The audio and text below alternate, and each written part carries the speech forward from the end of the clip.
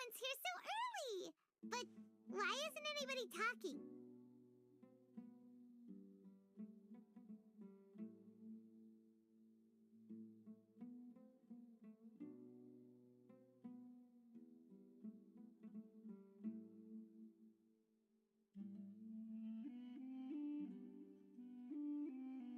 We already discussed things a bit. Hey, where have you been? I've missed you too. Are you ready?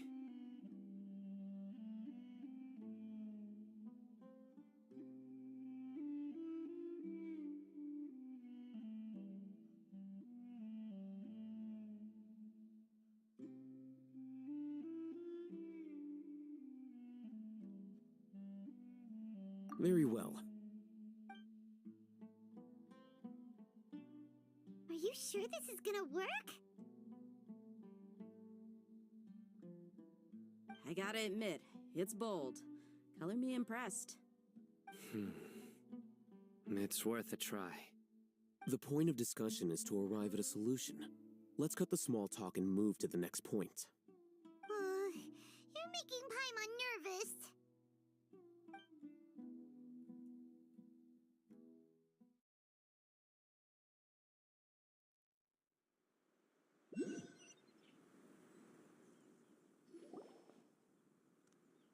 You're finally done. I have some other stuff to take care of. Catch you all later. Come on, don't give me that face. That's what I wanted to hear. Take care.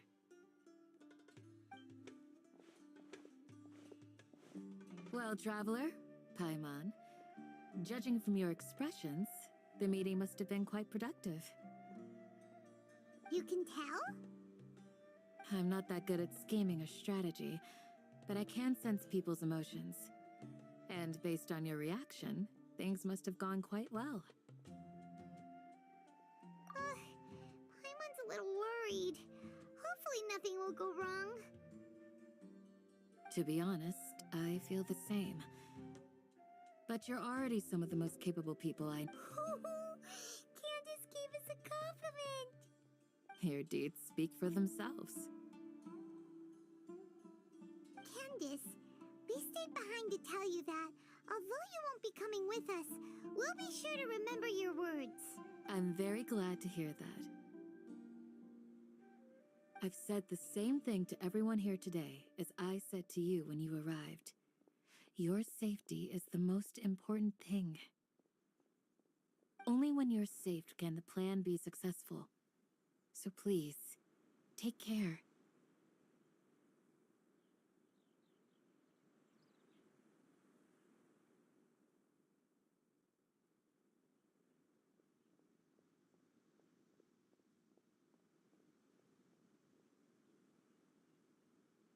You're welcome. And thank you for taking my advice. Good luck. With everything. I'll be here in the village praying for you.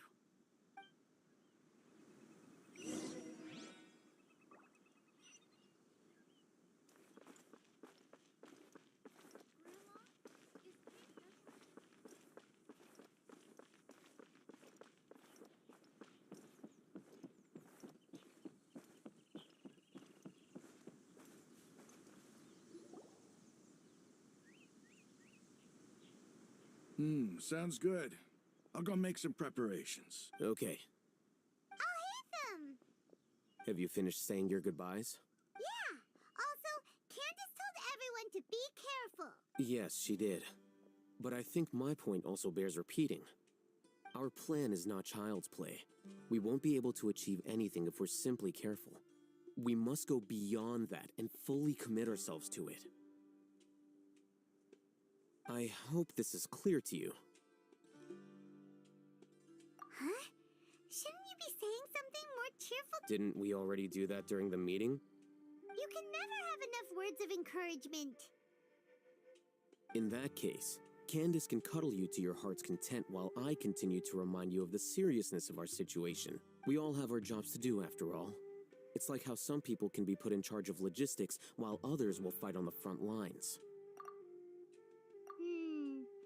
Speaking of the front lines, you don't look anything like a soldier. Of course. Compared to the mercenaries, I'm merely a feeble scholar. But the advantage of not being a mercenary is that I get to stay in a safer place and offer my strategic insight. Just think about that mercenary who lost his mind. Mercenary groups are facing constant danger every single day. Well, being a scholar is also a high-risk occupation, and you are a scholar. I'm not like the rest of them.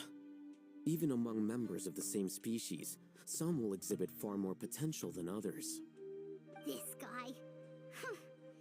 Paimon still remembers when those mercenaries in Port Ormos called you a lunatic. All intellectuals are lunatics in the eyes of fools. I'll take that as a compliment. That reminds me. Do you remember the record we saw in the King Deshret ruins? It mentioned forbidden knowledge. You have a good memory.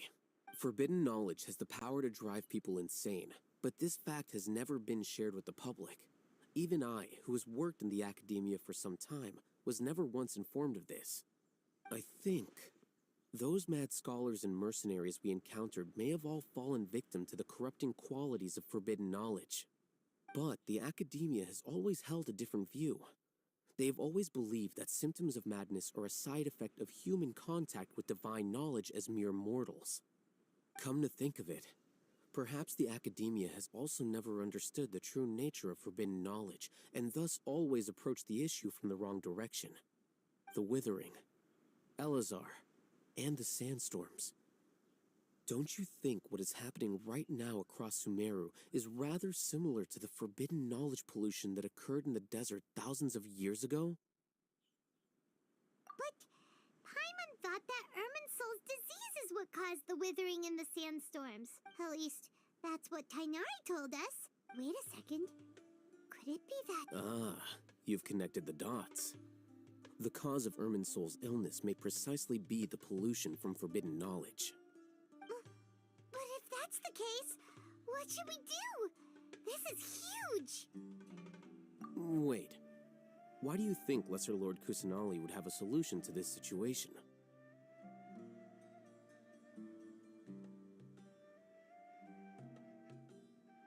You mean, it's related to the scene you saw when you passed out in the Avidia forest?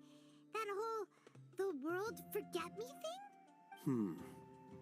In that case, it's imperative that we rescue Lesser Lord Kusanali. Only by working with her to save Irminsul can we completely resolve the problems Sumeru currently faces. To make sure we're still on track, I would like to check on the state of some of our preparatory work. Where are we going?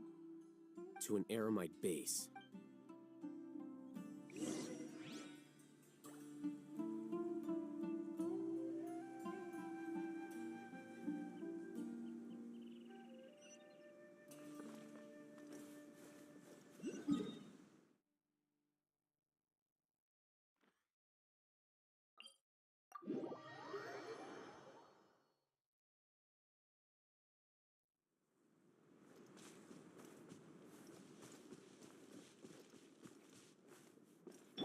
Let the show begin.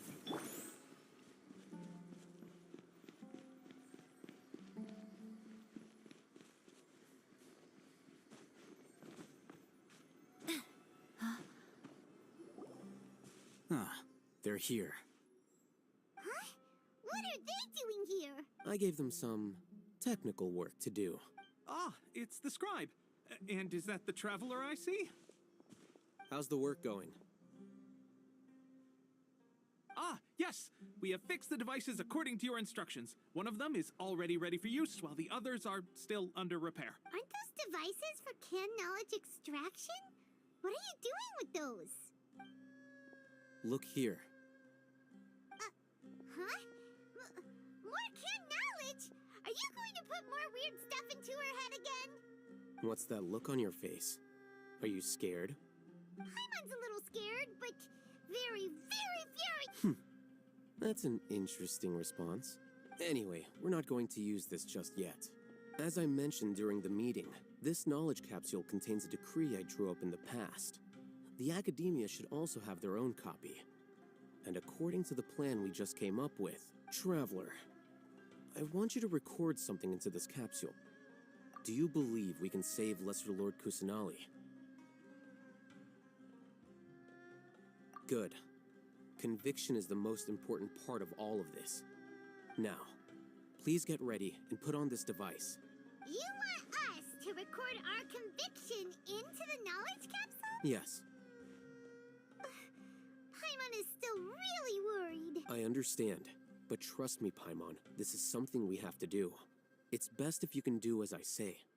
Because, to achieve this impossible task, it sounds like you'll need to fool your own heart first. Although it may feel like a trick, self-encouragement may be the most important tool we have. Paimon can see the point you're trying to make. Imagine this. We have orchestrated our plan and successfully rescued Lesser Lord Kusanali. As everything went without a hitch, and everyone recognizes and praises our achievements. Now, open your eyes. Here. What's this? Read it out loud.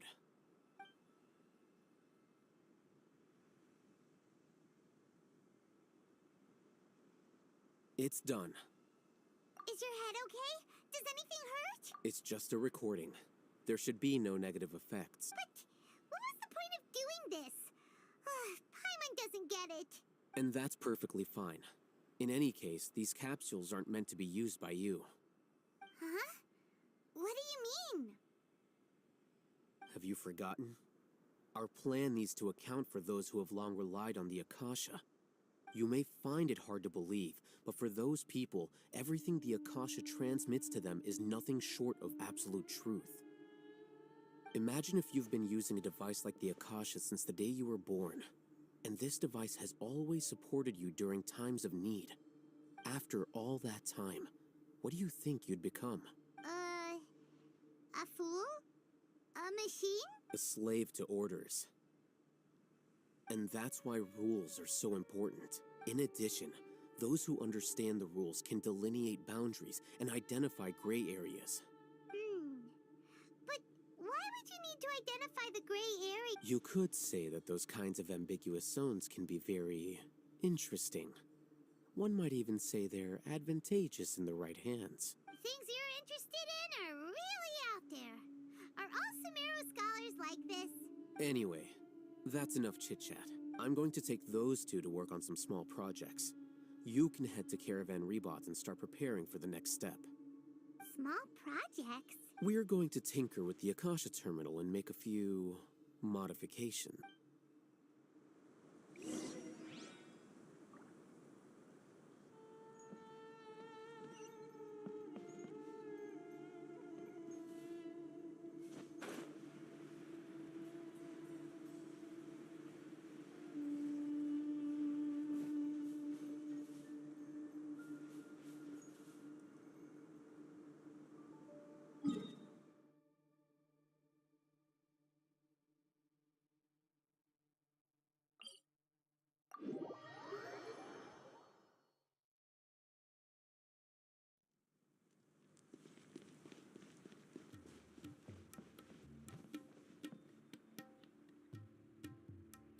I thought we agreed on a plan.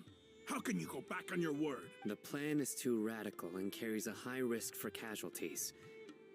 I've given it a lot of thought. And in the end, I still can't agree to it. But it's still the best plan we have. As a former Matra, you of all people should be able to see the bigger picture and recognize the innate advantages of our plan. I did. And that's how I saw the danger behind these so-called advantages. Hitham's plan is even more radical than I imagined. Huh? Why are you guys arguing? My friend, you're just in time. Why don't you help me persuade Sino? We agreed to work out a plan at the meeting. As mercenaries, you're familiar with the local environment, so you'll take care of the specifics. But then, you went to Al-Haytham for suggestion. Had I known Al-Haytham would give you those kinds of suggestions, I would not have agreed to the plan. Look, you already know that we're all on the same side here, don't you? Mercenaries place a lot of importance on their bonds of friendship. but also will not hesitate to make sacrifices if they deem the situation to be sufficiently dire. I'm sorry, but as things stand, I can't accept your principles. Seems you really do understand the ways of the desert. Traveler, Paimon, this is also something you should know. Ramon's plan is to have me work with the Caravan Reebok guards in my capacity as a Matra. We will arrest the mercenaries and escort them into Sumeru City. Wait, how can we work with the guards? We can't get through that wall easily, remember? Caravan Reebok would never let so many unregistered members of the Eremites enter Sumeru City. My plan will clear us of any possible suspicion, and also let us enter the city as a big group. There is no better way. That also sounds like something Al-Haytham told you. Am I right? Doesn't Al-Haytham know how dangerous this plan is? Of course he does. He told me, there is no perfect plan, but this can get the job done. He also said that with the help of Sino and the Traveler, our chance of success would increase significantly. I never blindly trust anyone, and I've always had a good eye for people. I think he made a number of valid points. It's my own choice to trust you. If I make the arrests alone, I can control myself and prevent you from getting hurt. But I can't guarantee that kind of discipline from the guards. To make the whole thing more convincing, you'll need to resist to some degree. Casualties are inevitable once push comes to shove. I'm okay with the deaths of enemies. But now that we're allies, I'm against the meaningless loss of our own. I can't believe a Matra would actually care about us. I've lived a hard life, and I can say that people like you are hard to come by. I've always treated my allies with honesty and respect. They have the right to know important things like this. Now you're making this hard for me. Hey, is there something we can do to help?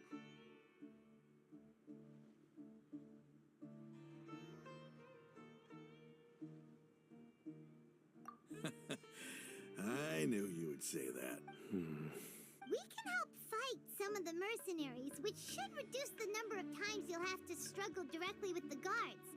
That should help at least a little bit.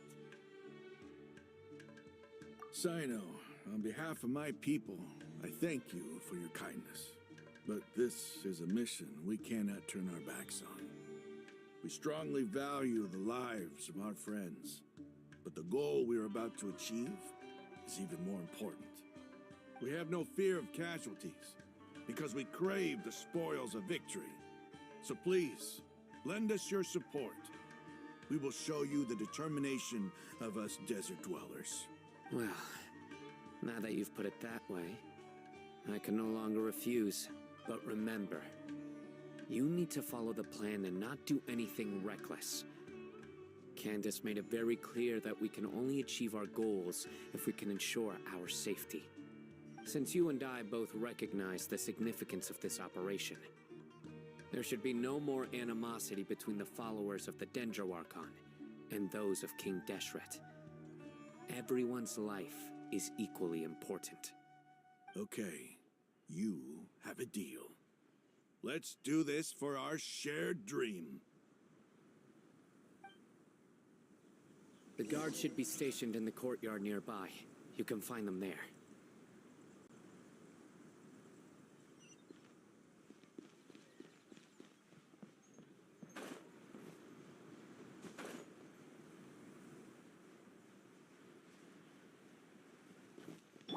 Let's dance. Those things are so, ergo they are such.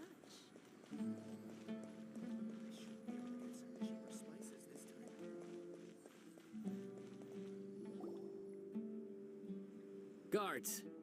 General Mahamatra! To what do we owe the honor? Keep your voice down. This is a secret operation. I'm going to arrest a large criminal gang near this location. According to the Academia's Guide and Regulations on Secret Operations, I have the right to ask for the cooperation of Caravan Reebok. Ah, of Of course, of course. Mahamatra Sino's order is the Academia's order. Just let us know what you need. But who exactly are you planning to arrest, and how many people are you expecting? Depending on the scale of this operation, we may need to report it to our superiors. They're a squad of Eremites whose number is comparable to Ain el Akmar in Port Ormos. They're involved in the theft and resale of supplies from the Academia. As many as Ain al Akmar? This should definitely be classified as a joint operation. Then I suggest that you report this to your superiors as soon as possible, and treat it as a top priority desert operation. I will need personnel. Got it. Please wait a moment. I'll contact them immediately.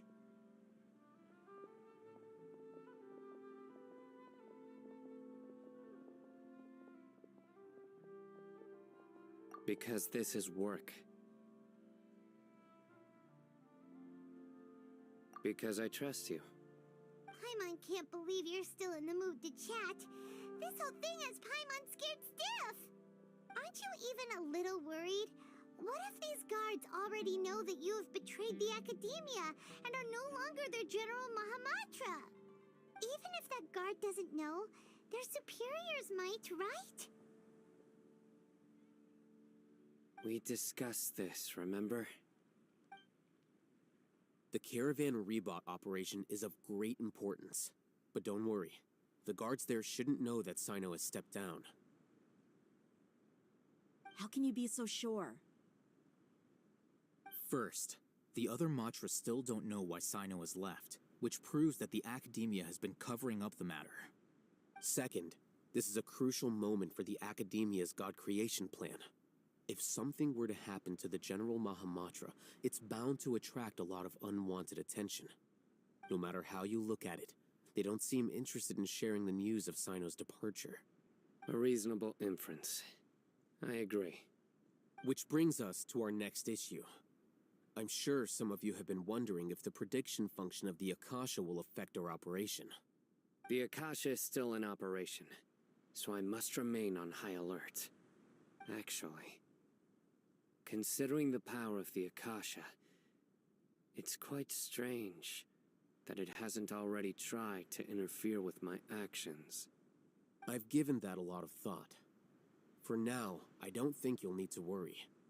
If you remember, when you first came to Aru Village, all your actions and routes were predicted by the Akasha. It even gave that information to those who kidnapped the village keepers. But things like that never happened again after we met up with the Traveler. That's true. But why? Look at it from a different angle. Why do you think the Akasha will predict your actions? Because my personal data has been entered into the Akasha. That's true, but the key to this question is, how well can the Akasha make predictions about a person? Haven't you ever thought about it? Just how can it do this in the first place? Because the Akasha controls the entirety of Sumeru. The Academia firmly believes that all human actions can be explained through logic. By sorting and analyzing entered data, the Akasha can derive behavioral logic and predict the actions of those who fit an existing logic model. However, at the risk of sounding like an advocate for fallacies, can everyone truly be considered logical at all times? Emotions are part of our behavioral logic, but can you guarantee that every experience of the same joy or pain would be equally intense? How can our feelings and opinions be predictable down to the letter in every single instance? Sino, in the past, you've always worked alone. In the absence of another person who could sway you or your thoughts, the Akasha could produce predictions that were similar to your real-life behavioral principles. Decisive and principled, you were used to solving problems alone. That's why the Akasha could figure you out. But now, you've joined a team. And I believe the Akasha hasn't yet figured out the full composition of it. Our thoughts and logic have intermingled and weaved themselves together to become a complicated, chaotic mess. Any one of us could potentially disagree with another. The Akasha lacks data on these interactions, and it's impossible for it to predict your actions in the future based on your decisions in the past. After all, there's probably a limit to just how much we can be modeled or controlled by data. So, in my opinion, you're probably safe for now. Makes sense to me. I agree. The Akasha is not alive, and I don't think we can be completely controlled by something without a mind of its own. Is that so?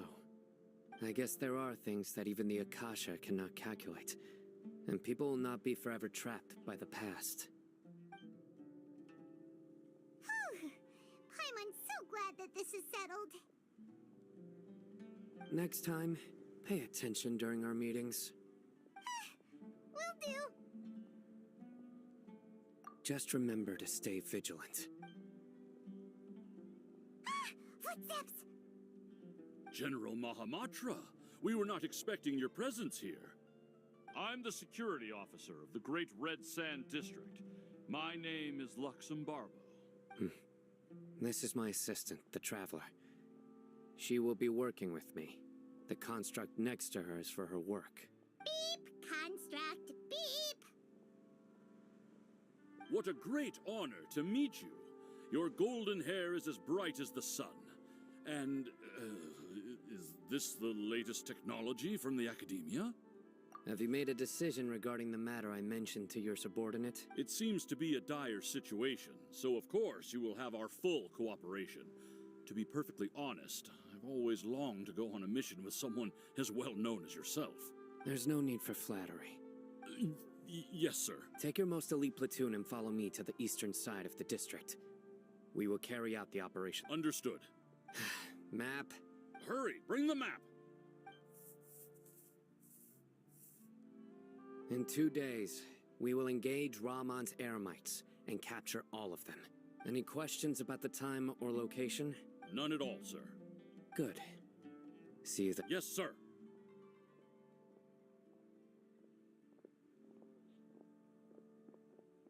Maybe hanging around the General Mahamatra isn't so bad after all. Everyone's so respectful towards us. This is all due to the absolute authority of the Academia. And now, we're going to strike back against that massive pillar of power. Get ready. We will move out in 2 days.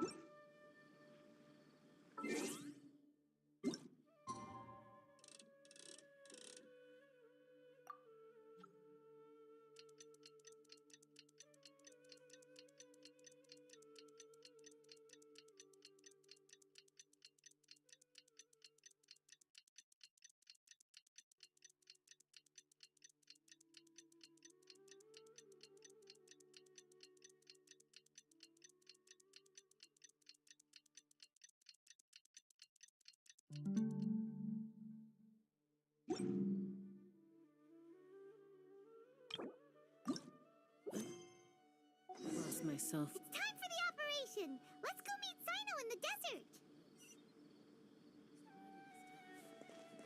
Taming the beast within is tougher.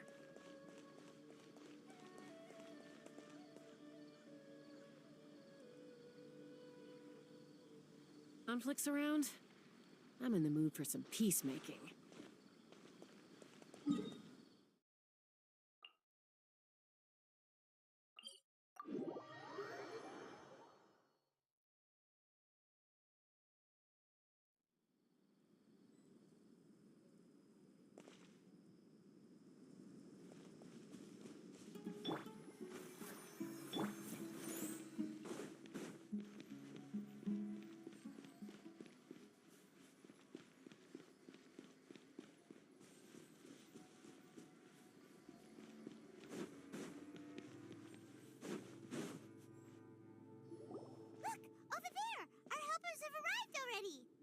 Let's hurry over!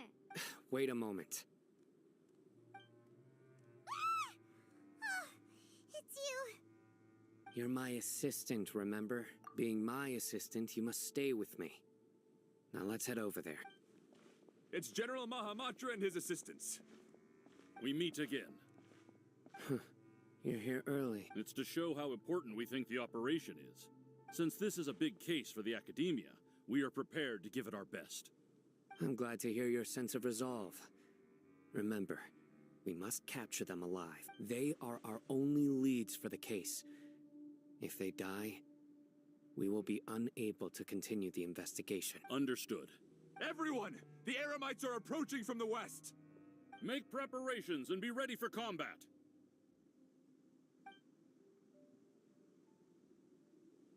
Halt! Oh? What a warm welcome. What do you want? Judging from those shiny weapons in your hands, it seems like you're not interested in a deal. Rahman, the Academia has caught wind of your smuggling and illicit sales. If you value your life, I advise you to surrender. Who are you supposed to be? A Matra from the Academia? I can't believe you came all this way just to catch us. I'm not here to talk. Oh, nobody's given me this much time of day since I became a mercenary. Brothers! For that slight, let's wash our blades with their blood. Let's show them we Eremites are not to be messed with.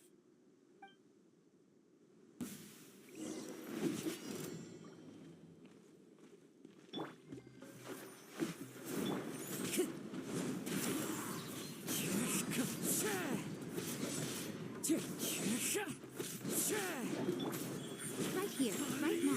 Let's ride. Locked on. Bullseye. One with nature. Time to go.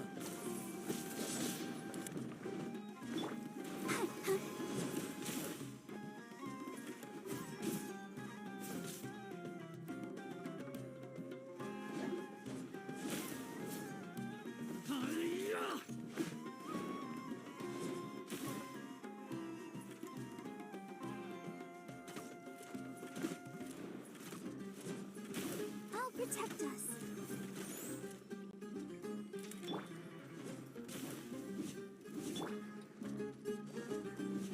Emerge. Right here. Into the wind.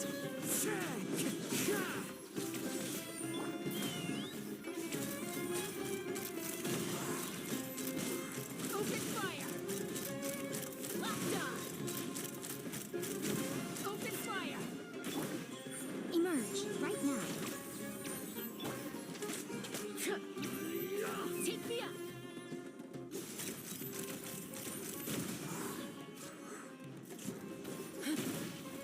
Coming in.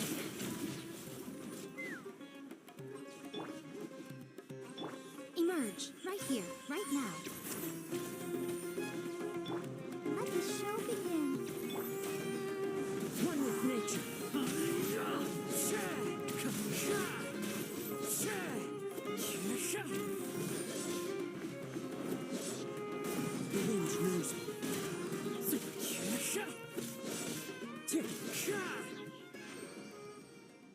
It's over. Ah! We have subdued them. The operation is now over. All Eremite mercenaries and related personnel in the area have been arrested.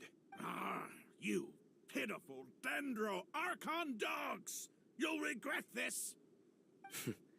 I'm afraid you'll regret it first.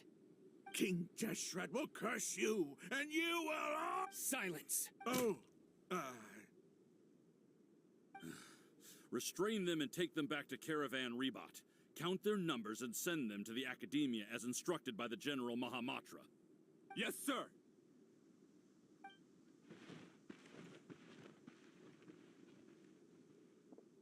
Mahamatra Sino, I will now take my leave. If you need further assistance, please come to Caravan Rebot and ask for me. Understood. You are dismissed. There they go. Let's talk elsewhere.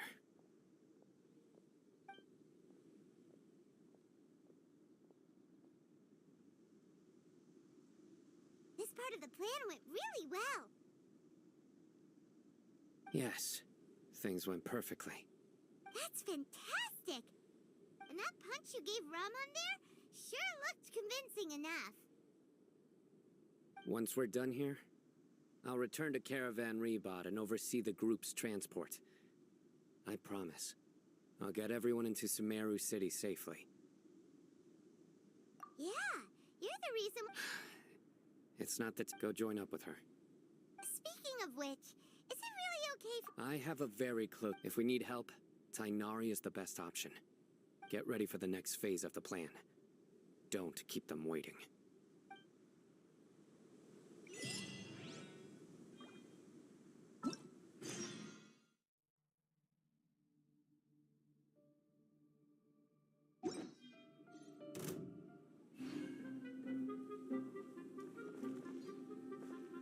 Emerge, right now.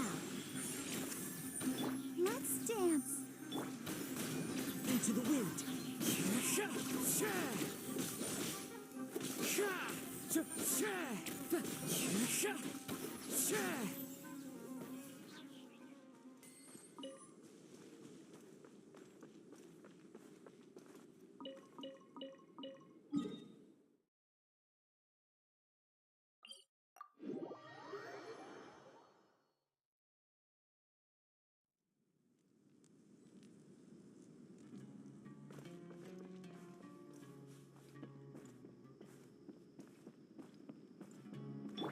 Let the show begin. Dia! We're here! It's about time. Didn't you say our part of the plan is the most important of all? And here you come rolling in late. In the time it took you to get here, I already did 5 laps around the place, downed 7 drinks, and even did some clothes shopping. Sorry. We didn't mean to keep you waiting. I just wanted to fix your attitude and rub it in a little. After all, you took your sweet time getting here, and we've got important stuff to take care of. I just like seeing that serious look on your face. All right, I'll stop. All joking aside, I'm glad you're here. Let's get moving and take care of this as soon as possible. But where should we start? Our responsibility is to get a status update on the Fatui Harbinger known as the Doctor. We need to make sure he won't get in our way when we rescue Lesser Lord Kusanali. Dealing with an institution that controls all of Sumeru is already hard enough. If the Doctor were to crash the party, it would be next to impossible for us to achieve our goals. Yeah, we sure don't want him showing up. Ooh, he really gives Paimon on the creeps. Right? Hearing his name just reminds me of those stuffy old geezers in the Academia. I'd rather not have to deal with someone like that.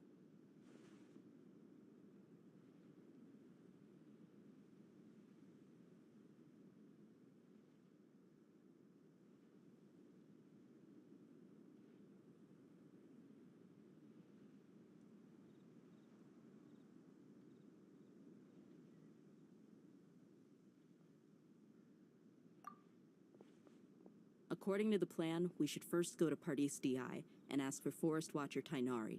If all Hatham and Sino's sources are solid, then we can be sure that Tainari still has the Academia's trust. So, we'll find Tainari and convince him to get us the latest intel on the Doctor.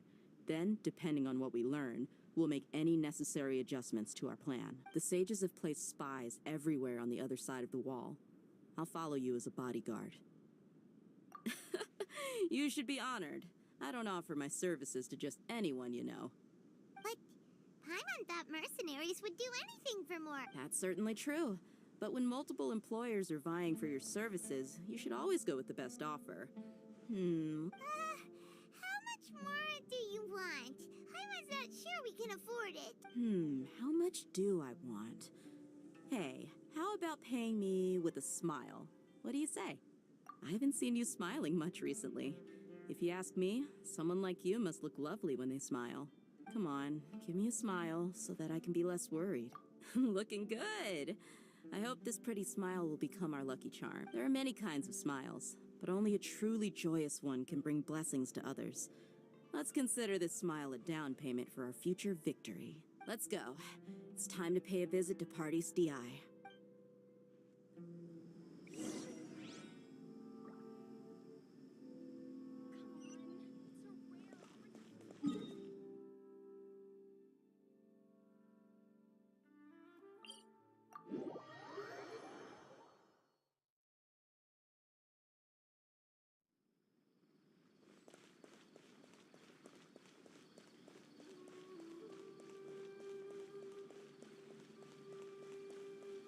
He's over there!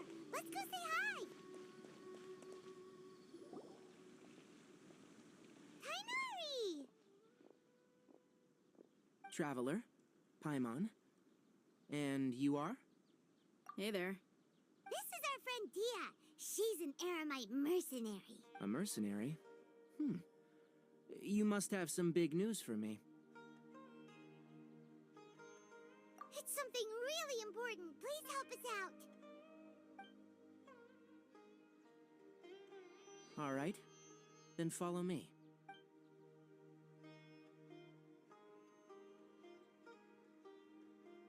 This place is better. We won't be disturbed by any passerby. Okay. What is this important thing you want to ask me?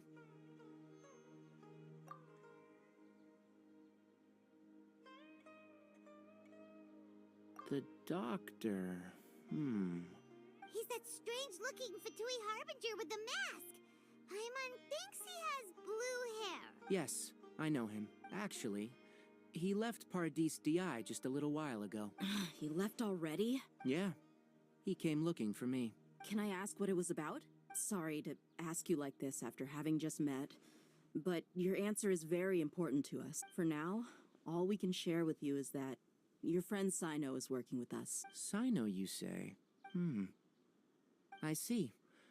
So that's why he hasn't been at the Academia. Okay. I'll answer your questions and will assist you any way I can. You don't have to tell me everything that's happened. Sino's name really does work wonders. You're not even a little worried that we might have made it all up? Despite having just met you, I can sense that you're the serious type. Between you, the Traveler, and Sino, none of you strike me as the type that would conspire to deceive me. You don't need to tell me anything you don't want to. I'll also get straight to the point.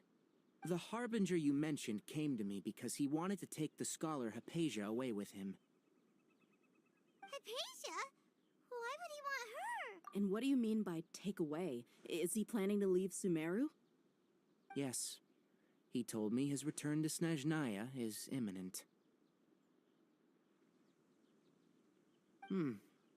So you mean you're leaving this place soon? Indeed. Otherwise, we could have perhaps talked a little more. I was just about to set out when I remembered something important. To that end, I made a final trip to Pardis DI. Let me ask, have you been taking care of a scholar by the name of Hypatia? Your sources are accurate. No doubt because you've recruited many informants. But you're right. Hypatia has indeed been receiving treatment from me. Forgive me for asking, but how's the treatment coming along? Given the way you're asking, I assume you have something to say. Since you asked, I'll be frank. I would like to take Hypatia to Snezhnaya. It's incredibly difficult to transfer a patient. As a scholar yourself, shouldn't you at least be aware of this? Oh. I can't believe your utter lack of faith in me, to the point of even questioning my general level of knowledge. How unbefitting. Well, you're the only one who's ever made such a request. I have my ways of keeping her safe during the journey. In addition, I can also promise that under my care, Hypatia will receive the most advanced and effective treatment. I will personally supervise her treatment and see to her recovery. Would that be agreeable to you? Hypatia was born in Sumeru and remains a scholar of the Academia. Her situation has not become dire enough to necessitate her transfer to another nation. Transporting her to Snezhnaya is risky, and the potential benefits are unknown. As the person currently responsible for her treatment, I cannot possibly sign off on this transfer. Your suggestion is rude and reckless. I'll pass. I don't know much about the doctor, but after talking with him, I realized that just like many other scholars, he possesses an aura of arrogance that I've come to detest. It's not so much that he's looking down on others, but more that he's confident in himself and his abilities to a point of near insanity. I would never refer a patient to someone like him.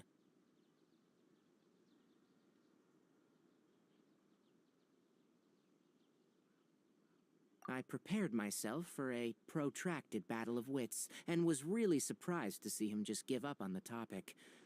Still, his reaction really concerned me.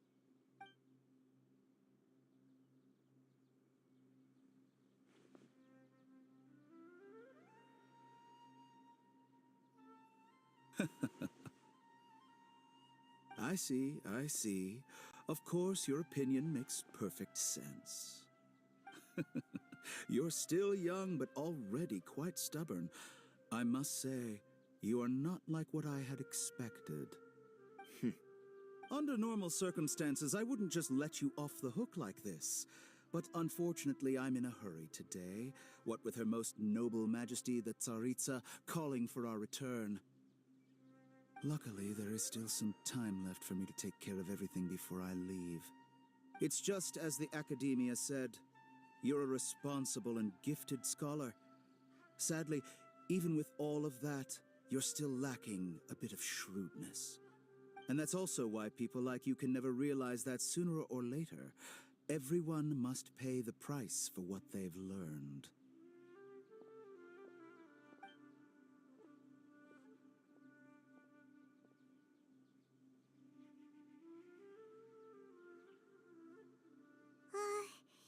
Paimon can't help but feel like he's hinting at something unpleasant. He asked a question, yet didn't care for my answer. Perhaps I'm nothing but a talking rock in his eyes. He never came off as malicious, but an utter lack of compassion permeated throughout our conversation. From his tone, I can sense that he's always looked down on others.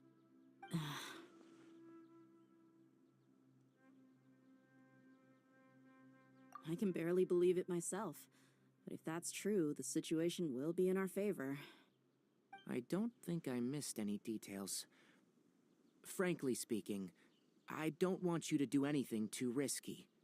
Now that you know a little more, it should be easier for you to stay safe. Sorry we can't tell you everything. We appreciate that you helped us anyway. I won't forget your kindness. It's okay. I have an obligation to do so. To be perfectly honest, all of this may have started because of me.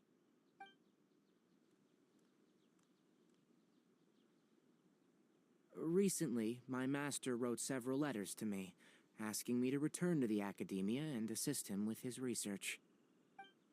Hasn't he already asked you several times before? Yes, but there's something off about this most recent batch of letters. The handwriting and the tone are both familiar, but my master will occasionally leave a few dots on the back of the letter. 1 dot means that he wrote the letter on a sunny day, and 3 dots stand for a rainy day. This has been a habit of his for many years, but I didn't find any dots in his recent letters. I believe something may have happened to him. I get it. Since you are always at Gandharvaville, you would like me, someone already working at the Academia, to investigate this matter, right?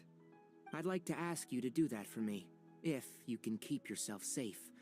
Please withdraw immediately at the first hint of danger.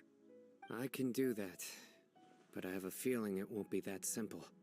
The Academia has been working on a big project. I'm not quite sure what it is, but your master might be involved with it. If the higher-ups really are hiding something, then it will be difficult to remove myself from the situation once the investigation starts. If the situation becomes critical, I'll leave the Academia. If you don't see me there for an extended period, if that scenario comes to pass, you must be extra vigilant and be wary of any messages or direct requests from the Academia. I must say, I didn't expect a warning like this from the General Mahamatra. Being loyal to the Academia doesn't mean blindly doing whatever the sages say. I know what I'm doing. On that note, aren't you also being quite distrustful of your alma mater? The Academia, yes. But my master is a man of integrity. Even when I was a student, I was worried that he'd get in trouble for sticking to his beliefs. I suppose he's lucky to have lasted so long, but in the end, it's still caught up to him.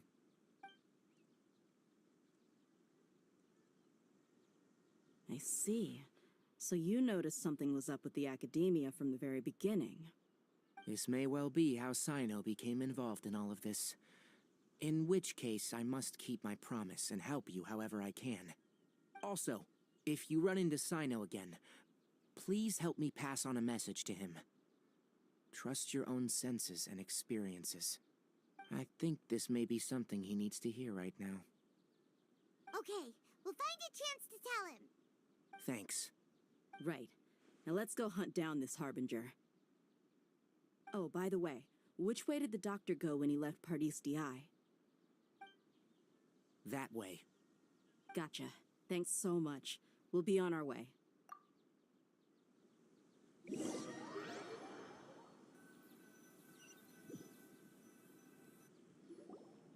According to Tainari, the doctor is leaving Sumeru soon.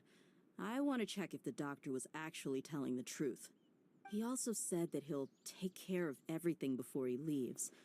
What did he mean by that? We need to be extra careful when dealing with a person like him. Just to be safe, let's chase him and see what we find. But we have no idea where he went. How can we start chasing him? We'll do it the mercenary way. I'll find leads as we go. All you have to do is just follow me. That Harbinger may have tried to cover his trail, but he still left some traces. Or perhaps he never even thought about concealing his whereabouts. Maybe that's just how arrogant he really is.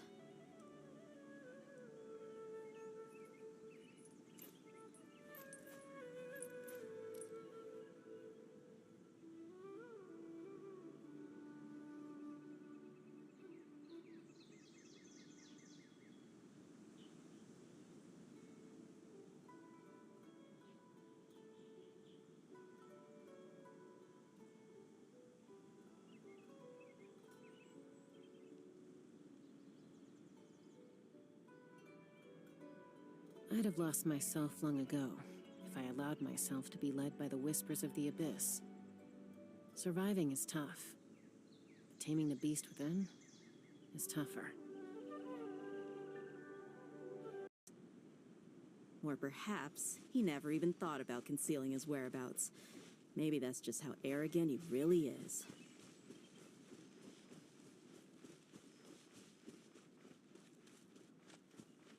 Yep, we're headed in the right direction. The traces are still fresh, but there's no sign of his entourage. Clearly, they're in a hurry.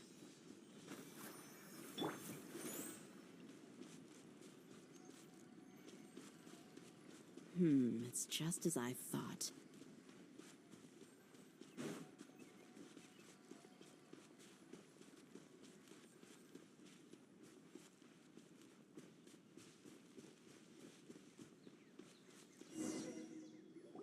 We can stop here. I think I know where the doctor went. To the south of here is Port Ormos, which seems to be where they're headed. Port Ormos? They're going going to leave by boat? That's right. Let's go to the port and have a look for ourselves.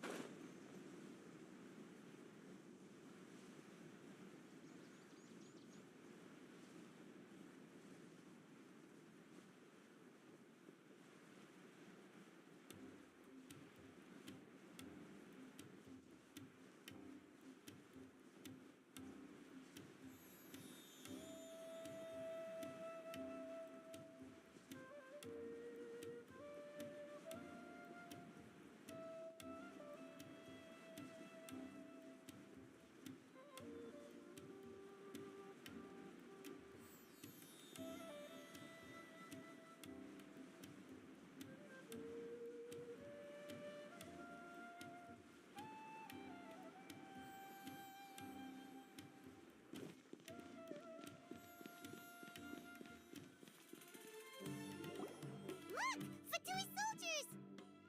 Thanks to Dia's tracking skills, seems we found the right place. Shh! Don't draw their attention.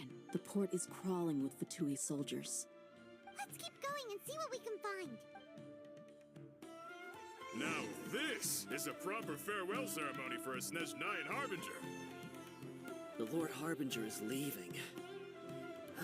I've still only seen him once or twice. I used to hold a position in our homeland, and back then, the doctor spoke in a very different way from the way he speaks now. Maybe the way people talk in Sumeru has rubbed off on him? It's always like that when you spend too long away from home. When he gets back to Snezhnaya, perhaps it will also take him some time to get used to the life there again. Huh? But, sir, that can't be right. No, I remember it like it was yesterday. Both his expressions and tones are now very different. Also, for some reason, he seems like he's all smiles now. You must be mistaken. Nobody's supposed to look happy when they're on a business trip.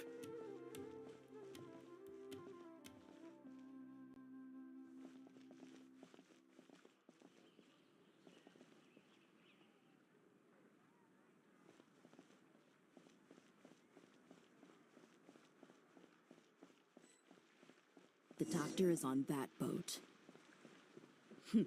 So he told the truth after all. He is actually leaving Sumeru. Let's get closer and find a place to hide so we can observe him.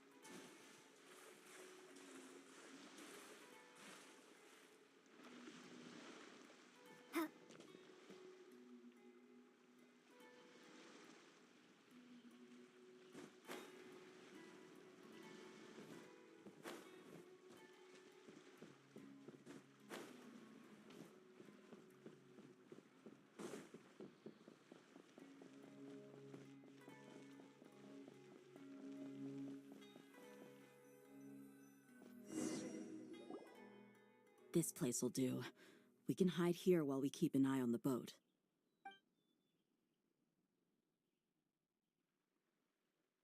Uh-oh.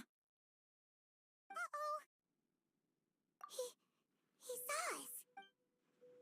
Huh? Is he waving at us? It's time to say goodbye. Wait, is he the only person on the boat? You mean there's nobody with him? And where are all the soldiers we saw on the port just now? They were all here just a few minutes ago, but now they vanished. So this was a trap. Wait, don't tell me that. Luckily, there is still some time left for me to take care of everything before I leave.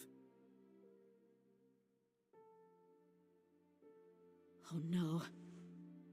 They might be after Hypatia. Let's get back to Party's DI. Huh? What do you mean?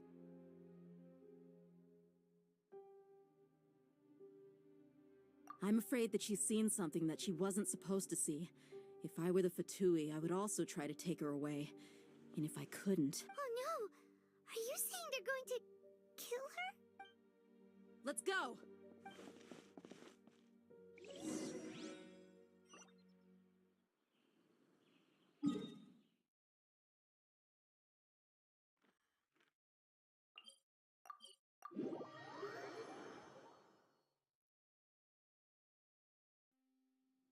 Pardis DI is not a place you Fatui can just show up and do as you please.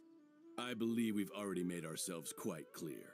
Our superior gave us permission to search for and collect medicinal herbs in Pardis DI for research purposes. But you've been in Sumeru for some time already. I find it coincidental that you chose to only come here today. Even the Grand Sage himself may not have the right to question our research, much less an ordinary scholar like yourself. I've done my duty to inform you. Don't make things difficult for yourself. It would seem that my words have fallen on deaf ears. You can keep trying to deny it, but coming to Pardis DI now, I'm pretty sure you're not just looking for herbs. With all due respect, your baseless speculations will only lead to unnecessary trouble. Well, you only have your Harbinger to blame. He knows nothing about keeping a low profile. I may be staying at Pardis DI as a scholar, but that doesn't mean I'm no longer a forest watcher.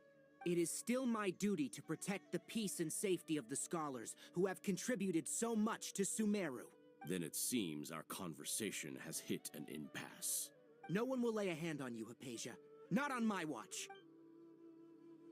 Tighnari, are you alright? I'm fine. These Fatui have really crossed the line. Time to teach them a lesson. Fire in the hole! Use this first. Malta! Into the wind.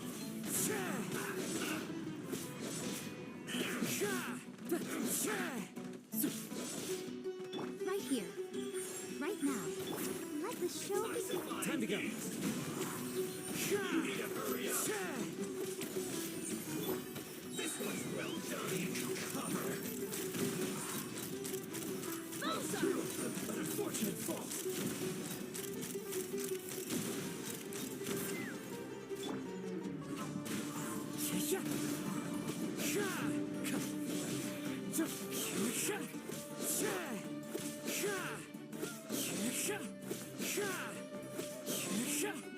There's no use resisting.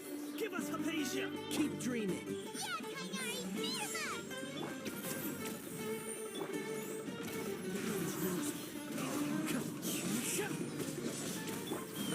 Knock him down.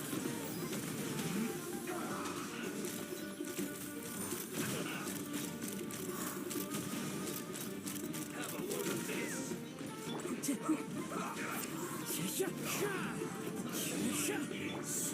Right here, right now.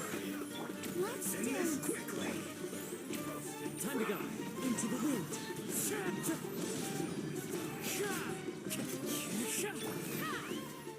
You need to hurry up. Open fire! Open fire! Fire in the hole! Malta! One with nature. Hurry up. Emerge, right now. Emerge.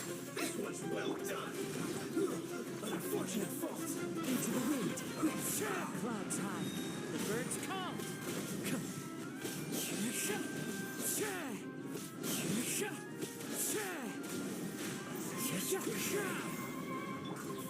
Right here, right now.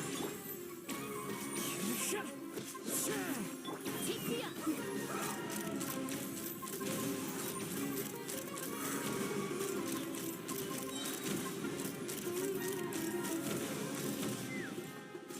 Right here, right now.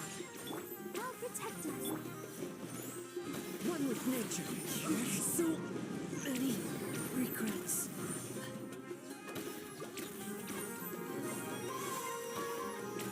Nothing lasts Send forever. this quickly. Hold on to your hats. Let's run! Locked on! Open fire! Into the wind. Emerge, right here. Let's dance. The wind knows me. Send this quickly. Malta! Open fire! Knock him down. Open fire!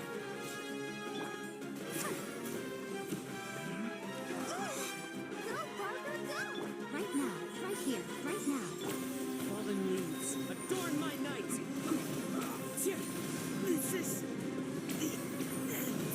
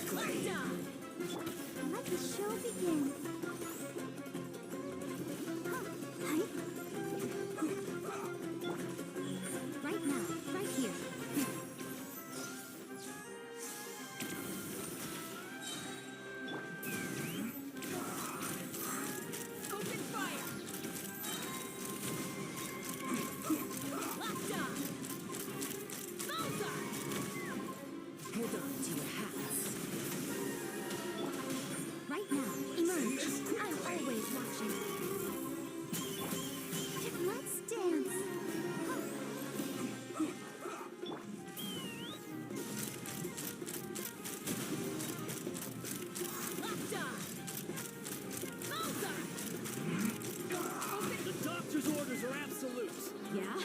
You've been someone's lapdog for so long that you don't know anything else now.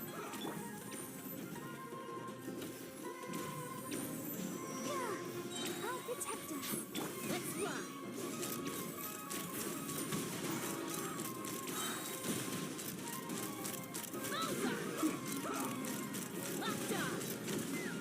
Fire in the hole! You are crazy? I'll show you. Come on, we can do it.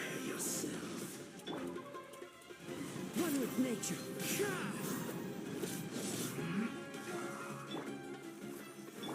No escape.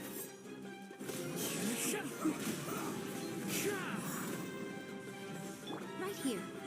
Right now. Take me up! Almost. Open fire!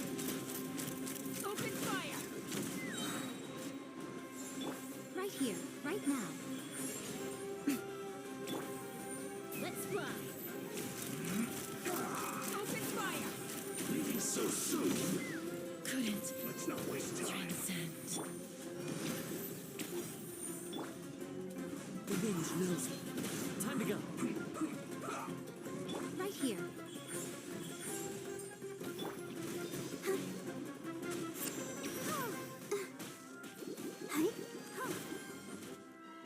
Almost. Into the wind.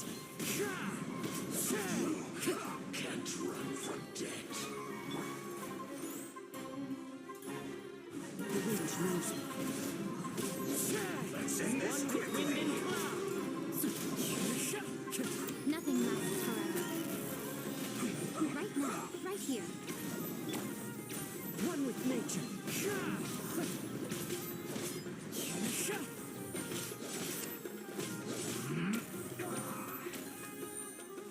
The wind knows me. Let the show begin.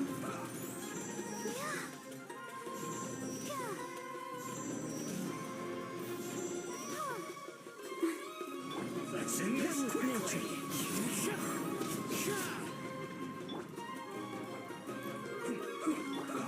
Take me up!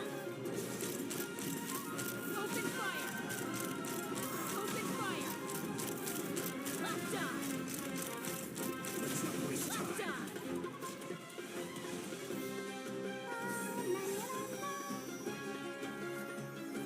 Ha! Open fire! Open fire! Open fire! Clouds high. The birds come.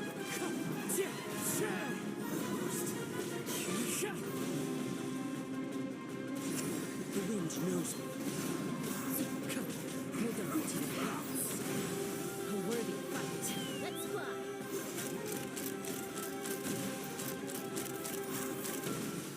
Let's end this quickly. Locked on!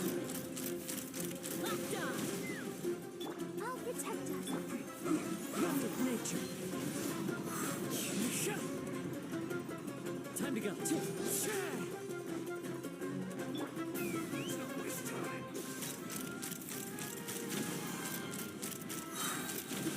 This is bad. Locked on! Locked on! Emerge. Right now. Right here. The wind knows me. As one with wind and cloud. Let's dance.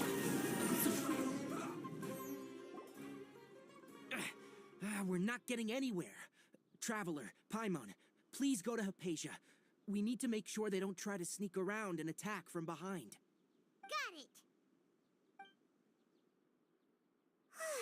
Hypatia's still here. Doesn't look like anyone's broken in.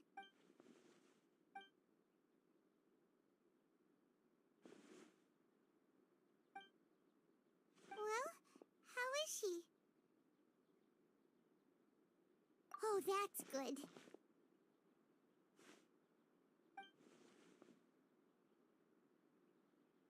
So, you think this is over?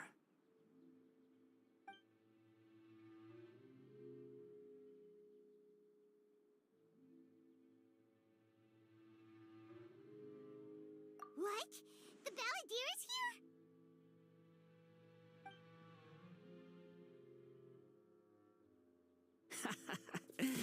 I've missed that look of abject horror. You've given me that look every time we meet.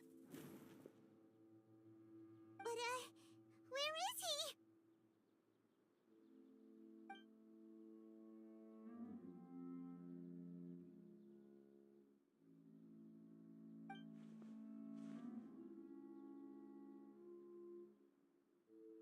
I can hear all of your thoughts, you know. Don't you remember? I already saw you the first time you came to Party's DI and made contact with Hypatia. I didn't need to do anything. It is her honor to be able to connect her consciousness with me. Who are you talking to? It can't be the balladeer, right? That's impossible. I know you must be curious. I might as well tell you that I decided to enter Hypatia's consciousness the moment I sensed your touch. I wanted to observe you on a fool's errand. Hey, Traveler! What are you doing? My deification is nearly complete. All that's left now are just some final details. Do you understand? Even if you manage to rescue Lesser Lord Kusanali, it will be impossible for you to defeat a bona fide god like me.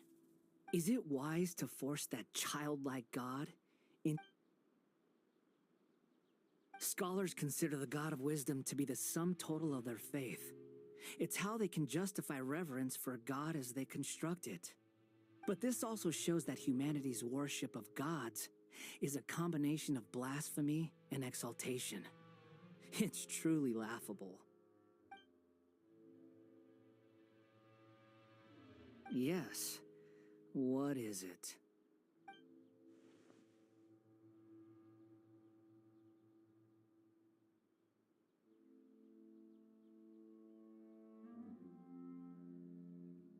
Yeah, I'm in a good mood, which is why I'm talking to you like this.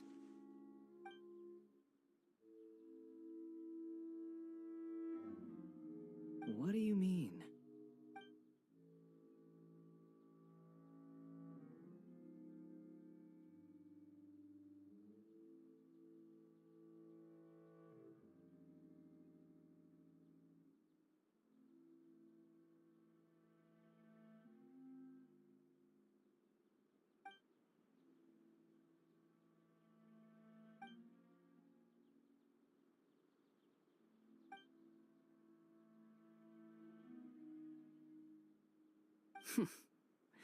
Those words almost make you sound like a friend who actually cares.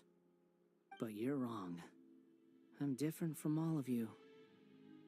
I was born to become a god. My entire life up until this point has just been a meaningless routine. Just think about a sheet of paper. By itself, it holds no meaning. The content recorded on it is what gives it value.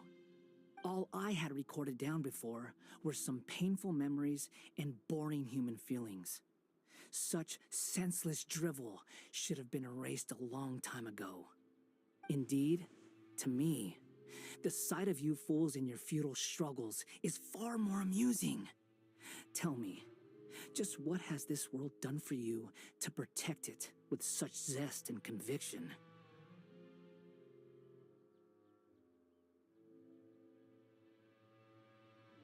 I'm connected to your consciousness, so I can hear what you're thinking and sense the depth of your determination. This is a good conversation we're having. So here's a word of advice. Let go of your misguided guardian complex. You know nothing about the truth. It'll be for your own good, as well as everyone else's. Humans are a species that can only find bliss in ignorance.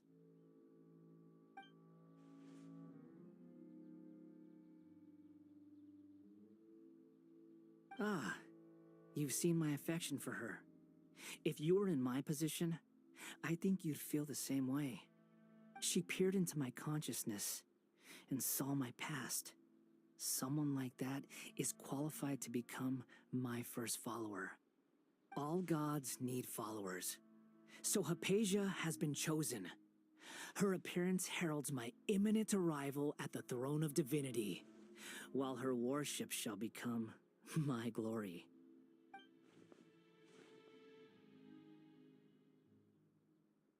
You're doubting me again? No matter. Soon, you'll know what kind of authority you're challenging.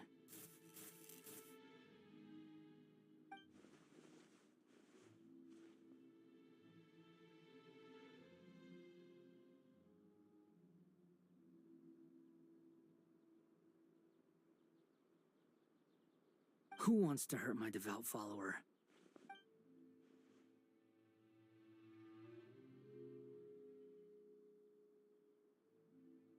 The doctor wants to hurt my first follower?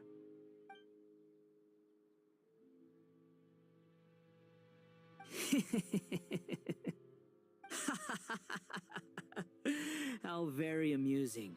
Has anyone ever told you that you're not good at sowing discord? The doctor has never known his place. Even now, the puny human thinks himself capable of. You're still too naive if you think a few words will be enough to convince me to destroy the doctor. But I'm willing to give you a gift, just like my expression of affection towards Hypatia.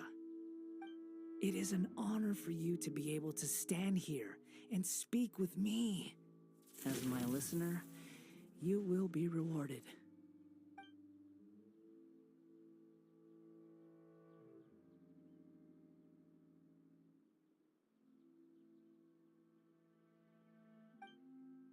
Both good things and bad things can be called gifts.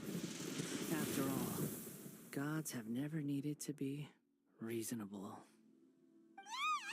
Paimon hears thunder!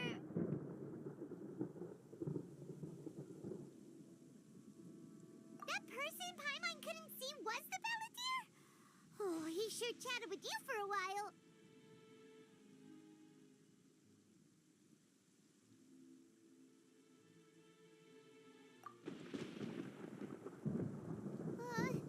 Where is the storm headed?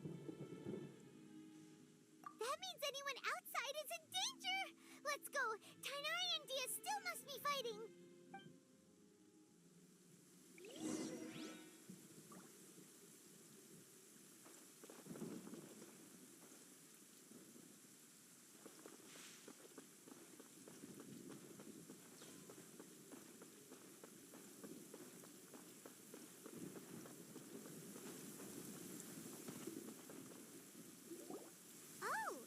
Have the Fatui retreated?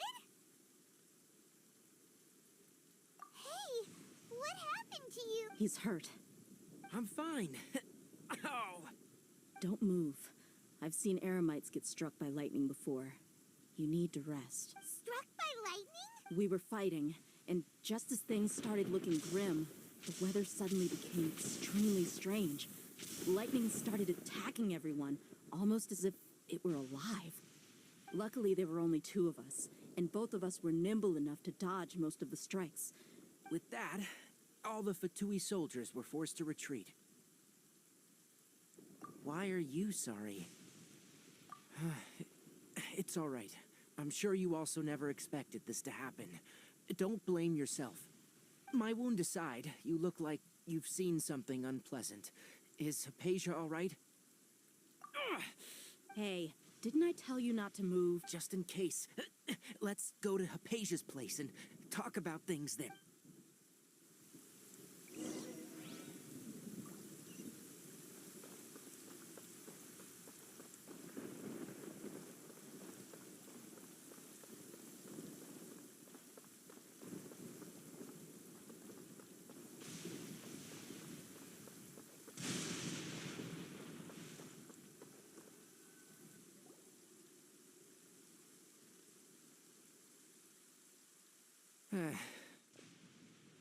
Thank goodness, she's fine. Hey, how about taking care of yourself first? I understand my condition.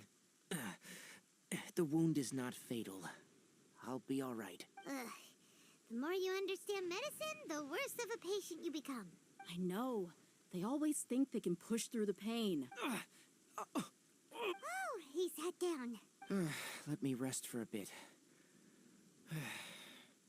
Sorry, Traveler. Now you may start.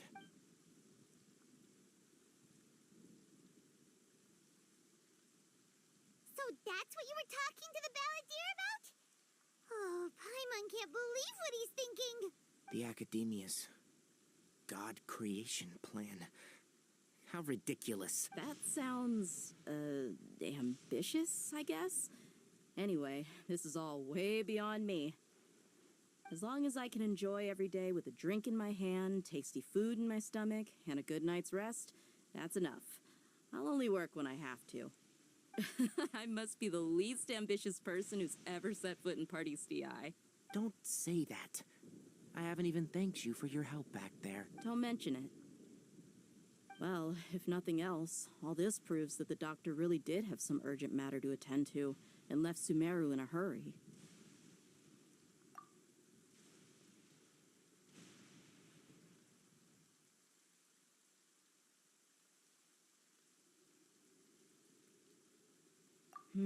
Maybe the Fatui want to cover up some secret of the balladeer. Is that why they tried to seize Hypatia? You said the balladeer claimed that Hypatia has seen his past. So, what could be there? Have you noticed? The balladeer is not happy with the doctor's actions. He thinks the doctor has no right to consider himself as his equal. So, if the doctor was to show up again, would the balladeer zap him with lightning?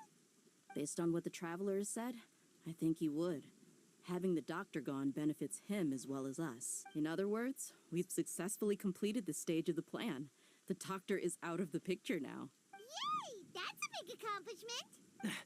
I'm also happy for you. Thank you for the help, Tainari. Make sure... Yeah, all right. Okay, that wraps things up for us here at Party's DI. Traveler, it's about time we rendezvous with the others at the Grand Bazaar. Let's continue to keep a low profile. You can head there once you're ready.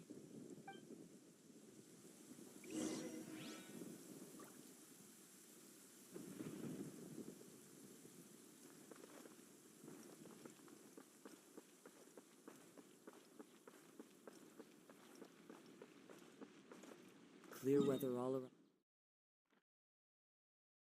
And brightens the heart.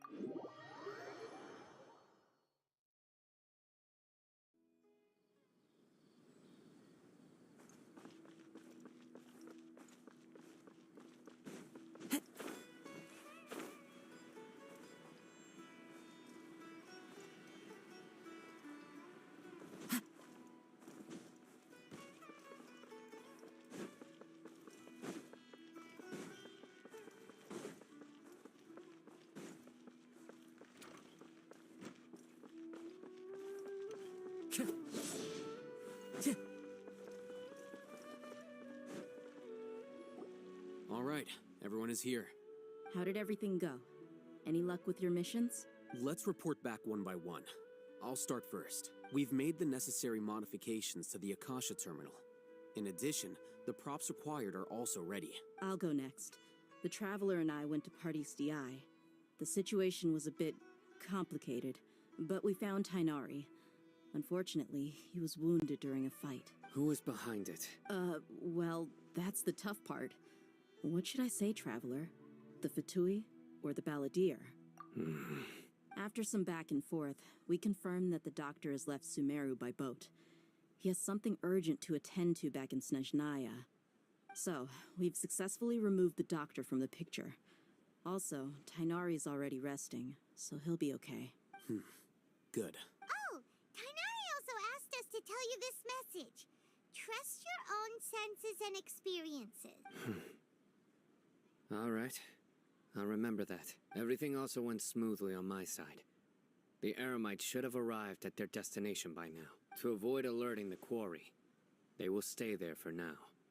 I can't believe you actually got so many Eremites into Sumeru City. It's all thanks to Rahman and his brave team, as well as their bold strategy. It appears to have been very effective. I'm glad to hear it. Well, is that everything? Huh? Wait, you mean that's it? Well, what else is there to discuss? Shouldn't you end with some words of encouragement? You know, to fire us up now? Personally, I'd rather we all go home and get some rest. I'll hate them. Oh, and if you wanted someone to say something to that effect, then I must reiterate that I'm here to strategize and not to lead. So you should find someone more suitable to do that. But I thought all of you Academia big shots were great speakers. Then I should remind you that I'm the scribe. I know that. So what? A scribe is responsible for recording meetings, not speaking. Fine, whatever. Well, Sino doesn't seem to be much of a talker either. I guess that leaves it to my employer. Employer? Yep. The Traveler hired me. That's right. So come on, boss. What do you have to say for the team? Yeah, say something to boost morale. Huh? What are you all doing here? Oh, it's Nilu! Hey, everyone. I'm not disturbing you, am I? Not at all. I was actually just about to go find you. Judging from the group and all your serious faces, you were discussing something important, weren't you? But you also look like you're up to no good. Seems pretty interesting. Welcome, Nilu. Would you like to join us? Huh? Join you? You mean, you also want to discuss something important with me? Yes. Something very important. Nilu, are there any breaks in your performance schedule in the upcoming days? Huh? Wait, you're seriously inviting me?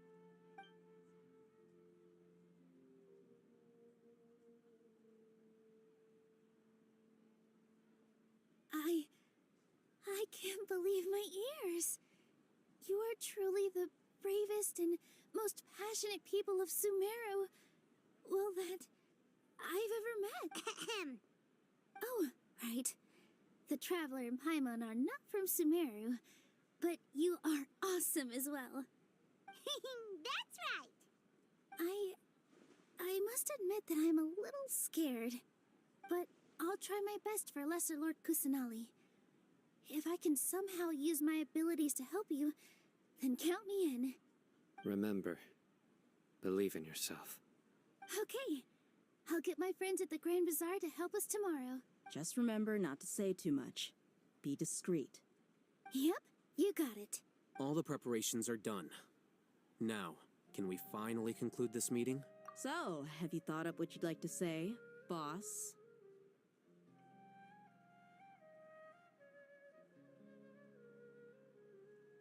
Yep.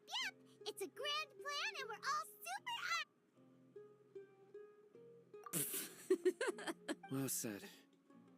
A good night's rest before an operation can be the difference between success. Thankfully, I've had my place to myself recently. It's been nice and quiet. Huh? Oh, nothing. Alright, let's all go home and get a good night's sleep so we can be up early tomorrow. Okay. So I guess that means it's time to say goodnight now. Yep! Good night, everyone!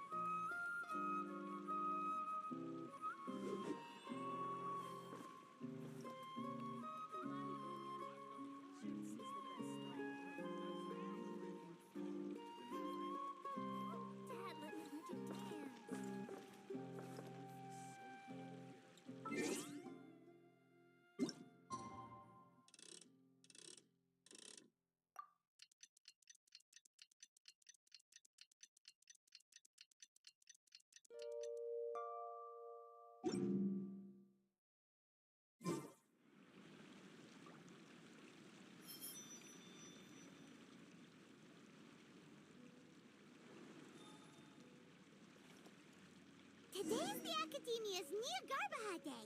We can finally put our plan into action. Alhaitham should be waiting for us. Let's go to the Academia and find him.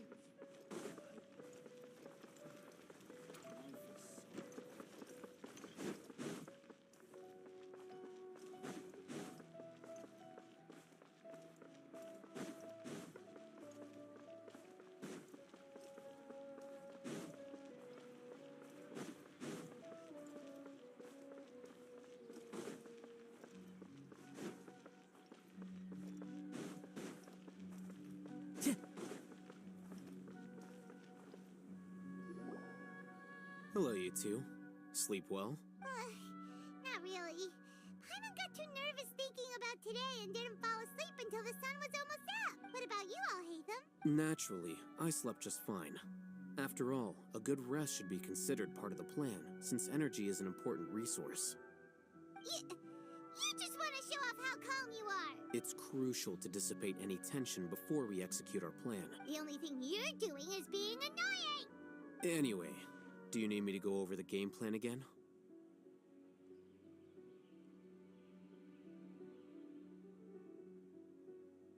Our target is Grand Sage Azar's office. Everyone in the Academia knows that's where the Grand Sage's console is. Only they can operate it. Many restricted commands and operations are executed via that console. I'm sure that console has a way to free Lesser Lord Kusanali. You know, Paimon's been thinking, what kind of technology could let the sages imprison even a god? That isn't something they could have accomplished with their scholarly talents alone. In the sanctuary of Suristhana, there's a device of Greater Lord Rukkhadevata's that she once used to isolate herself while meditating. 500 years ago, the Grand Sage at the time modified the device so that it can no longer be controlled from the inside. They were effectively trapping one god with the power of another. So, how are we gonna get to the Grand Sage's office? Don't forget, today is Nyargarbaha Day, arguably the most important day to the Academia. The sages and core Academia personnel are busy loading the latest batch of research developments and legal decrees into knowledge capsules so that they can be entered into the Akasha. All the Darshan's researchers have their noses to the grindstone, and the Academia's grounds are flowing with all sorts of people. It's the perfect time for an infiltration. When the Grand Sage leaves his office to supervise the entering process, that's our cue to access the console and free the Dendro Archon.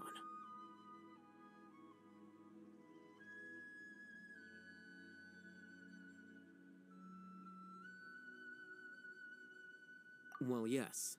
That's just the visible side of our plan, after all. If precedence holds, the Academia should have already started preparing for Nyargarbaha Day. Everyone should be in position. All that's left is for us to lead the charge. Let's go. So are we just gonna walk in through the front door, or...? Yes. Were you expecting a stealthier approach? Paimon can't think of a good comeback. Alright, it's all on Alhaitham if things go south.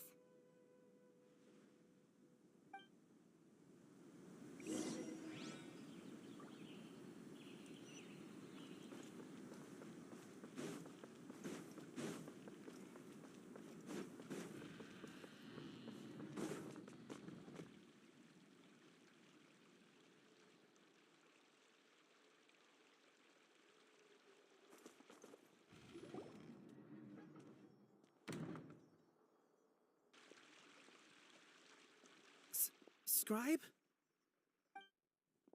Please, wait. Are you Scribe Alhaitham?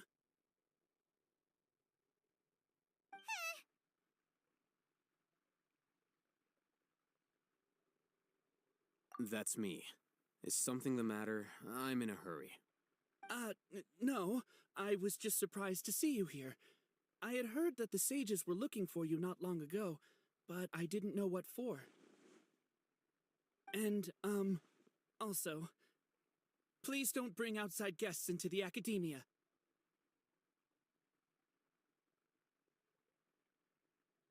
Outside guests? How did you arrive at such a conclusion? Your groundless inference shames the Haravatat Darshan. What did you say? I'm the top student in Haravatat, and I earned 3rd place at the last Interdarshan debate. Don't look down on me! That wasn't my intention. As your Haravatat senior, I just assumed that you possessed a greater aptitude for critical thinking. Look, based on what you already know, the purpose of my return and the reason they're here should be obvious. Is that so?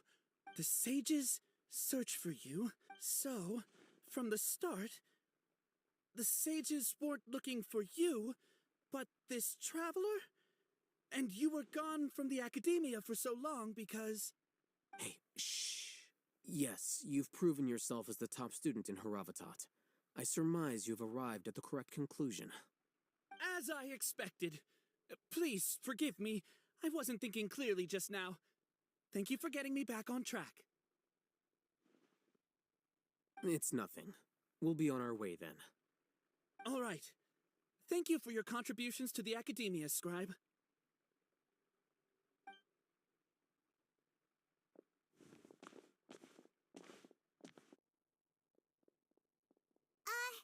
What the heck just happened now? What did he just guess? I'm afraid I don't know either. You have no idea? Mm-hmm. He convinced himself of whatever truth he came up with. That is the so-called pride of a scholar. If someone questions their academic facility, they will instantly feign understanding to keep up appearances. Nowadays, the academia is rampant with this type of scholar. Their obvious farces of intellect only serve to highlight themselves as fools. Wow, so there are special ways to deal with smart people. We don't even need to make up our own excuses. We shouldn't waste any more time. It would be problematic if we missed our window of opportunity. Let's go.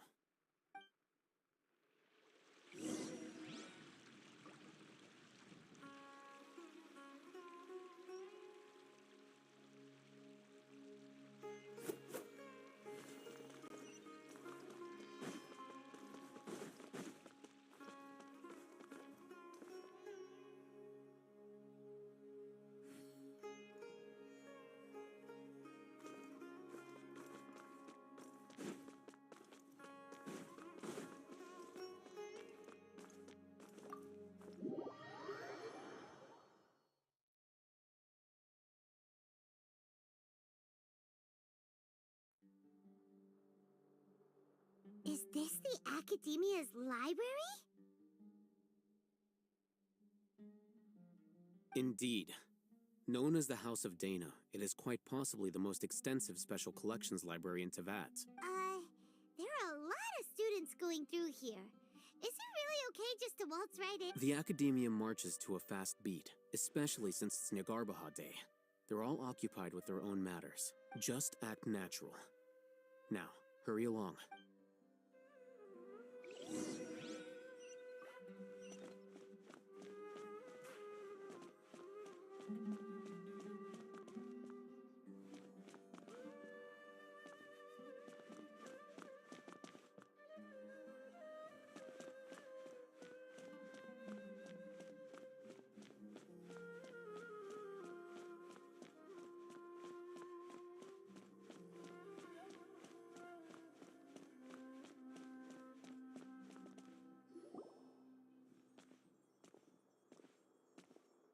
What's this platform for? It's a lift that Academia personnel use to access higher floors. Are we gonna take it then? The Grand Sage's office is up there somewhere. No, not right now. We can't guarantee that we won't run into the Grand Sage. Let's step back and observe for now.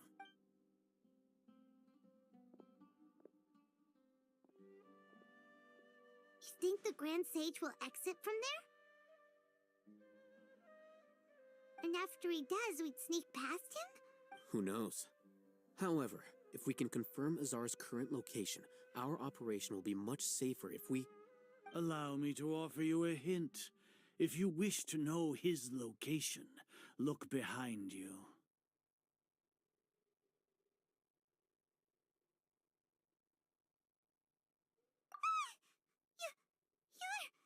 What's Grand Sage Azar doing here?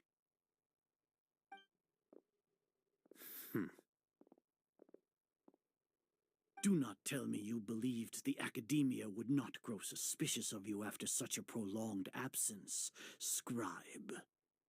An eyewitness had informed me of your whereabouts, so I came to personally welcome you.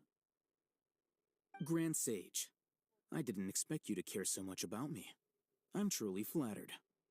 I'm sure, but compared to you, I am far more interested in these two unexpected guests. You are the Traveler and Paimon, correct? It's a pity that only now have I been afforded the opportunity to formally meet two of Sumeru's most esteemed guests. I do apologize for my lack of decorum. Excellent. You immediately initiated discussion instead of attempting to prepare some perfunctory excuse. You clearly understand the situation at hand, and have no intention of making a reckless stand. The foot traffic here renders this place unsuitable for discussion. Please, follow me to my office.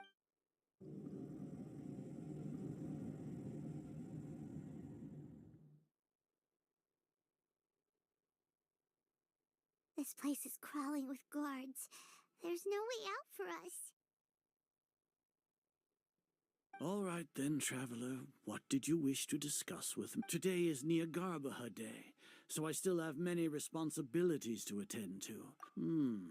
You seem to know quite a bit about our endeavors. If that is so, then you should be praising our great work, rather than using your trivial misgivings in a futile attempt to sway me. Trivial? Then tell me, what do the Fatui want from me? Worthless. Those are all completely worthless. Benefits, divine power. These materialistic words do nothing but debase our great work. Creating a god. Yes, we are using human wisdom to create. If humanity cannot attain omniscience and omnipotence, then we shall create a god to reveal them. This is the pinnacle of human wisdom. We shall regain a god's guidance at long last. No longer will we flounder in the interminable void of consciousness and knowledge. Even Irminsul will be freed from its plight. For our nation of scholars, this is the ultimate aspiration. No cost is too great to realize it. You will never understand the rapture of having a god be born within your very hands. With your degree of knowledge, you cannot even comprehend such an emotion. Gods exist on a plane that far eclipses humanity's. Lesser Lord Kusanali, what can she even do? Care for the people? Fend off sandstorms? Fabricate silly fairy tales? These are but child's play for the Academia. Does that make us equal to the gods? We are a people favored by Greater Lord Rukadevata. Though I may have personally not seen it, our forefathers bore witness to true wisdom. The ascension of the Lesser Lord has brought nothing but bewilderment to the scholars. They all ask, is that truly what true wisdom is supposed to look like? With that in mind, it is better to keep her isolated in the sanctuary of Suristhana, so our academy will not become embroiled in turmoil. What a pathetic justification! Do you really think that only the super smart or powerful should be able to call themselves gods?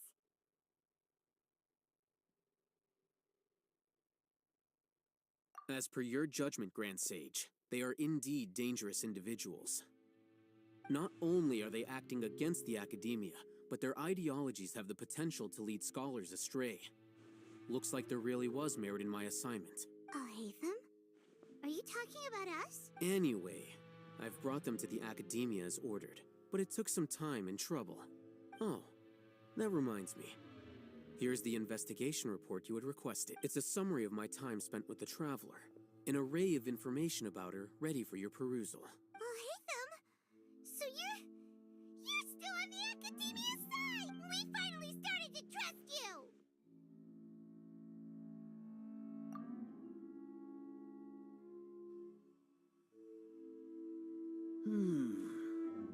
Excellent. Detailed contents with no errors. I would expect nothing less than an immaculate report from the scribe. As it is Niagarbaha Day, I'll enter the information on you into the Akasha. Surely you know what that means. We'll be monitored, just like Sino. With the Akasha's calculation prowess, all of your actions will be predicted with an accuracy of at least 98%. Furthermore, your data will be updated in real time whenever new information presents itself. To put it into words you can understand, wherever you go, you will be walking under an invisible leash. This is Sumeru's greatest penalty for dishonest persons. Are you not familiar with the concept that great responsibility begets an equally great suspicion? In any case, you are Sumeru's most concerning external variable. Locking you down will greatly decrease the chance of any undesirable outcomes coming. You're despicable! Despicable? Perhaps from your perspective, but I suppose you had mentally prepared yourselves for this, no? Your ploy was to sacrifice the traveler here, was it not? Lord Azar, I know what you're trying to say, but I've been following your plan this entire time. Why are you doubting me at this juncture? Must I delineate your entire plan?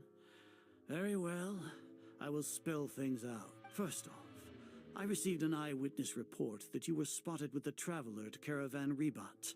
However, you immediately departed for the desert and escaped surveillance range. Judging by the time, you all likely encountered the truant General Mahamatra in the desert. Am I correct? Maybe Paimon shouldn't have mentioned Sino just now.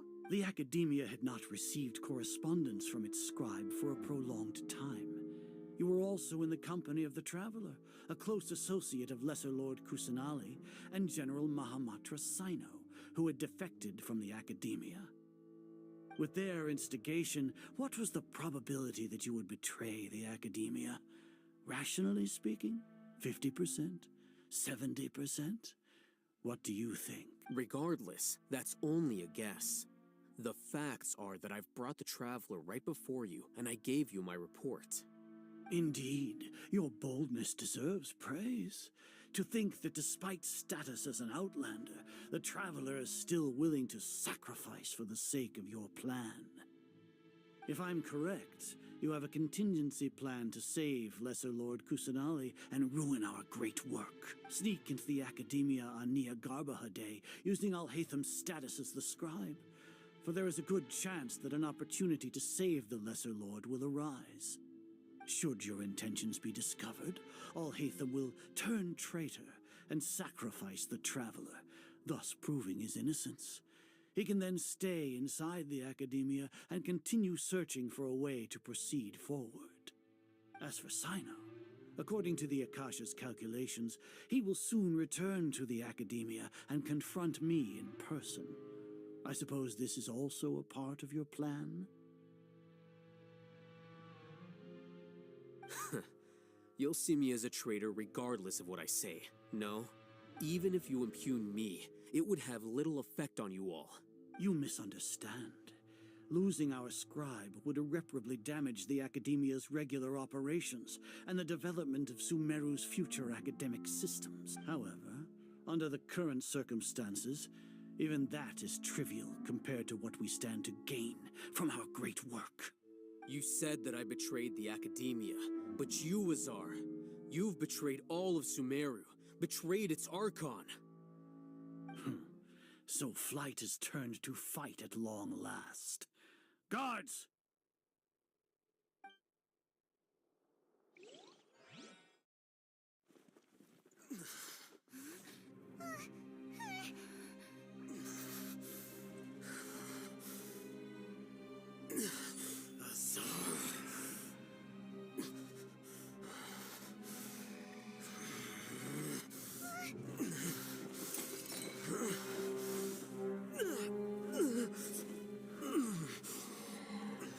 Well, what do we have here? So you stole that divine knowledge capsule. Traitor! You traitor! Even the most rational scholar will yearn for the power of a god in a moment of desperation. Aren't you doing the exact same thing as me, Alhaitham? Unfortunately for you, no god will lend you their power.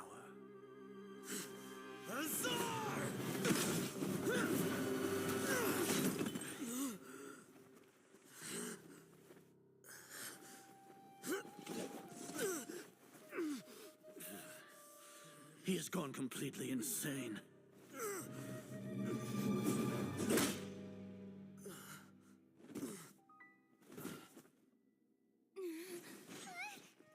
Take him to the Matra and exile him to Aru village.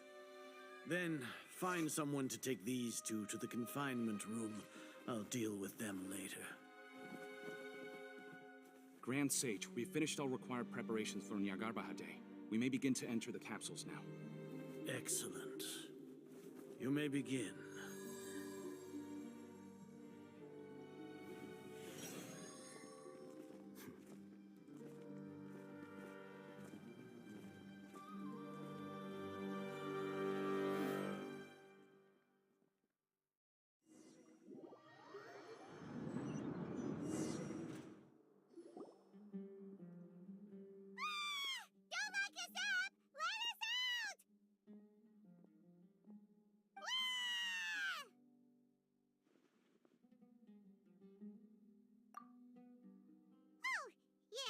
Paimon got a bit carried away there. How was Paimon acting just now? Great, huh? Everything's going according to plan so far. We made it into confinement, and Alhaitham's probably done with his part too. We even managed to trick Grand Sage Azar. What are we doing next? Paimon has trouble remembering things when she's worked up. Right! Paimon thinks it went something like this. Apart from that, we still have yet another goal in the first stage of our operation, which is to send the Traveler to the confinement room. What? Why do we want to get her locked up on purpose? She's always been the person the sages are most afraid of, as well as the greatest obstacle to the successful implementation of their plan. They are very aware of the risk she poses to them. Once the Traveler is imprisoned, the sages will likely think that everything is under control. And with their guard down, the next phase of our plan will have a much higher chance of success. I can already see the pompous looks on their faces. Oh, that's a super tricky plan. But Paimon still thinks it's not really worth it. That isn't the only reason, of course. She has a more important task once she's in confinement. According to the Academia scholars in Ramon's custody, Lesser Lord Kusanali has sealed off her consciousness in the Akasha ever since she was captured by the Doctor. That way, they can't pry any more information from her. Even if we break into the sanctuary of Surasthana, it will take time to awaken Lesser Lord Kusanali's consciousness. We need to do that in advance. So our job is to wake up Nahida! Okay, totally worth getting thrown in jail for. The confinement room is inside the Academia, close to the sanctuary of Surasthana. It's a completely enclosed space, and you won't be receiving any visitors. I'll work with Ramon's scholars to make some modifications to your Akasha terminal. Once you're in, get as close as you can to Lesser Lord Kusanali and try to connect to her consciousness. However, as for whether she'll actually wake up, that will depend on our luck.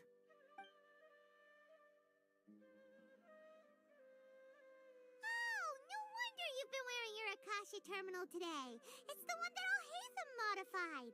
Paimon thought they'd take our Akasha terminals when they locked us up in here. Were they being careless? Alright, so what now?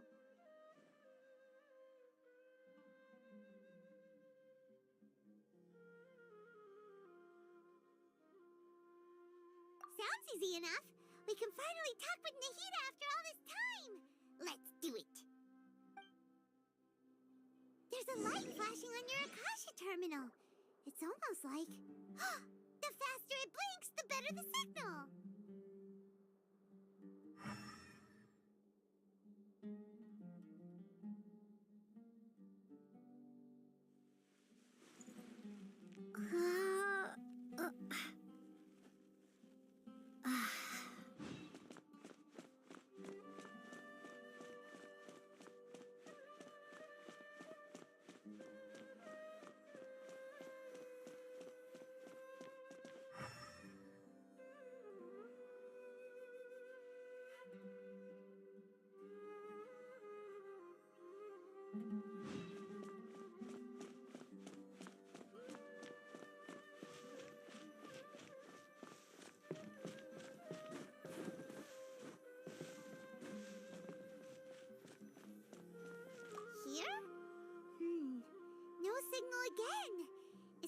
jammed?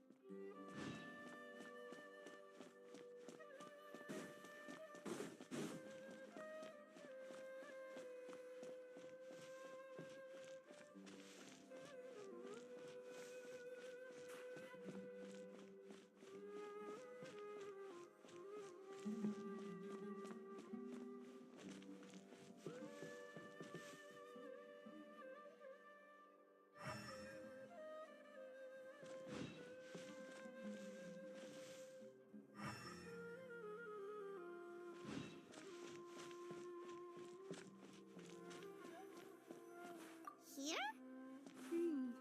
No signal again. Is it getting jammed?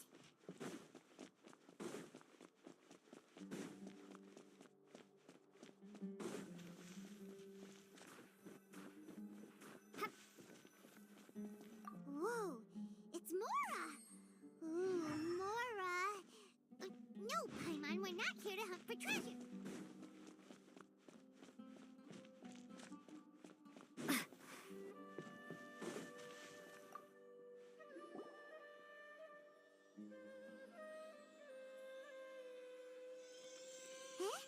Is this the right spot? Are you getting anything?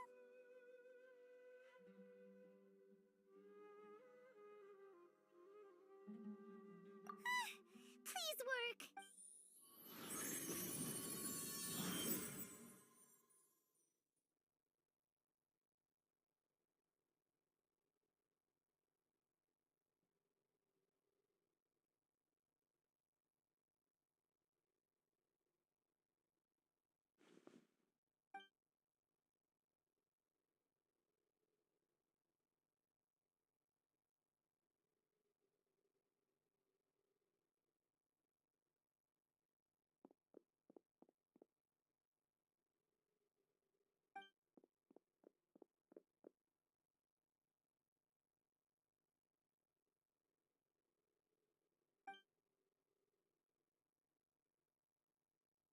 Nahida! Hey, Nahida!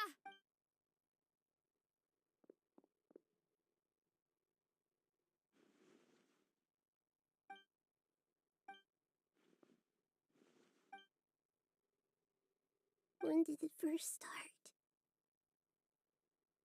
Oh, right. It started from the moment I was born. I want to become a worthy Archon. So I've kept studying. Kept listening to my people and their hearts. Kept looking for a way to save Irminsul. So I can catch up to Greater Lord Rukkhadevata. But I'm stuck in the sanctuary of Surasthana. The sages are creating a god to replace me, and I'm forced to lock my consciousness in this boundless darkness. Nahida!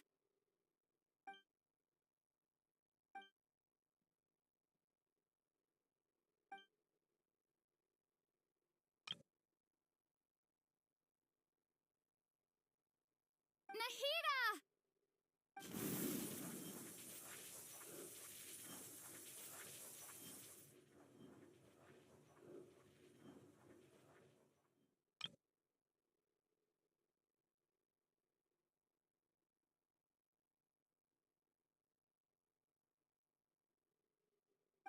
It's so quiet here. Now that I think of it, I don't think I've ever actually listened to my own inner voice. Do Archons have them? Should Archons have them? Have I been doing the right thing? Am I really not needed? How do I really feel about all of that? It's so quiet here. Since you're the god of wisdom, you've known the answers to all these questions since the very beginning. haven't you? Who are you? Whose voice is that? It sounds familiar. You're right, though. I won't ignore my own voice anymore.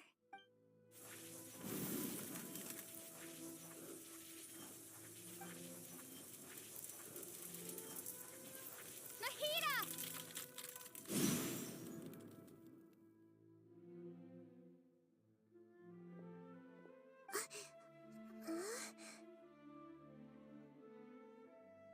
Nahida? Did you wake me up? Thank you. Why are you here? We're here to rescue you. Are you alright? I'm fine. It's just, when I think of everything that's happened to me, I feel really angry now. You should have been angry ages ago.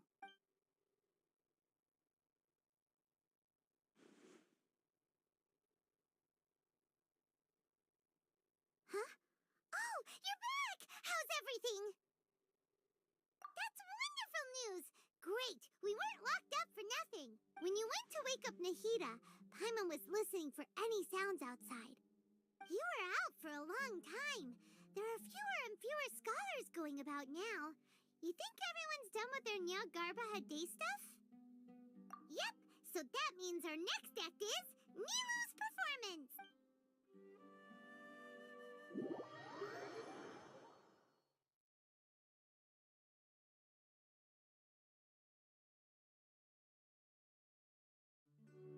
Nilu, are you sure about this?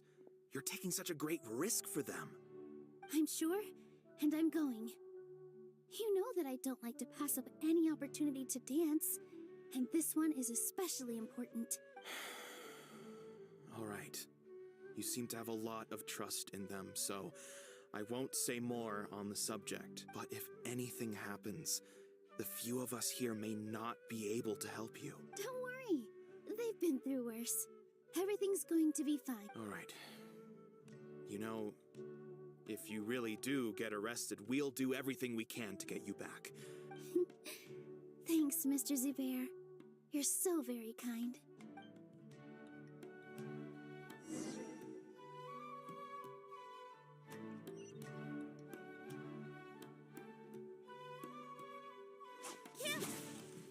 With all my strength.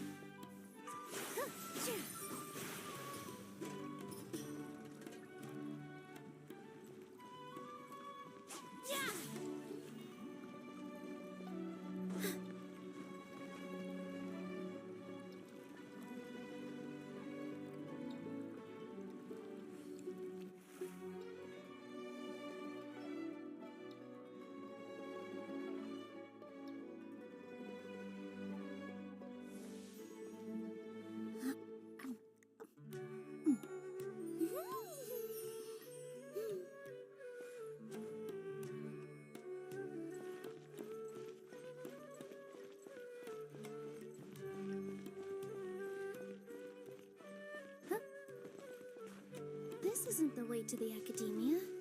Better stick to the plan.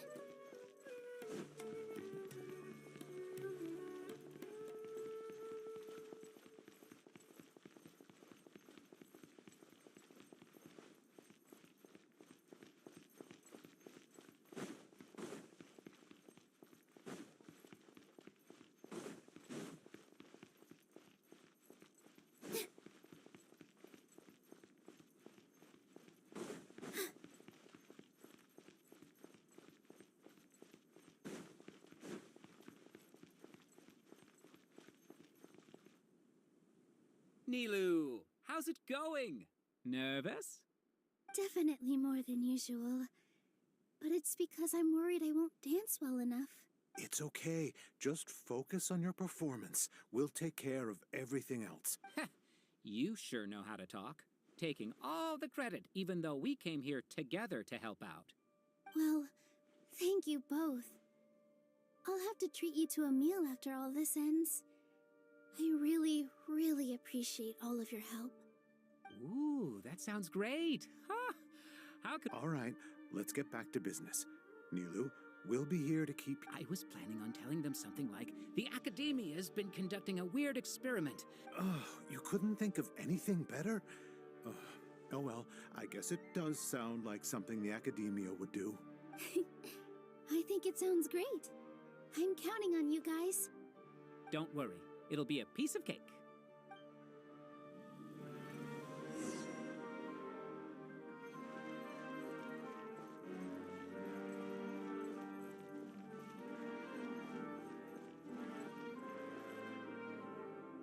Hey, Nilu! Sorry, it's great to see you, but I'm really busy right now. Our Bait People Away with Yalda Candy's plan is working beautifully.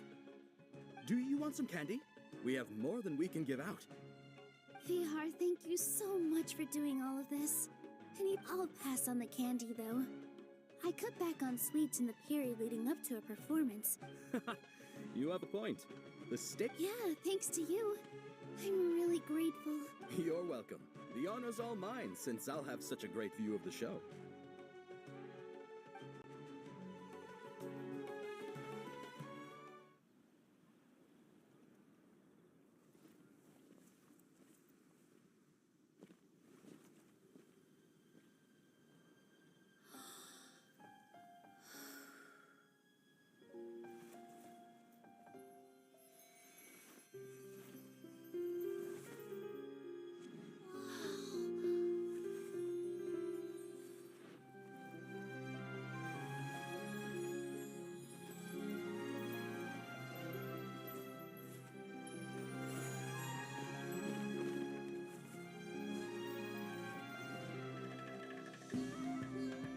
I've never seen a performance like this. This is incredible. Yeah, but I heard that public performances like these have been banned. I can't believe she's doing this here.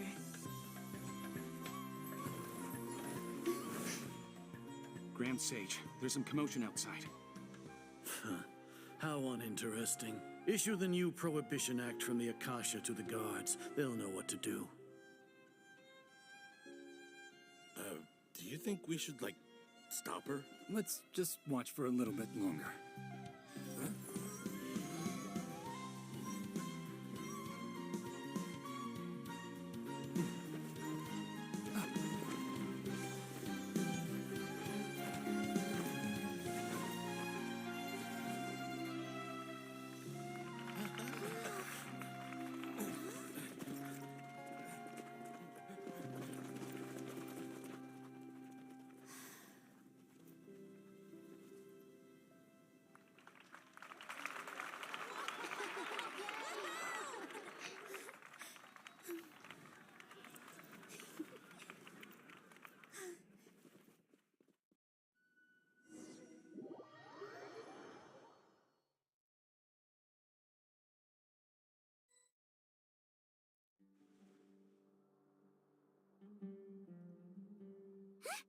Did you hear that?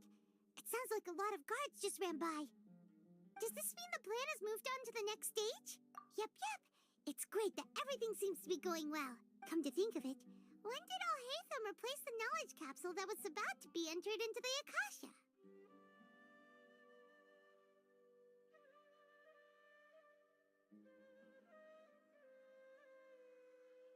Oh, so that's when he did it! Paimon was too nervous to notice.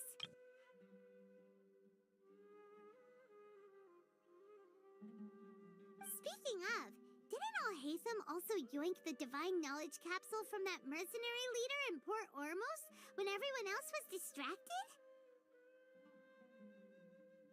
Oh, it's a time-tested trick of his. Why are we complimenting him? Yeah, he's smart and all, but he still makes Paimon's blood boil. Let's review our plan for this stage again. It's not like we have anything else to do right now anyway, and it'll help us feel more confident.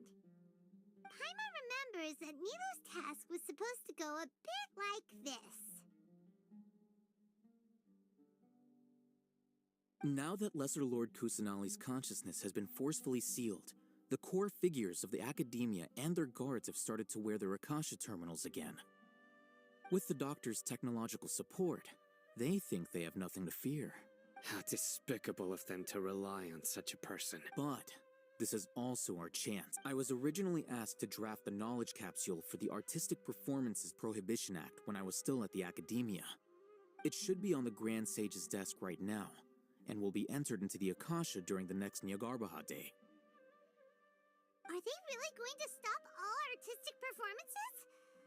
I'll make an identical knowledge capsule, but this time, I'll smuggle some misleading information into it. We only need to find an opportunity to switch the capsules. Once it's been entered into the Akasha on Nyargarbaha Day, if someone were to be seen performing in public, the sages would definitely use that opportunity to announce the ban. And so, the misleading information will be disseminated amongst the guards. Sure sounds complicated. But it seems like if everything goes well, we'll be able to get rid of all the guards in the Academia without any effort. That's pretty clever, getting right into their heads. I just have one question. Even if we manage to get the misleading info out to the guards, how can we be sure that they'll believe it? People who are used to relying on the Akasha become less inquisitive, and their ability to distinguish truth from misinformation is significantly reduced. They will view everything the Akasha releases to them as the unequivocal truth. The Akasha will turn humans into machines. I've seen it happen many times. Yikes. Good thing I didn't wear it for long when I was working in Sumeru City. At first, I thought it was a good thing too. By the way, this plan still requires a performer, right? Do you have someone in mind? Nilu of Zubair Theater. I know her really well. We can trust her. I'm kinda hesitant to ask her to participate in a dangerous plan like this, but we can ask her in person. All right. After the guards in the Academia are gone, then it'll be time for me and my stowaway brothers to shine.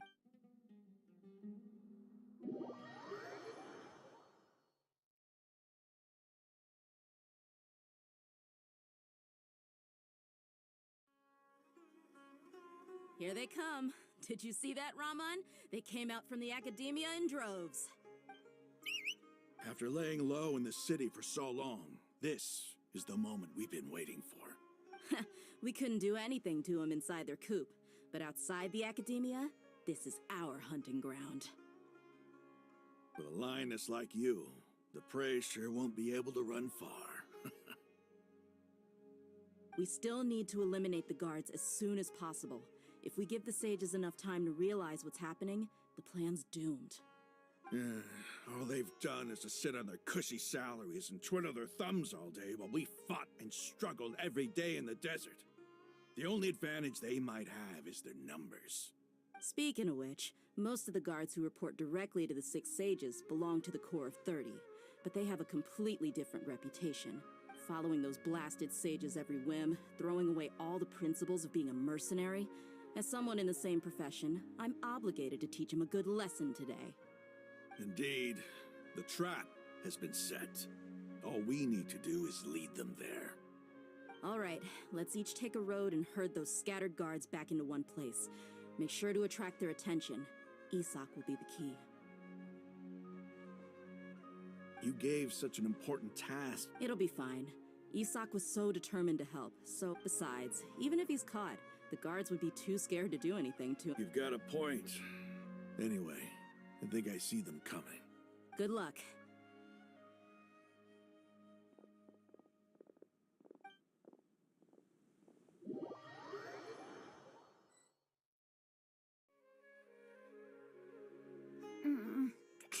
This outfit. Hey, do you remember what you need to do, Isak? When the guards get here, you'll pretend to be Lesser Lord Kusanali and run away from them. Oh, yeah, I remember. Of course I do. Relax. Don't think about getting caught. Even if that happens, we won't leave you behind. You only need to think about getting the guards' attention and leading them to the Grand Bazaar. Leave the rest to us. Okay, got it. I'm here to pay back Lesser Lord Kusanali for helping Grandpa. Hey, they're here. I can see the Academia guards.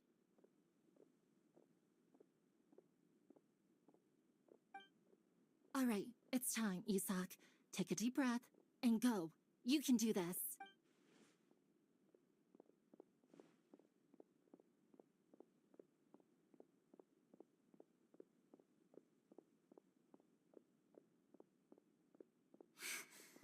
is there a guard over there?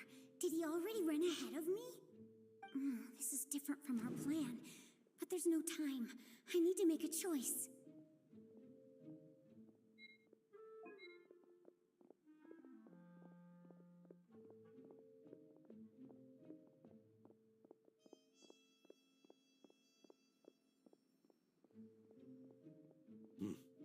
Let's have a look behind the house. What should I do next? Huh. Looks like nothing's here. A wasted time. Luckily, he didn't check behind the tree. The guard looks alert. What should I do next? Hey, stop! I saw you. Don't try to run.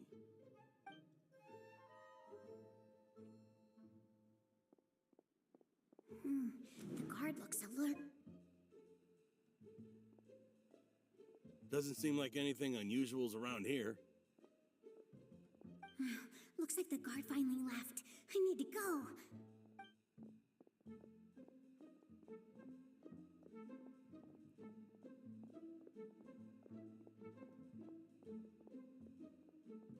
Hey! Lesser Lord Kusanali is over there! Stop! What? Lesser Lord Kusanali? How did I not notice that? They found me. This is bad. Where should I go? The target suspected to be Lesser Lord Kusanali has escaped into the Grand Bazaar.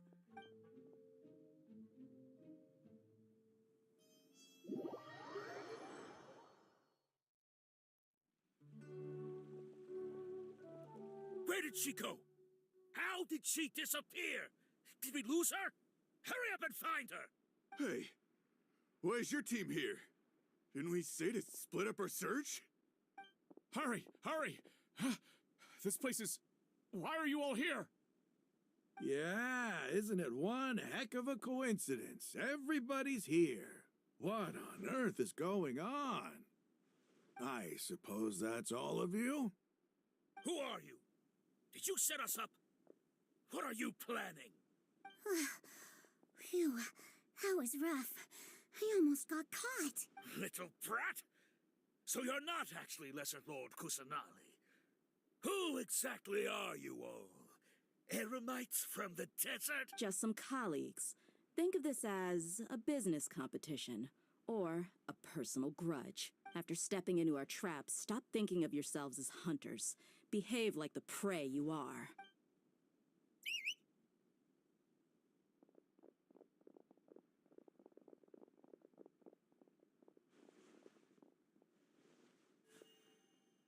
An ambush? How's that possible? This is Sumeru City, but mercenaries from the desert somehow ambushed us! You've spent all your time hiding away in the academia. This place has long since become our hunting ground. Brace yourselves!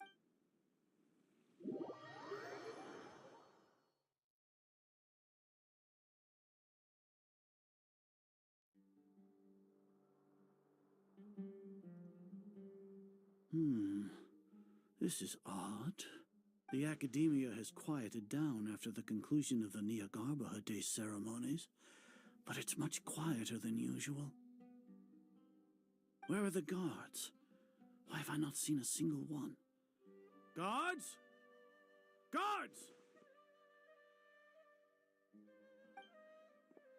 Grand Sage, how may I be of assistance? I called for the guards. Why did you come? My apologies, Grand Sage. Right now, all Academia guards have entered the city to perform the ordered arrest. I thought you knew. Arrest? Who is there to arrest? I have an ominous feeling. Arrest Lesser Lord Kusanali, right? Is that not what the order was? Lesser Lord Kusanali? You mean she has disappeared? Yes. I wouldn't dare make up something like that. Right now, everyone is in a panic, and many are saying that Lesser Lord Kusanali will take revenge on us. What happened? Just what is going on? Lesser Lord Kusanali somehow escaped. Was it Alhaitham and his party that freed her? That's impossible. The Academia is heavily guarded today, and any order to release Lesser Lord Kusanali would be strictly confidential. Besides, Alhaitham and the Traveler are already in our hands. What manner of trickery did they employ? How could Lesser Lord Kusanali disappear into thin air? Disappear? Wait. How was the arrest order distributed to the guards? It was issued by the Akasha earlier today. Only you have the authority to send messages like that, so I thought it was your order. Let me check.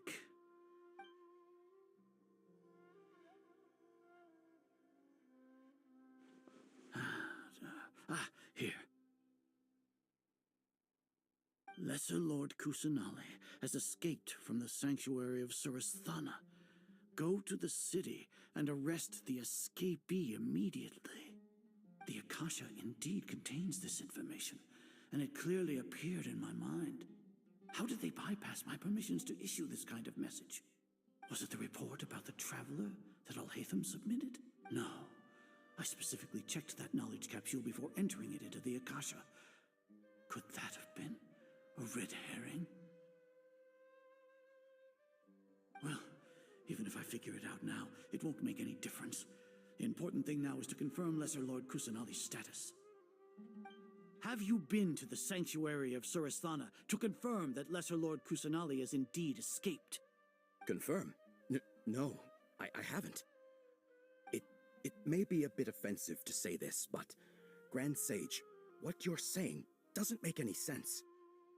How can the information in the Akasha be inaccurate? What the Akasha decrees is fact. That is common knowledge to all of us. If we have to confirm the information and knowledge from the Akasha ourselves, then how is that any different from us learning that information ourselves?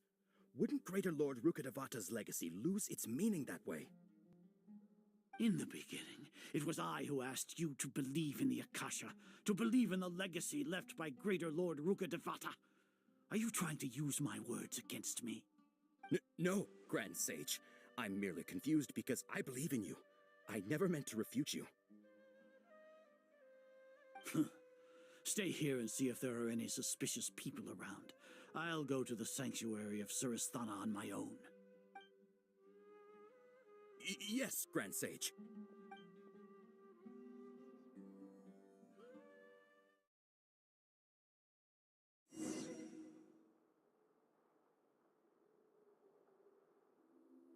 Lesser Lord Kusanali has escaped from the sanctuary of Surasthana. Go to the city and arrest the escapee immediately. How can that be? Stop thinking about it. Stop. It must be a trick of theirs. As long as I personally confirm it. Ah! Impossible. That's impossible. There must be something wrong with my eyes.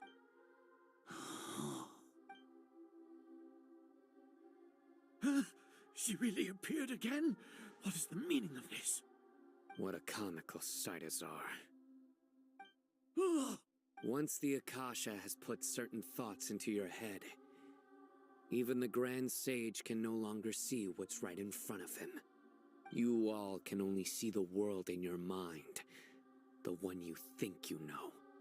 And precisely because of this, you disregarded Lesser Lord Kusanali's existence. She has been a wise and worthy Archon. Sino, have you been waiting for a chance like this? The Akasha predicted that you would return to the Academia to confront me, but I didn't expect it to turn out like this. I was careless. No, you were blinded. Your faults stem from your reliance on the Akasha. You're still the same as always. I truly did not expect a proud person like you to cooperate with Alhaitham and the Traveler. People change, Azar. Admit it. The Akasha can't predict my actions anymore. Then tell me, what have you found during your investigation? You want to buy time? This is the sanctuary of Surasthana. Under your own regulations, even Academia staff are forbidden to come here. No one will come to save you. As for the investigation, I've at least confirmed that you are guilty of insurgency against the Archon. A serious crime. So what? Did you do all of this so I would plead guilty in front of you, General Mahamatra? No. I want you to plead guilty in front of the Archon herself. You once said that I had no standing to judge you. So now, how about judgment in the name of a god?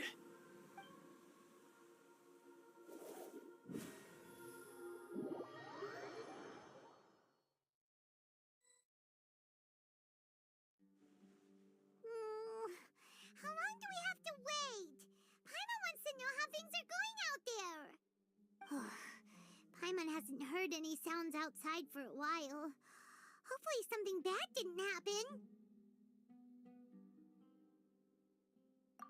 Yeah, but aren't you scared that we might be locked up in here for the rest of our lives? Thinking about it, at least Paimon has you. We could still chat like this. When Paimon thinks of Nahida being imprisoned alone in the sanctuary of Surasthana, Paimon can't help but feel sorry for her.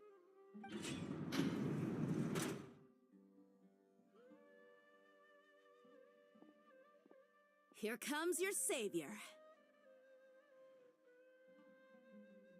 Dia! Paimon just knew you would come to rescue us!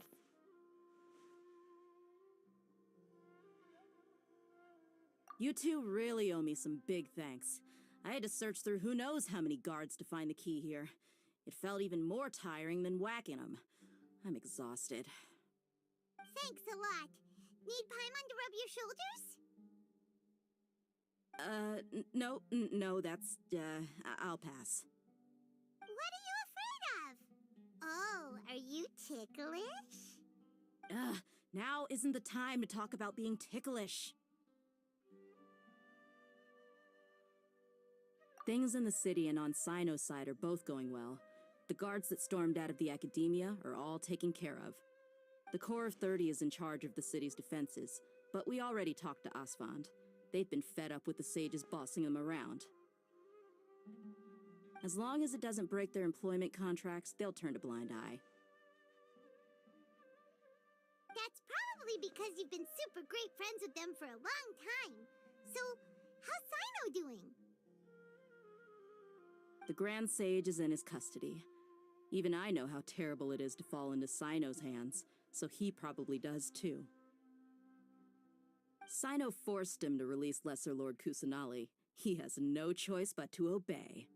So, hurry to the sanctuary of Surasthana. Assuming nothing weird happened, we should have already rescued our Archon.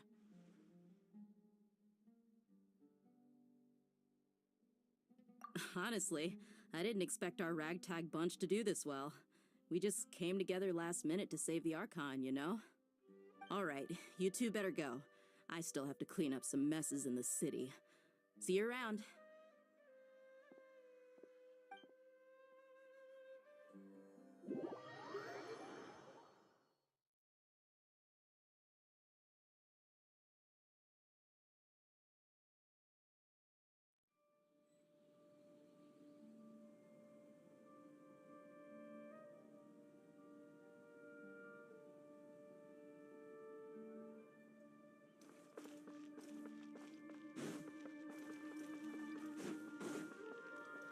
Time to go.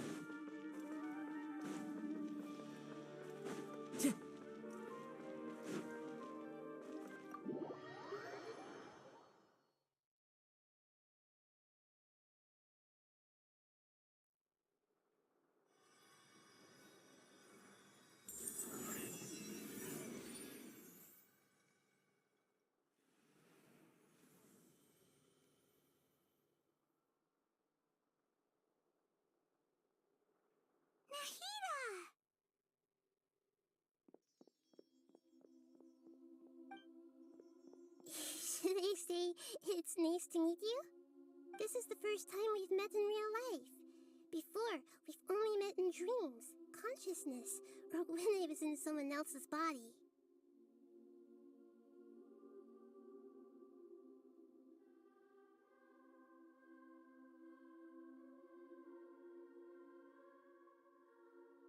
Thank you so much for coming to rescue me, but I also need to apologize. During this time, I did some self-reflection. My sense of inferiority and yielding to the academy. Exactly! We're here because you're a good Archon and one of our friends! Thanks, you too. Amazing. So this is how it feels to walk out of that cage with my own body. It's like I just had an endlessly long dream. I can't even tell if I just woke up or was only now born into this world. My concept of self has become so clear. But now doesn't seem to be the time to indulge in this feeling.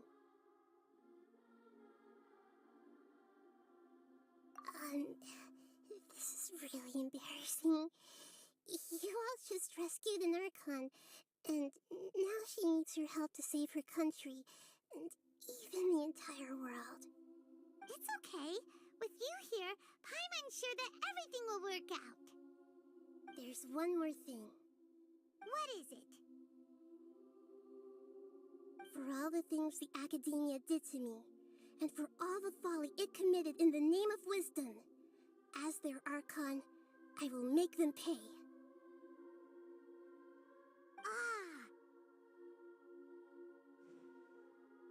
Wow! That's the spirit! You're finally standing up for yourself and not letting people walk all over you! I understand now. To be a better Archon, I first need to better myself. If you haven't even figured out how to be a caterpillar, how can you be a butterfly?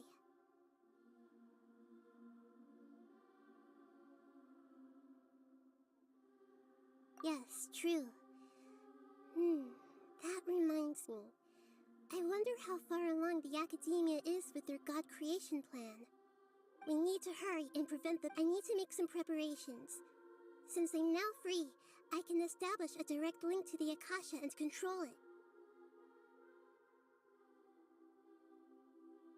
First things first, I need to remove the restrictions that the doctor put on me in the Akasha. After that, I'll make some adjustments and revoke the sage's permissions. The Akasha will then be like how it originally was, only operable by the Archon. After all, the Academia betrayed Greater Lord Rukkhadevata's trust. This might take some time. In the meantime, you should also work on your own preparations. If we don't stop the God creation plan in time, we'll be in for a tough fight.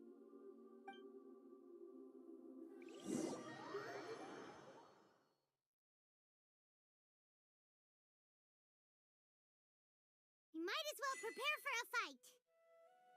When we're done, we can take a walk around. After all, we missed out on a lot of stuff when we were locked up.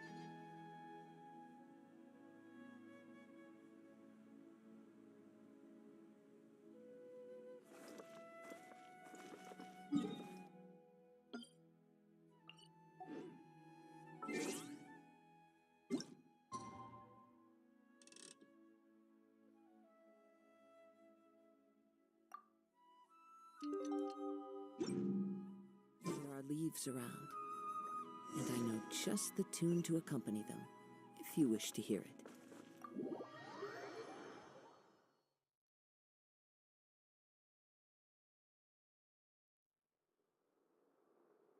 How's it going, Nahida? I'm done with the parts that needed my involvement to complete. Although it's my first time working with the Akasha like this, its internal structure and operation procedures are easy for me to understand. Greater Lord Rukkhadevata's design is truly brilliant. Oh, also, this is for you. Huh? What's this little floaty thingy? It's a small device I put together just now.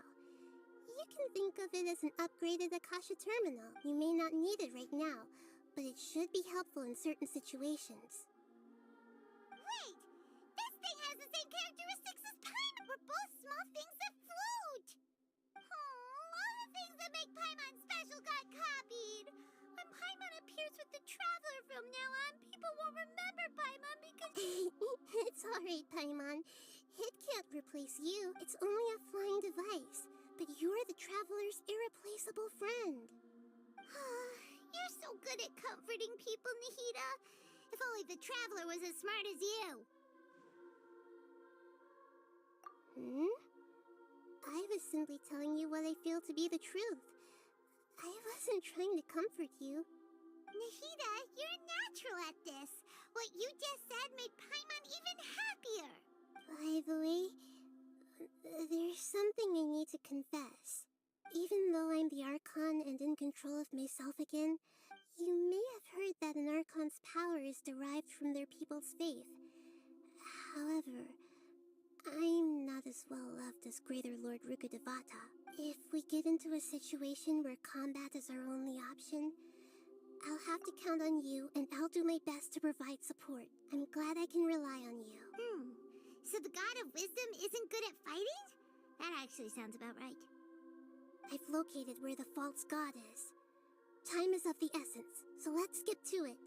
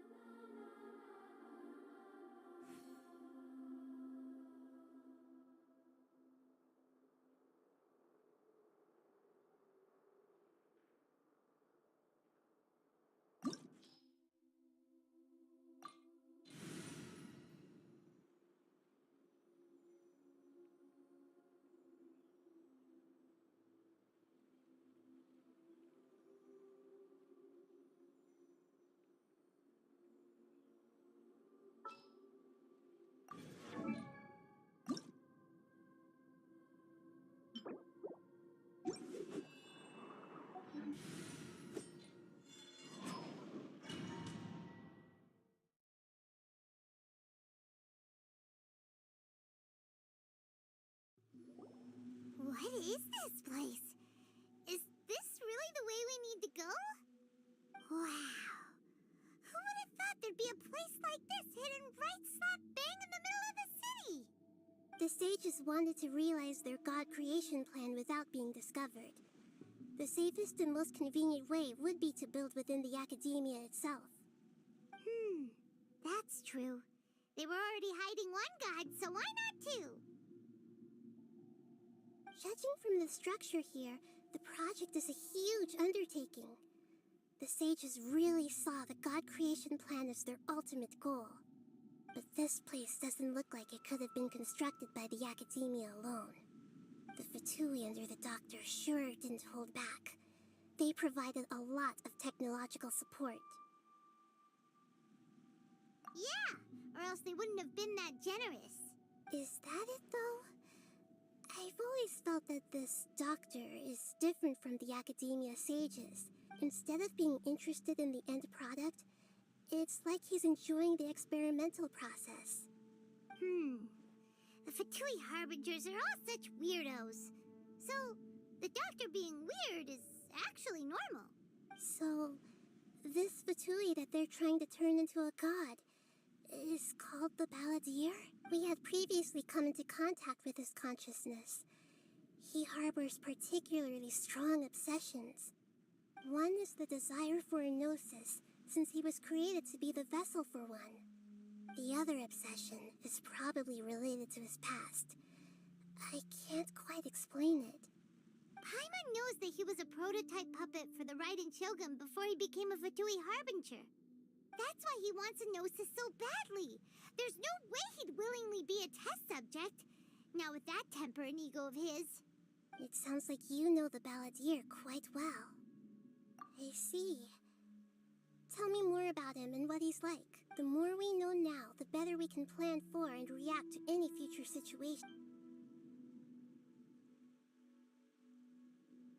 Ah, I see. How fascinating. Alright, time to go. Let's get through here and meet him in person.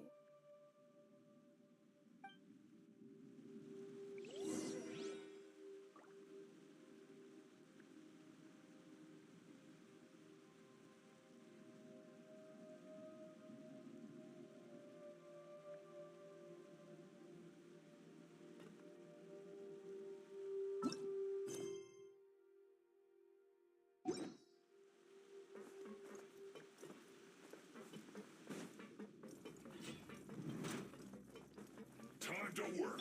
Let the show begin. Emerge right now. Knock him down.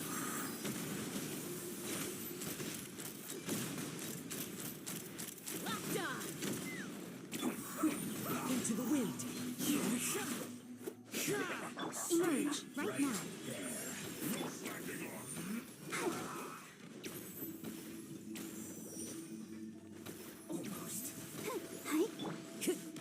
One with nature. Clouds high. The birds come. Into the wind. Emerge right here. Emerge. Let's not waste time. Take me up. Locked on. Fire in the hole. Open fire. The wind knows me. I'll protect us. Ha! Open fire. Let's end this quickly. Open fire. Right here. Emerge right here. Into the wind. As one with wind and cloud.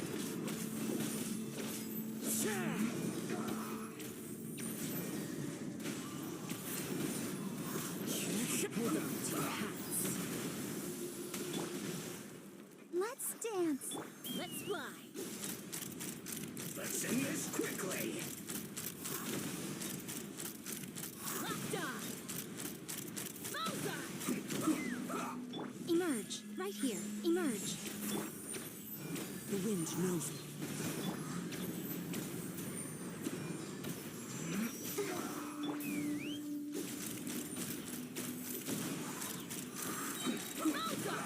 Fire in the hole.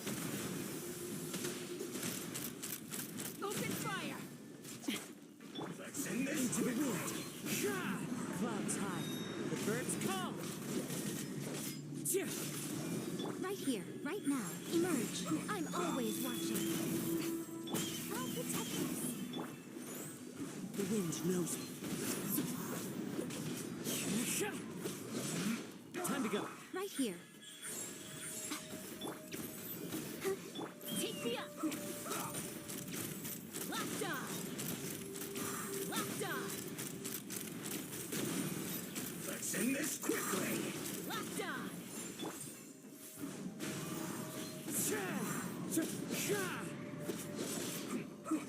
Let the show begin.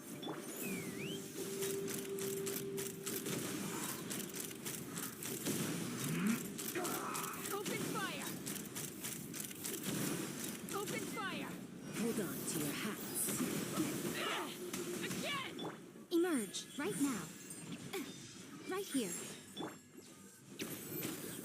Hey, come on. Let's end We this can do it. quickly. Yeah, let's dance. One with nature. As one with wind and cloud.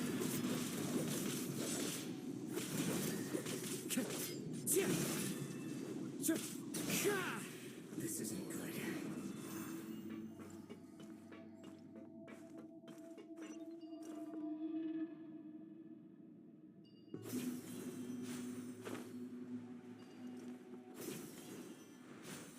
It looks like we can climb up these pipes.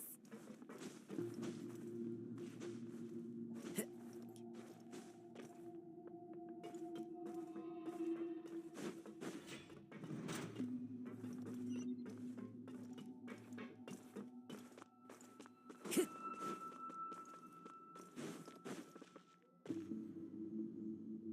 pattern on the ground seems all messed up. Let's go around and see if there's a way to fix it.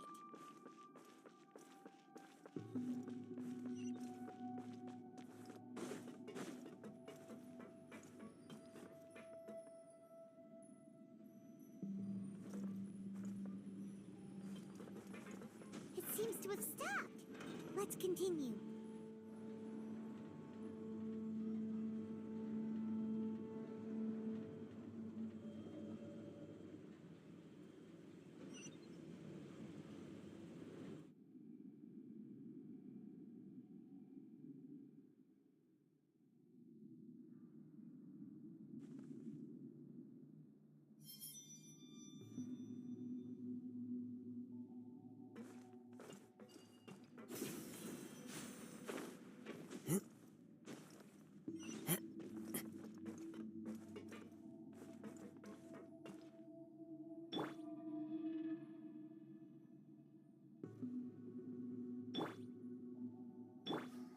Right now, right here, emerge. I'll protect you. Into the wind.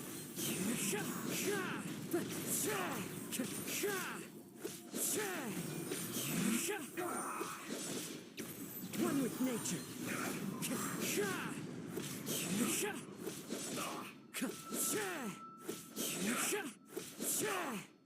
Into the wind. Stay right there. Let's end this quickly. Right now, right here.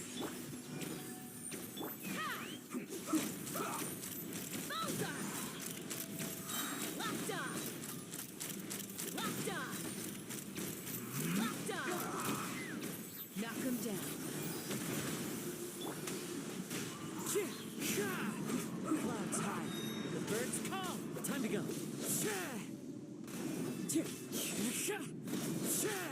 Let's dance. Come on now. The wind knows me.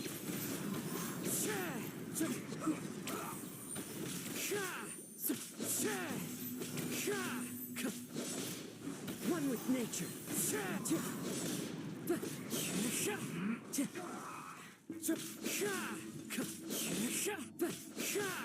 Into the wind. Nothing lasts forever. Let the show begin. Let's end this quickly. Fire in the hole.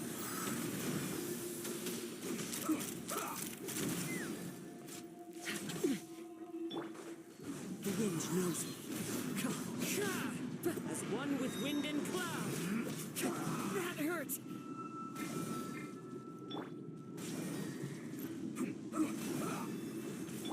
Emerge, right here.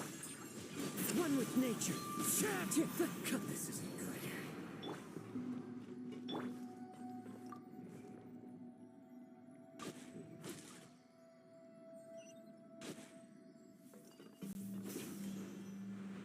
Follow the wind.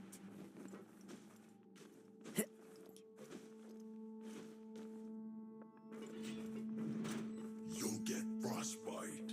Frozen. Crisp. Emerge. Let's dance. It's time for a The wind knows me. shield to the foe. Let's fly. Locked on. Locked on. Open fire. Open fire.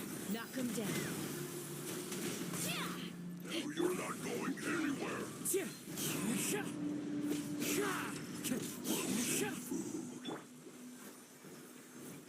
Right here. Right now. Right here.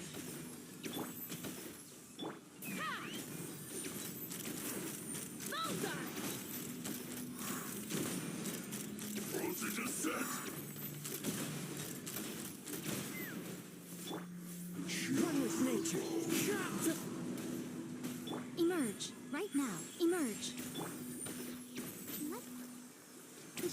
begin. I must remain calm. Clouds high. The birds calm. Time to go. Let's fly. Fire in the hole. Locked on. Bullseye. Open fire.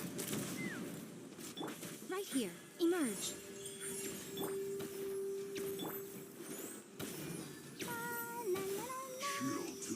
A sight to behold.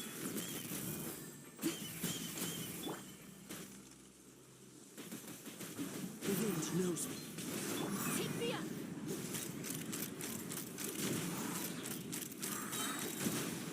Frozen descent! Open fire. Open fire. Hold on to your hats. Into the wind.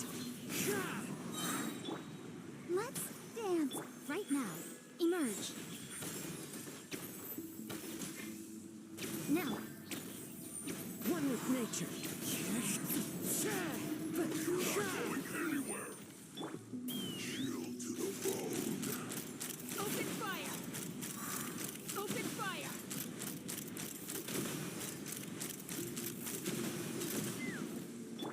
Right here. Right now. Let the show begin. Fallen leaves, adorn my night.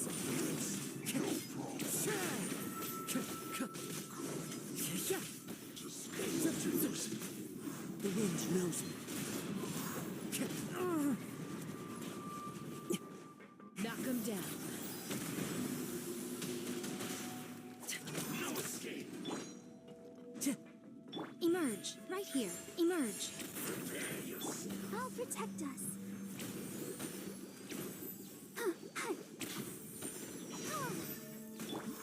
One with nature.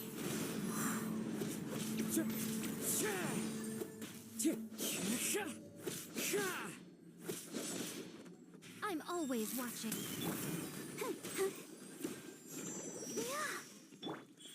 Right now. Leaving so soon?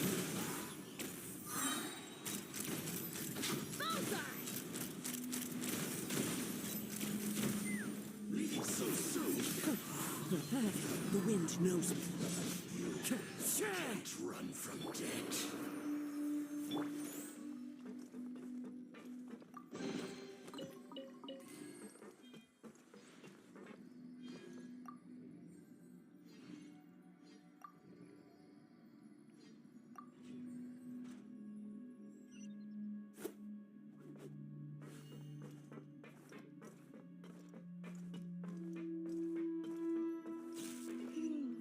The cart is stuck. Maybe there's something wrong with the tracks. Let's try adjusting the direction of the device to clear the tracks.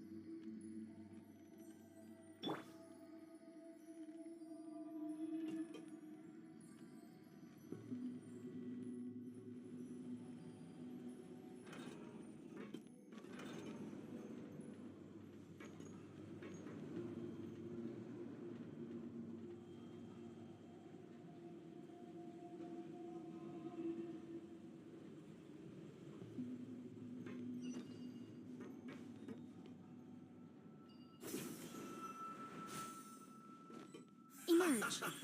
Right here. Let the show begin.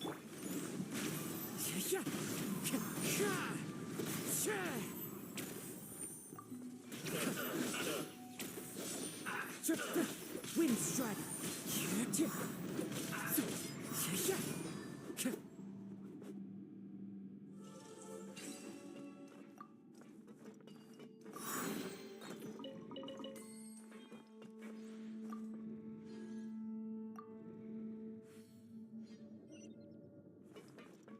Time to go.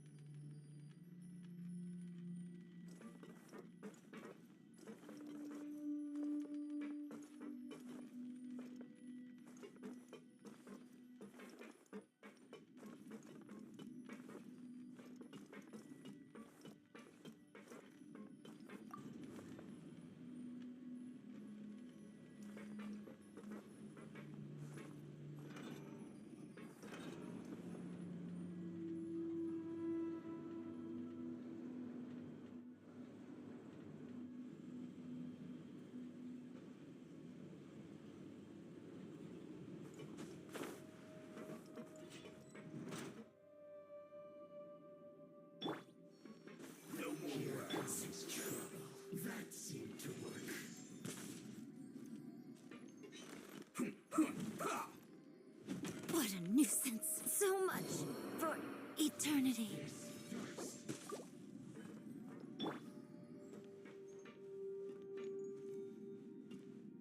Let's end this quickly. That seemed to work.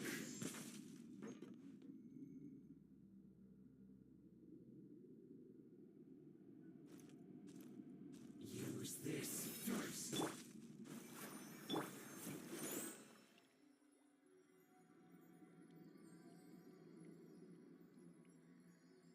That seemed to work.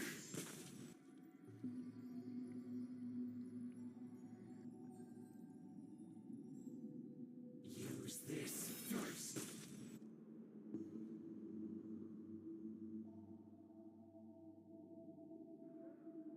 That seemed to work. Right now. Emerge. Right now. I'll protect us. One with nature.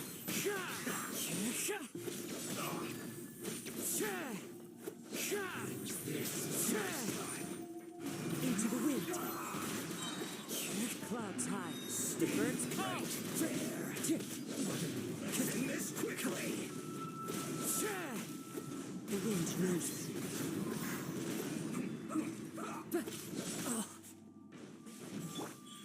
Emerge. Let's dance. Into the wind.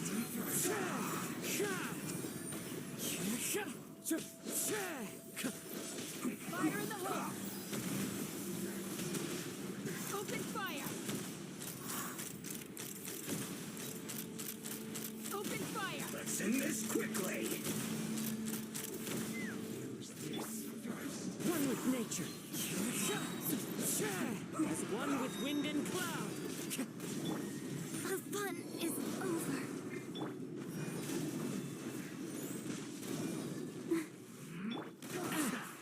Never again.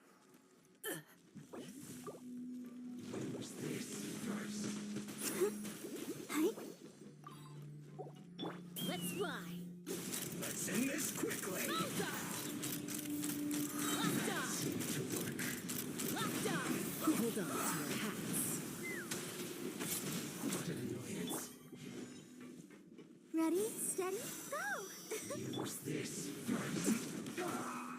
This is the end. That seemed to work.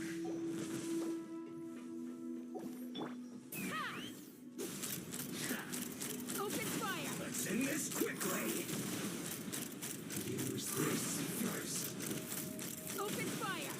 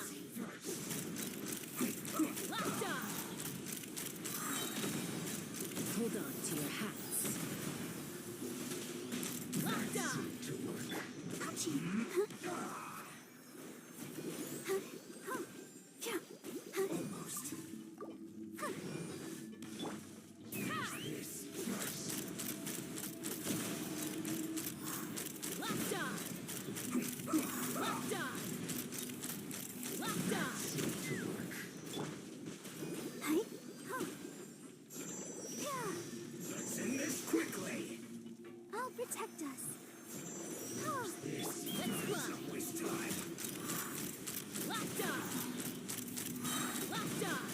Fire in the hole! A worthy fight. Locked on! Mama! Bird.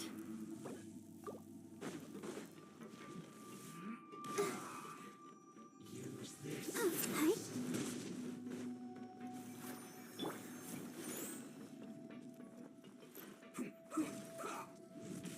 That seemed to work.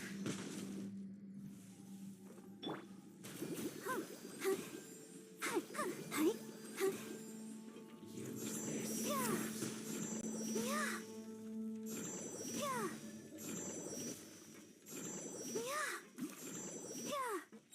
That seemed to work. Let the show begin. This first. Time to go. Into the wind. Come on, we can do it. The wind knows me.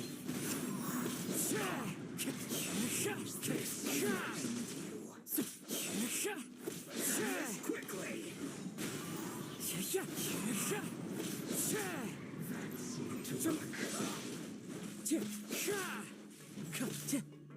Into the wind.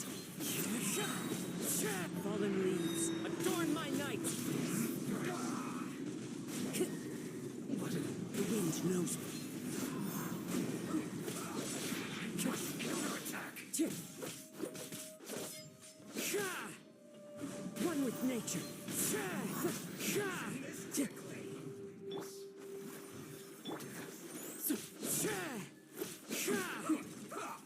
The wind knows me.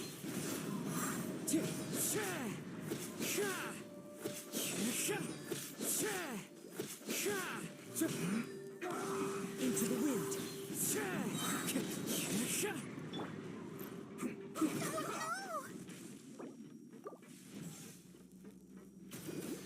Let's dance. Right here. Right now. Let's end this quickly. One with nature.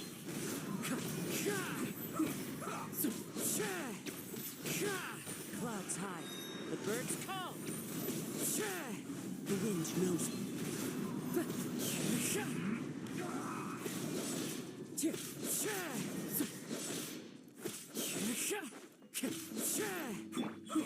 Emerge. Right now. I'll protect us. One with nature. Let's end this quickly. Time to go.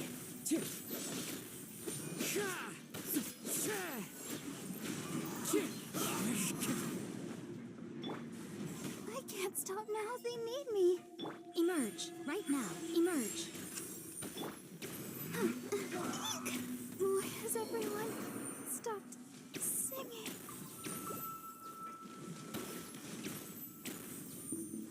Into the wind. As one with wind and cloud.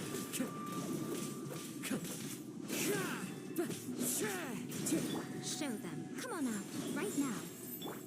Let's end this quickly. The wind knows me.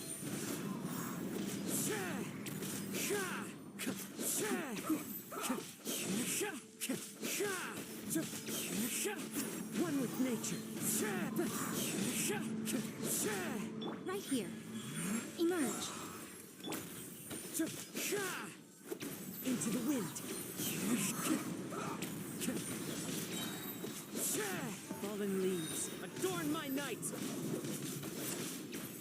One with nature. End this quickly. A sight to behold. So much for eternity. The wind knows me.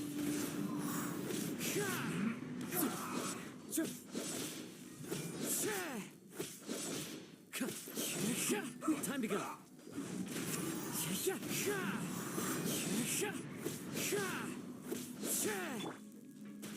Hi, Let's end this quickly. sister.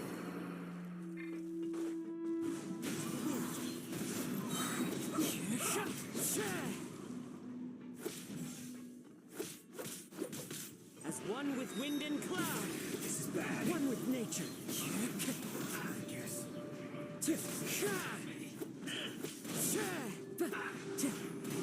You can't run. The wind knows me. Time to go. You got Into the wind. We've only just begun. Fallen leaves, adorn my night. You can't run. One with nature. Don't be a killjoy. We've only just begun. The wind knows. Screw you. You can't run.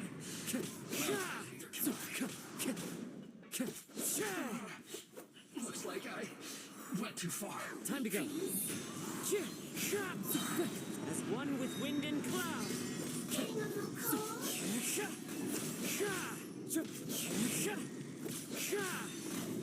Into the wind.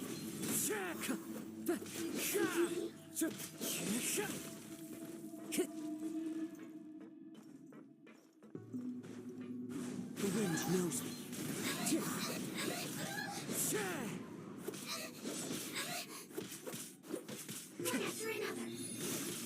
One with nature.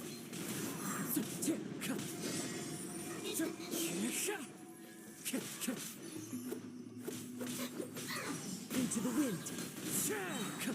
Fallen leaves, adorn my night.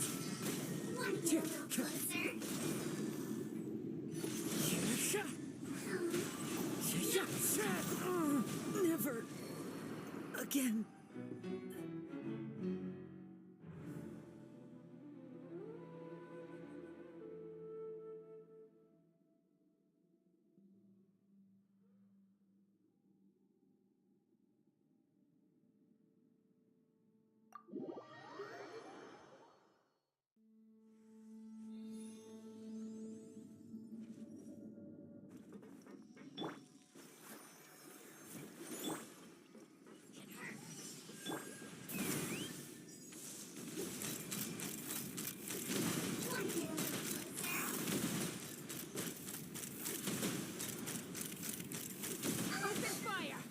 Right now, right here, right now. Take me up! Open fire! Bullseye! Hold on to your hats. Bullseye!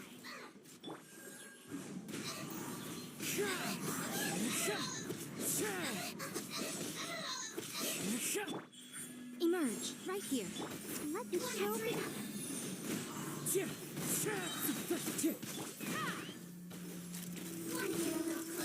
Open fire!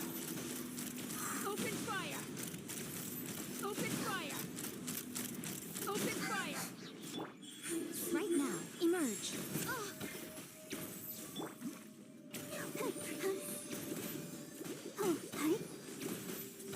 Take me up! Bullseye! Fire in the hole!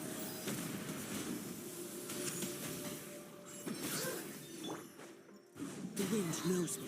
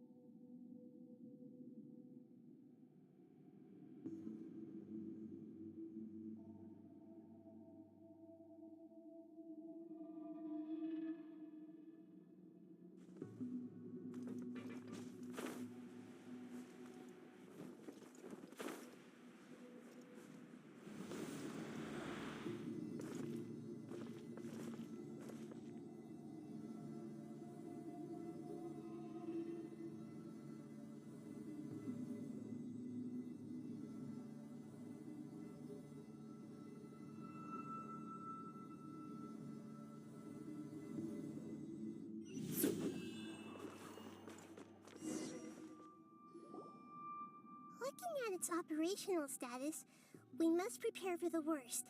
The god they wanted to create is likely close to completion or already completed. Oh no, what should we do? Paimon can't imagine how hard it would be to fight against the Fatui Harbinger with a Gnosis. Are you nervous, If you really want to know. Yes, I am.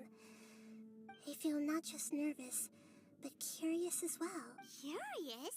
Curious about our fate. To me, everything we perceive in this world, everything we learn, and everything that happens to us is considered knowledge. And if it's a form of knowledge, however, only fate is about that which has yet to occur.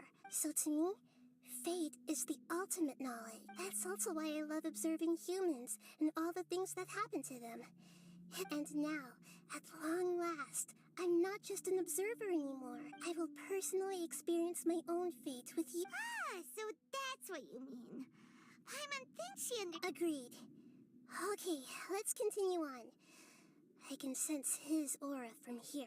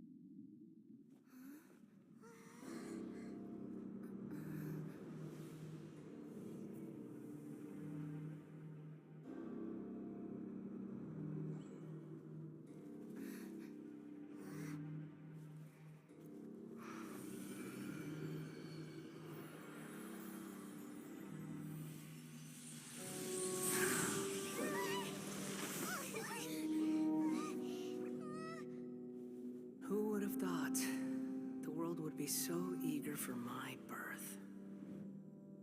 I remember you, Booer, the god of wisdom, and standing beside you, the traveler. Is he all-knowing and powerful now like Greater Lord Rukkhadevata? No, I can't feel the same kind of divinity I felt from the Greater Lord. It seems that the sages didn't get the chance to infuse the divine knowledge capsules into him. But even still, he has undoubtedly become a true god now. So we're too late? The Balladeer has already become a god? The Balladeer. A long bygone title. When my spirit ascended to divinity, I felt as if I had existed for the same number of epochs as heaven and earth. Looking back, the existence of what once called itself Kunikazushi appears infinitely small and ugly.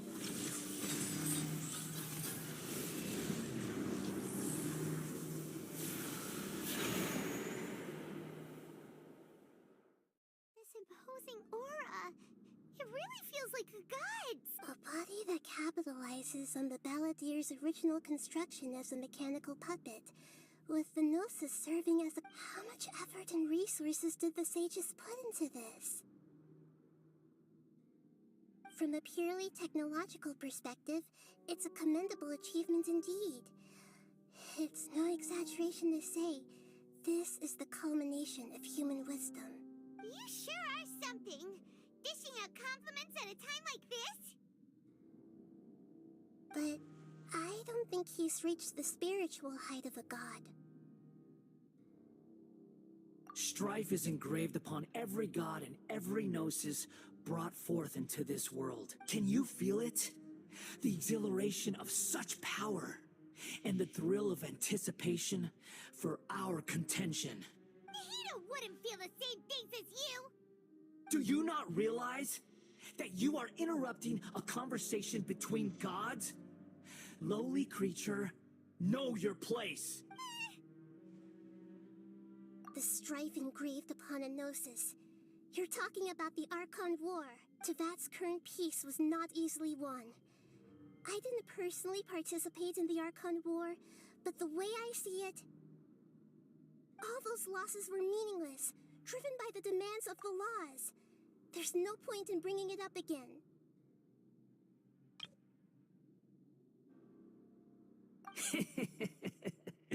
Is that so? Yet I am deeply disappointed that I was never allowed the fortuity to personally participate. This is a first. Encountering a god in this world who does not crave power. No wonder your own people have abandoned you, God of wisdom. Your judgment is as your existence. Unsubstantial. This is where everything ends, Booer. The God of wisdom.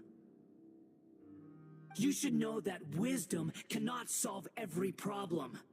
Like now, where your only option is to face me in combat. Come! Let us reenact a scene of the Archon War. Come and inaugurate my birth as a god.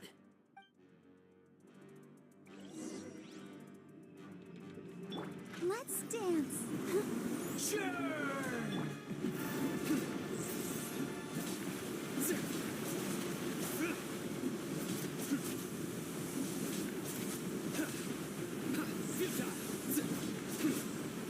Insignificant pest!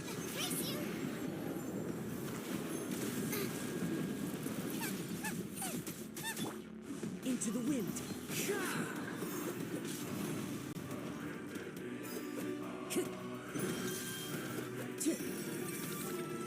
The wind knows my command, you shall fall! We can do it! Let the show begin!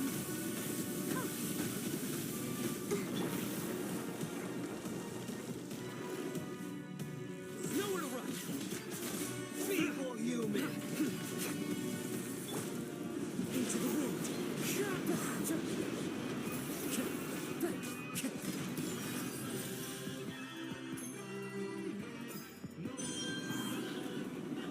Wind strike! Insignificant pest! As one with wind and cloud! The wind knows me.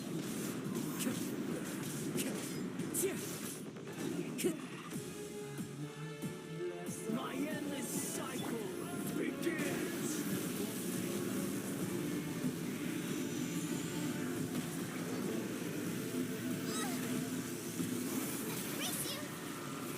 I'll protect us. Boba! Feeble human!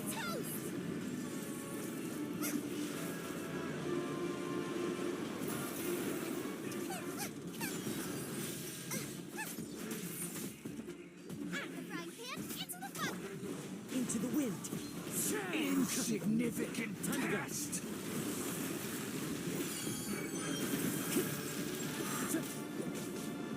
The wind knows me.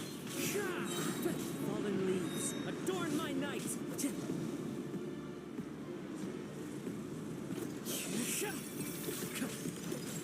At my command, you shall fall! Fine.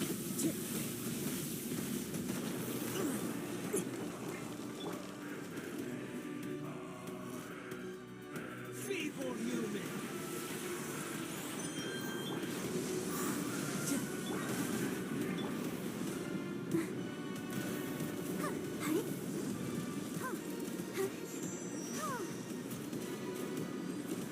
Insignificant judgment is upon us.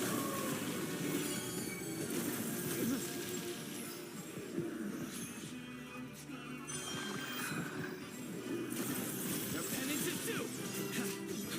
My endless cycle begins.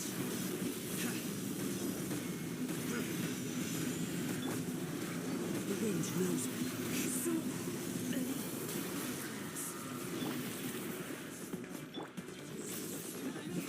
insignificant pest!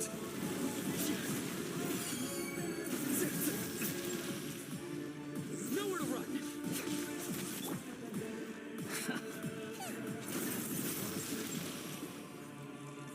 Feeble human!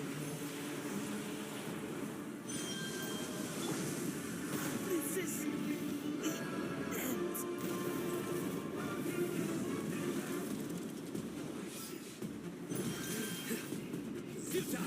Insignificant past!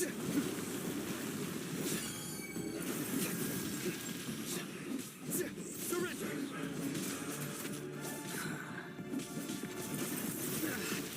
Well put.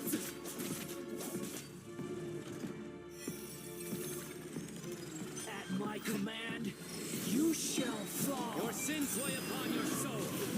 Guilty.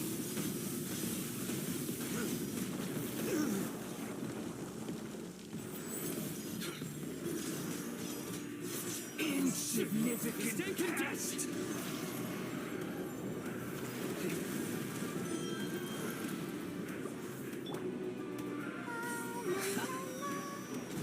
Let's dance. Feeble human.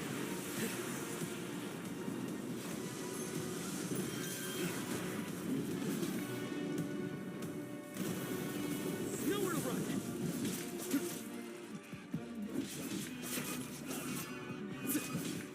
My endless cycle. Surrender begins.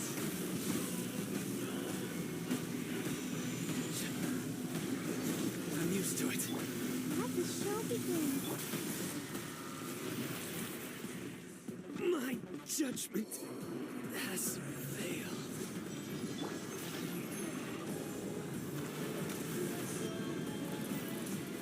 Kalpa, get them!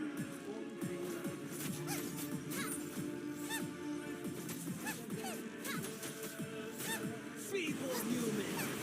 Race you! Nice and spicy. Eat this! I'll protect us. Insignificant past.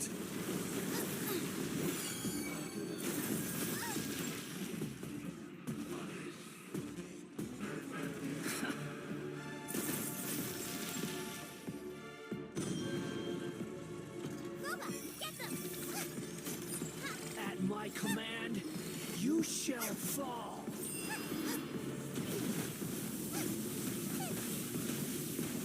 Let's dance.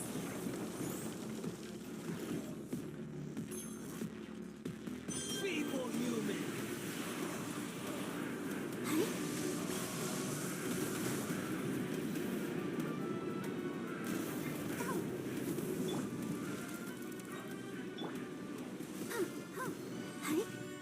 Insignificant past. Go, Barbara, go!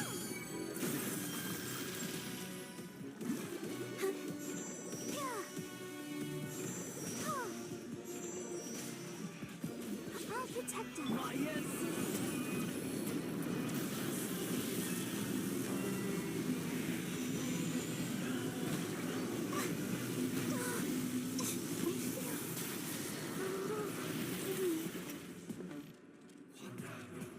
Insignificant past.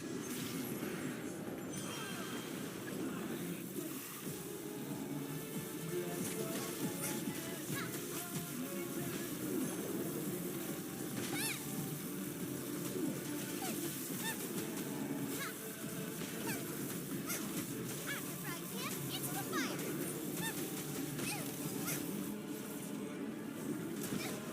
Help! My dinner is attacking me!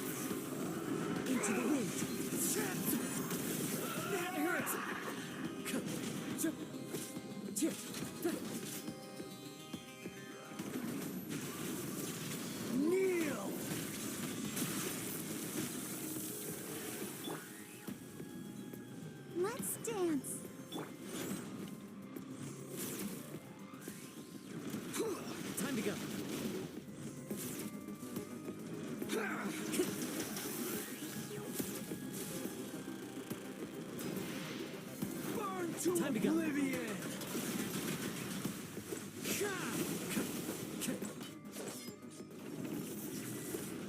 The wind knows it. Stay focused. Let the show begin.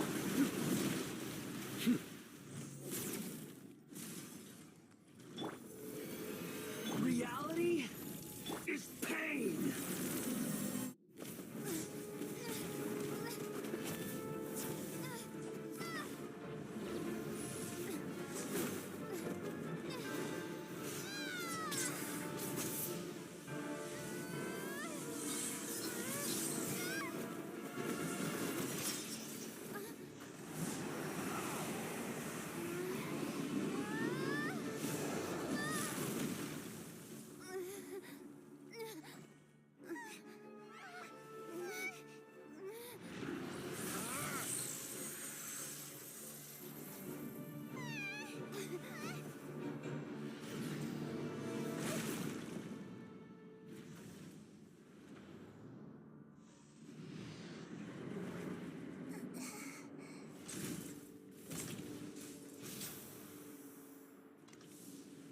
This is supposed to be a battle between gods, yet you choose to hide behind a mortal.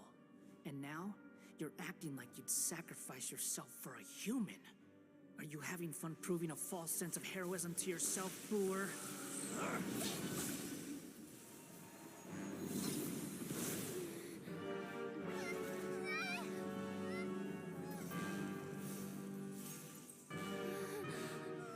The data collection is almost complete.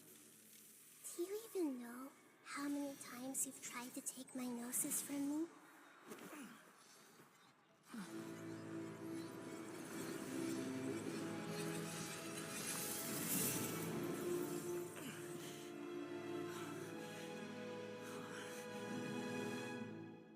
We just concluded the 168th loop.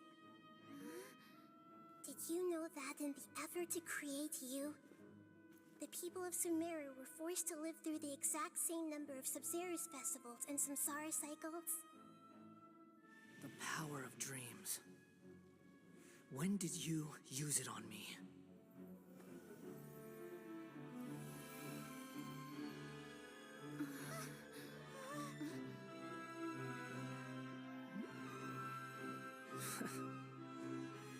You can't even defeat me in a dream.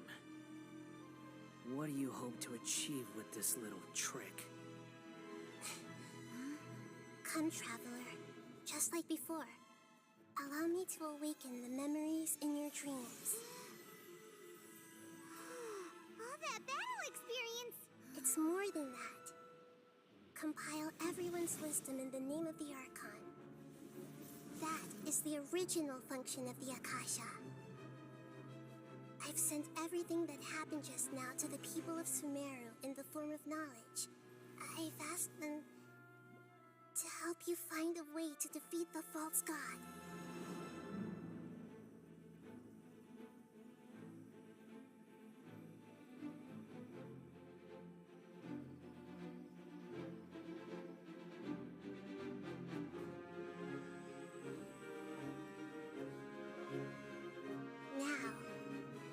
Sumeru's wisdom is at your disposal.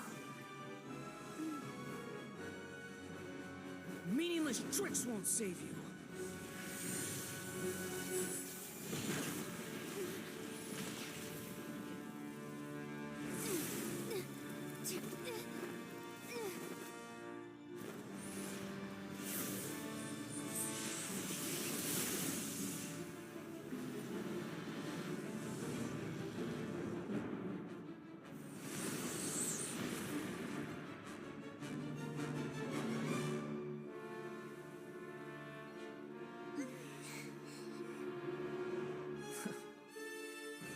Are you done with your tricks?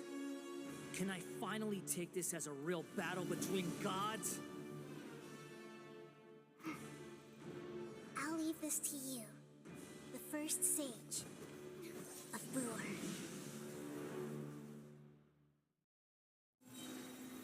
A thousand eons, mine to dominate.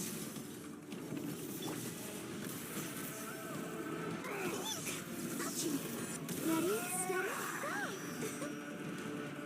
I'll protect us. Everyone hold hands. Kneel! Yeah. Share my knowledge. Clouds high. The birds come!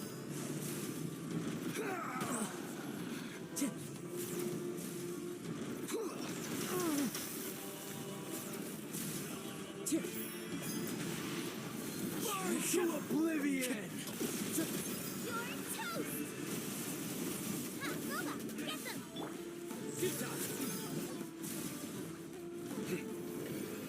Reality is pain!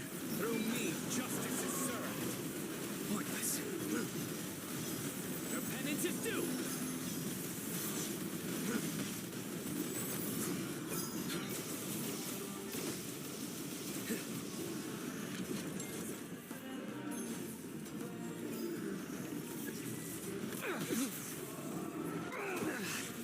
Well played.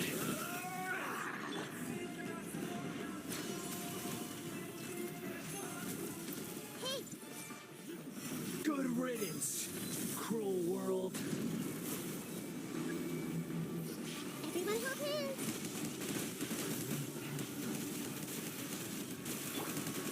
Into the wind.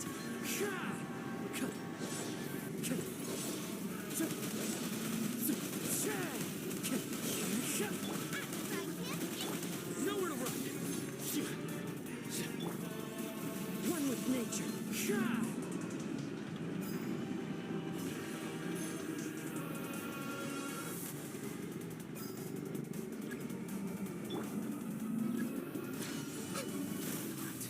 Possible. The Temple of Wisdom. As one with wind and cloud, judgment is upon you. La la la la. Eat this! Into the wind.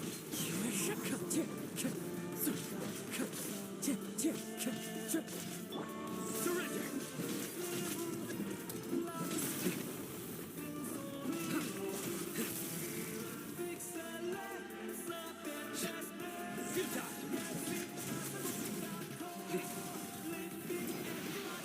Burn to oblivion!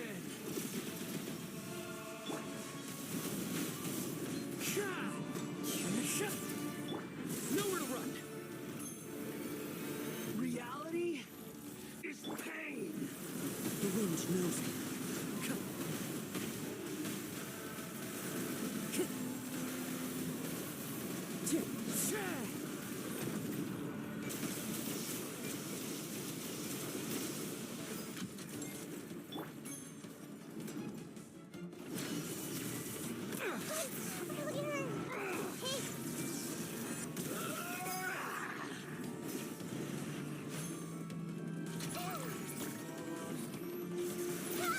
Kneel!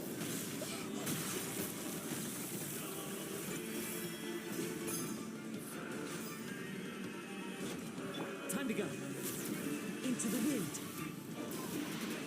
Burn to oblivion!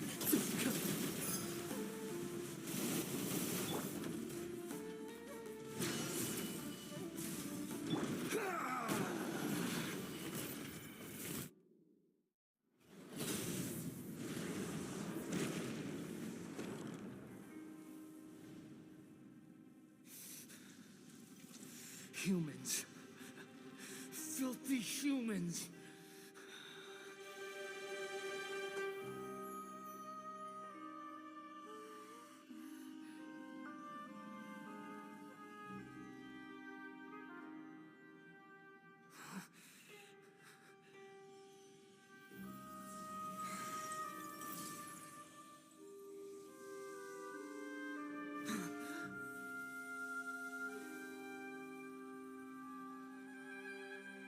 No! Wait! Please! Anything but the gnosis!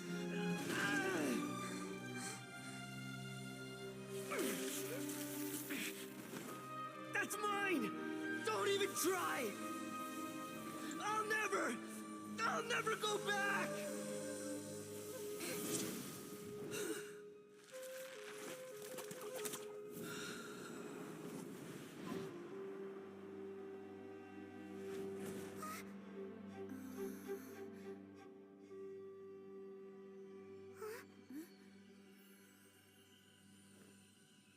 haven't yet found the answer to the most important mystery. Irminsul is still waiting to be saved. With the power of another Gnosis, we may now finally understand the last memory of Greater Lord Rukkhadevata.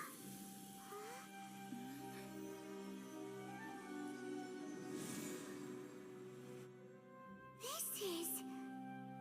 That's right. This is the last memory of my predecessor.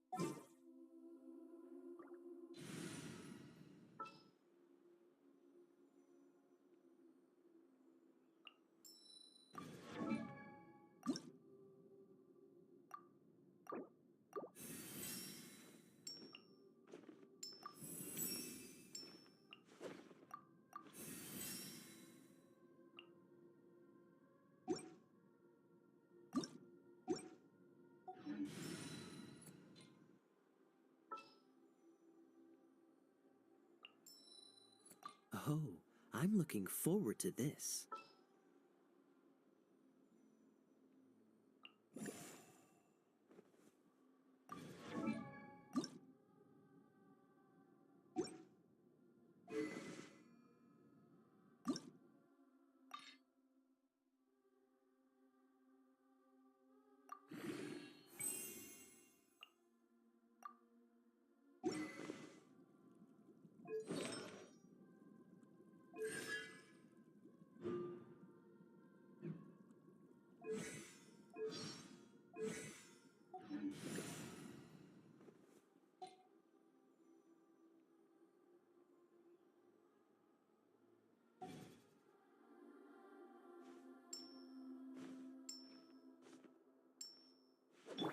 Let the show be...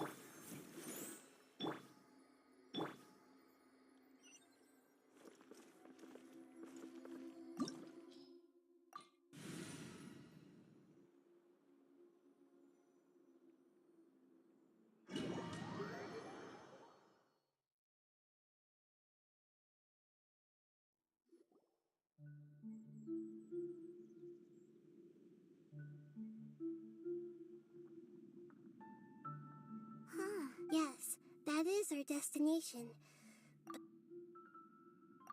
Forbidden?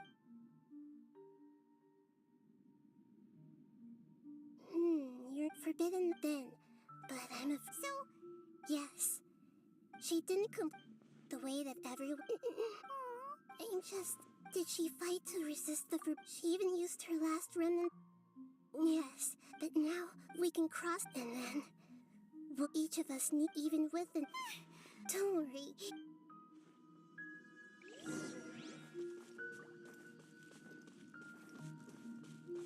Are we in the air? And why is there a huge boat? That's the boat of consciousness, which symbolizes reason here. Wow. What are these? The monsters seem to have been affected by them.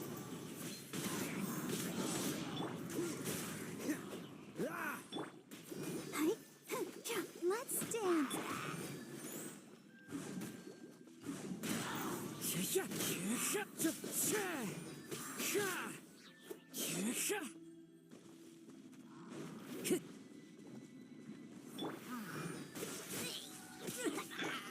Into the wind. That hurt. Freeze. Out of the frying pan. One with nature. Cool it. I'll protect us. Into the wind. Freeze. Nice and spicy. One with nature. Cool it.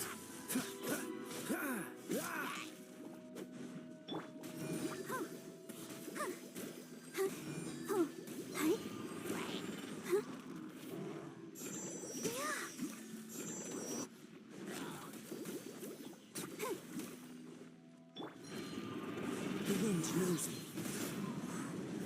Dodge this.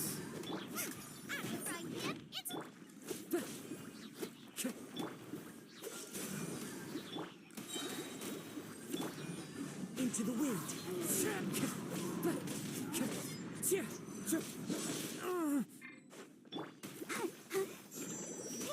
Freeze. The wind knows me.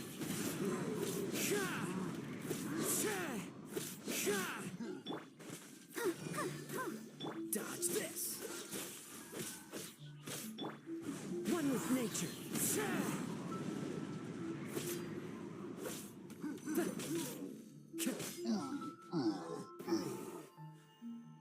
Let the show begin.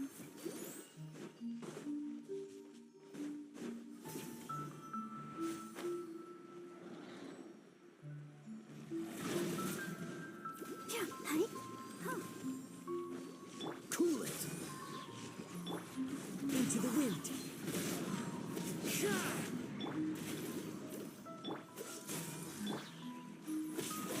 Nice and spicy. The wind knows me. Freeze. You're toast. Into the wind.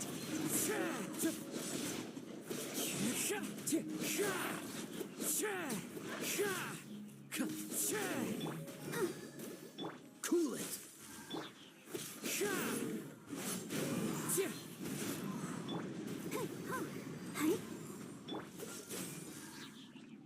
Out of the frying pan. The wind knows me.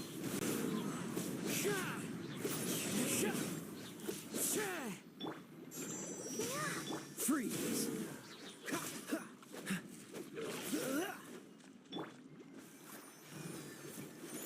Cool it. Into the wind. Boba, get them.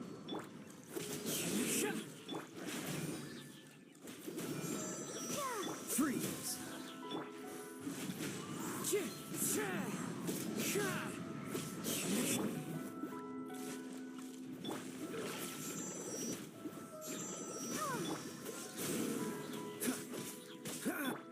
The wind knows me.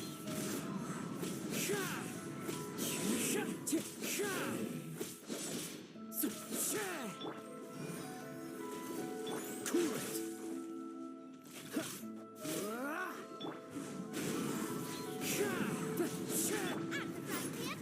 Dodge this. Freeze.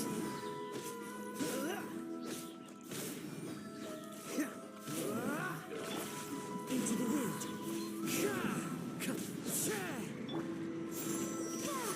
Cool it. The wind knows me.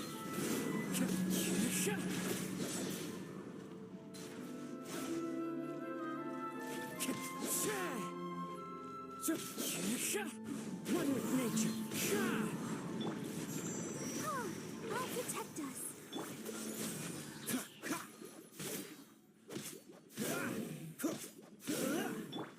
Into the wind.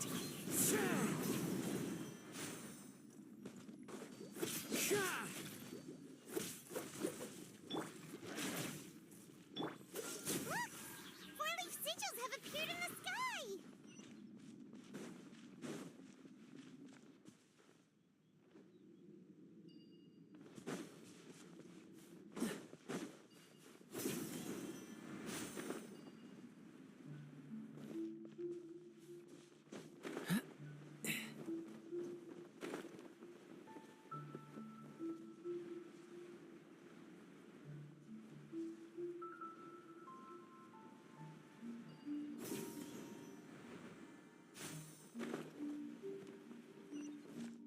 Let the show begin.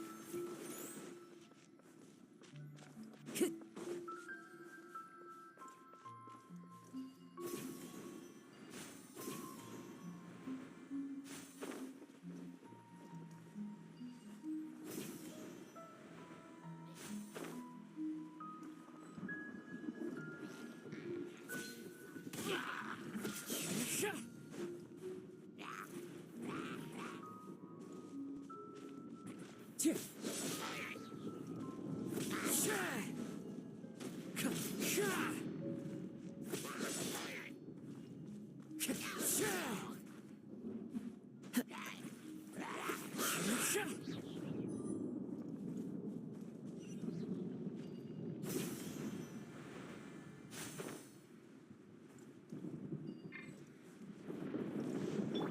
protect us.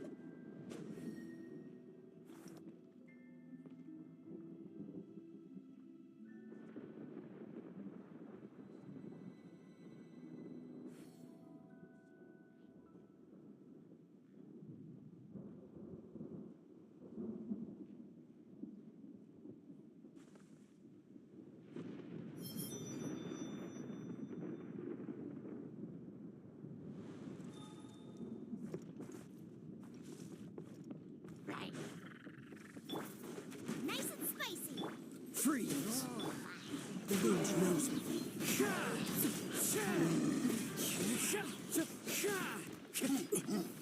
Cool it!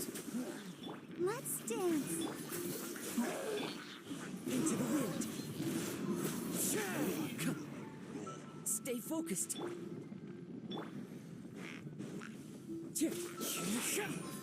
Run with nature.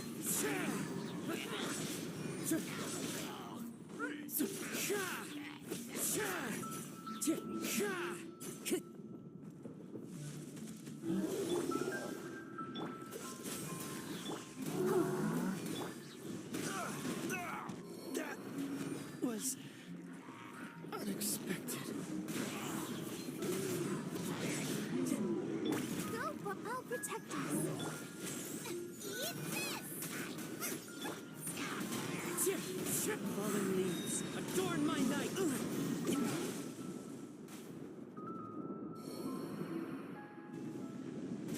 Dodge this. Cool it.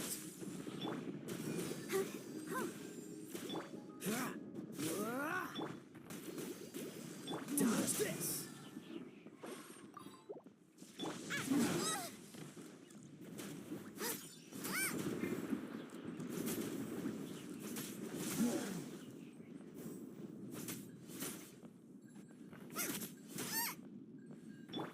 What's the hurry? Nice and spicy. Cool it.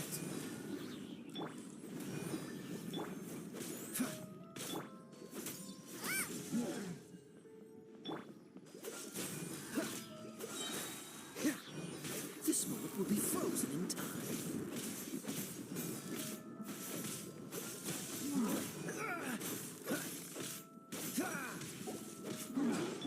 Out of the frying pan, into the fire.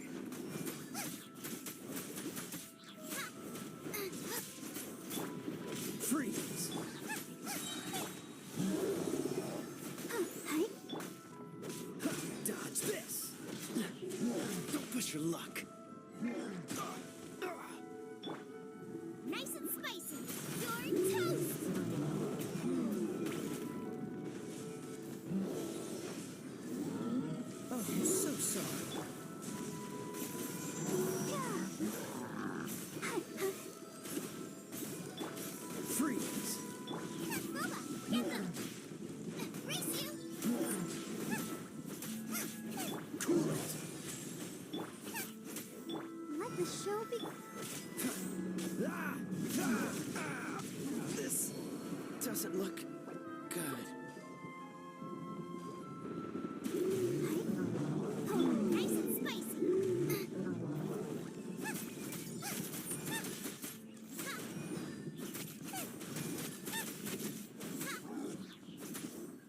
To control the vote of consciousness, we need to find the helm first. I'll protect us.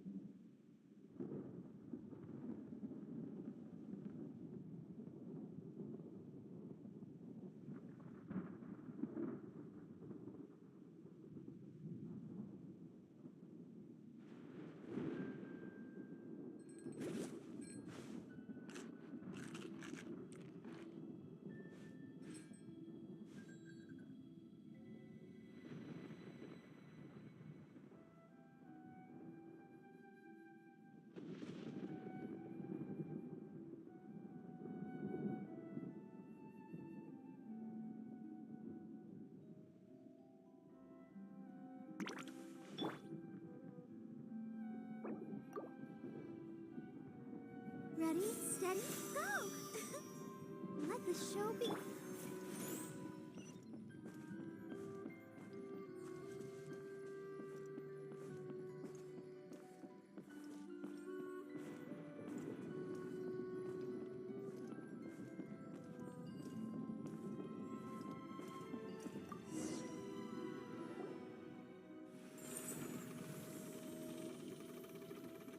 We changed direction.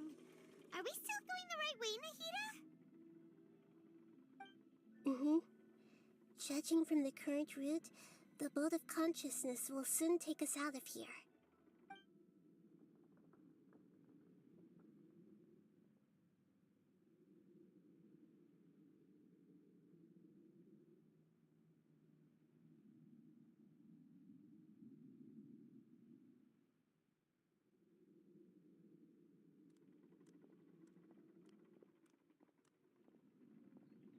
We'll be arriving at our destination soon. How are you feeling? Are your minds still intact?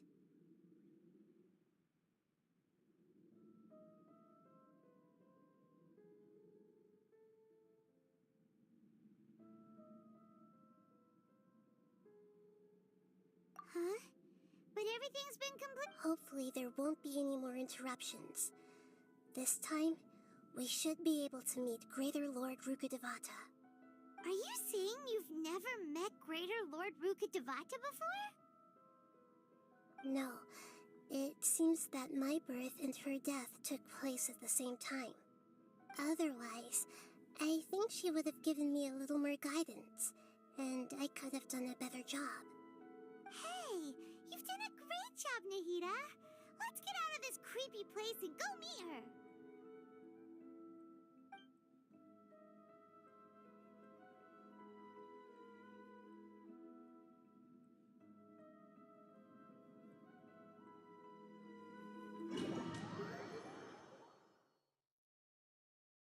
So, is this the place you were talking about?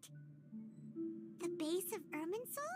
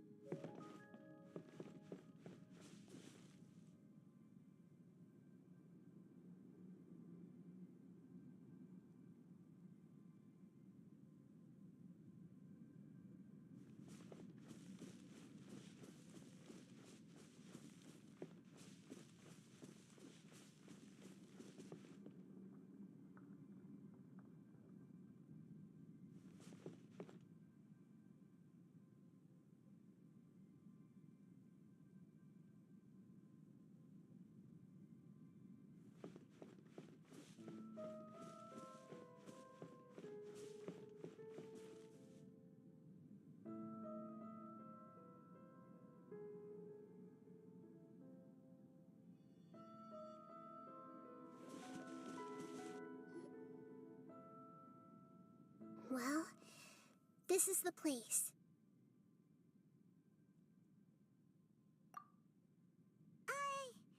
We're here to find Greater Lord Rukkhadevata, right? But the one standing over there is... Is that... me? She looks exactly like me. Are you Greater Lord Rukkhadevata? Yes, that's me. Are you surprised by my appearance? Irminsul and the surrounding lands have been reproduced here as they were years ago. But this is just a realm of consciousness. We are manifestations of the same nature. Hence why we would appear exactly the same. We're of the same nature. Why? Because you are me, and I am you. You are me in the new samsara. The new samsara? As Greater Lord Rukkhadevata, I'm the avatar of Irminsul. And you are the purest branch snapped from Irminsul. Imagine it this way.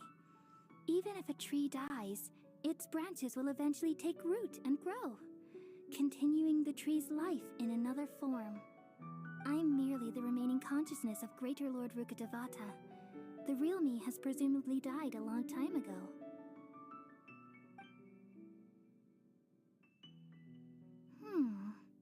Judging from your appearance, I've probably been dead for 500 years. But you're finally here. My new self in the samsara.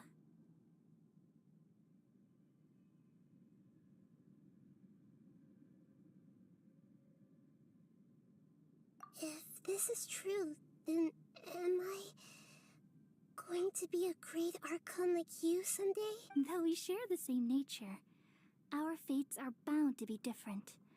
All things have their own fate. When a branch grows into a mature tree, it won't be the same as the original tree.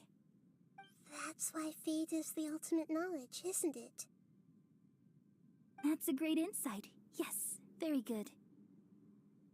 It's also precisely why you won't become like me. Really? But perhaps you may become an even greater Archon than I. I already see a determination in you that I didn't possess in my time. And the future that it leads you to will be yours alone, along with the blessings from your past experiences. Don't worry. The growth of wisdom is like that of a plant. You only need to wait quietly for the flower to bloom. Come to think of it, the sages never had the faintest inkling of the meaning of wisdom. Thank you. Nothing makes me happier than discovering that the Archon I always admired was in fact myself in another fate. It's so nice to speak with you, Greater Lord Rukkhadevata. I've always wanted to meet you. The feeling is mutual. From the moment I snapped the branch off Irminsul and created you, I've also looked forward to talking with you. Could you tell me why you wanted to create me? And what exactly happened when you died? Ah, I see. You're here seeking answers, right? Everything that day, even the sky itself, changed into a color like this. At that time, the seven were all summoned to the nation of Conria. Except for me. I had a more important task to attend to. I had to protect Irminsul. The disaster occurred together with the pollution of forbidden knowledge. At that very moment, with my consciousness connected to Irminsul, I sensed something was wrong. The pain started to torment my mind. By the time I reached Irminsul, it was already displaying signs of corruption. Had I not repelled the pollution of forbidden knowledge with King Deshret thousands of years ago, I might have felt even more hopeless and lost. So what exactly is forbidden knowledge? It's a kind of knowledge that doesn't belong to this world, and a form of truth that can't be understood. It came from the very bottom of the abyss. Even I could never understand it. The world is constantly rejecting it, leading to all kinds of bad phenomena. If we allow forbidden knowledge to pollute Irminsul, I'm afraid the entirety of Tevat could fall apart. So, knowledge that even the God of Wisdom can't understand? At that time, I knew I couldn't repel the forbidden knowledge with my strength alone, which is why I created a device that compiled human wisdom and named it the Akasha. It's truly the world's most amazing invention. Thank you. For a long time, I thought dreams were the fruit of human wisdom. Though it was selfish to do so, I borrowed people's dreams using the Akasha. Then I compiled their wisdom and all of my own power. Well, did it work? Thanks to the wisdom of the people of Sumeru, almost all the forbidden knowledge was cleared from Irminsul. But things didn't go as smoothly as I thought. I had a terrible and then, from the very beginning, my existence had been polluted by the forbidden knowledge. Oh no. How could that happen? I've experienced that pain in your consciousness. It must have been a horrible experience. Yes, but my feelings weren't important. The important thing was that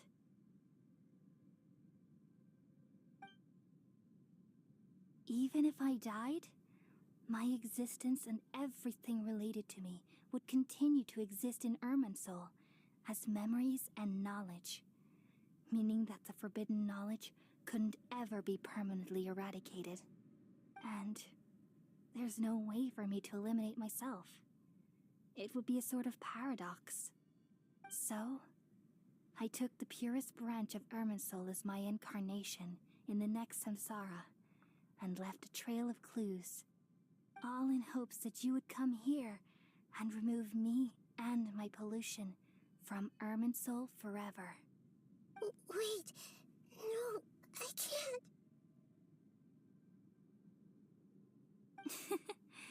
So you realize what that implies. You are very smart indeed.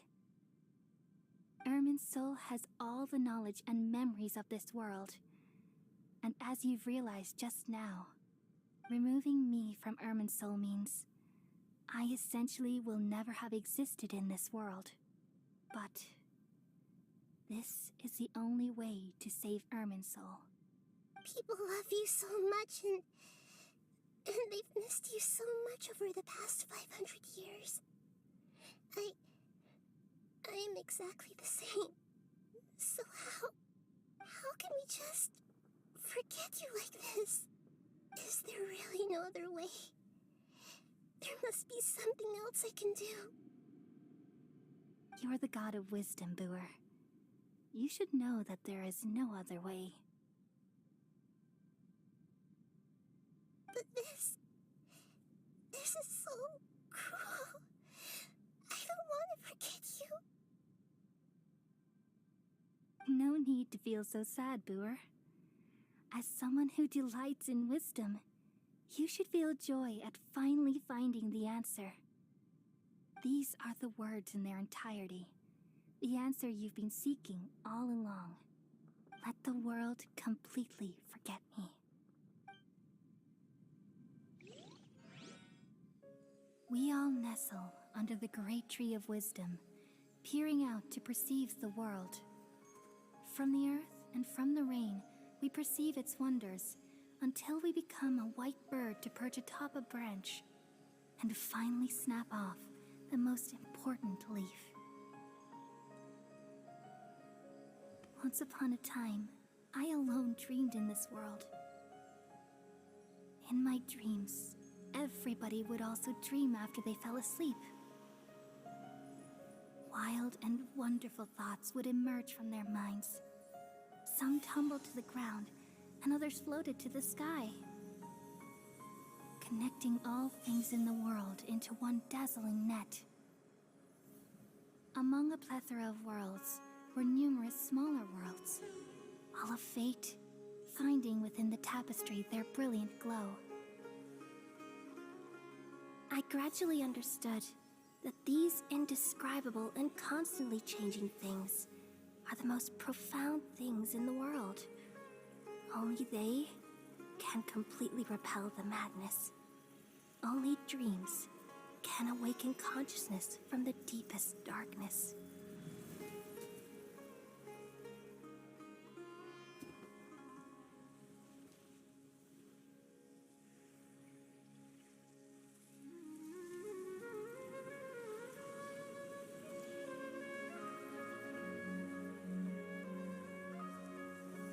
I'm the one who posed this question, yet also the one who sought a solution. Saving the world with the dreams of the people used to be my answer. And now, you've also found your own answer, and I shall return all the dreams to the people.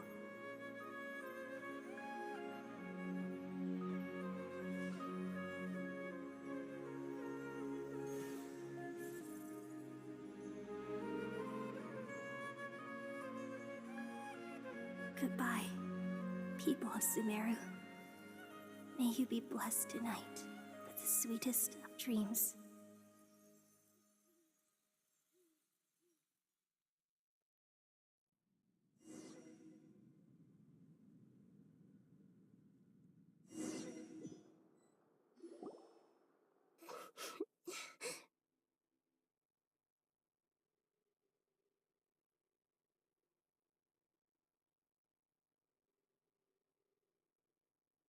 I'm alright.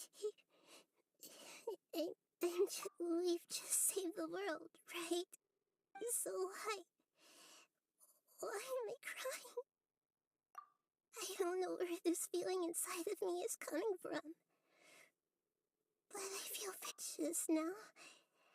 We used the power of two gnosis to successfully connect with the Irminsul consciousness from 500 years ago. Then we removed the remaining pollution from Irminsul.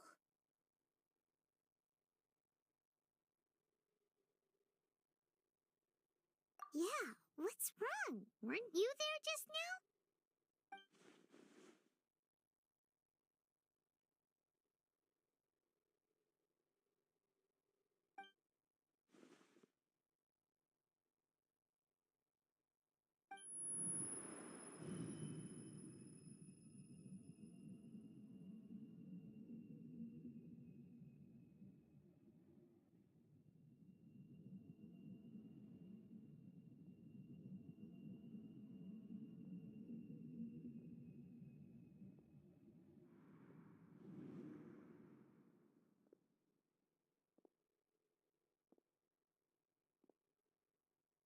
Huh?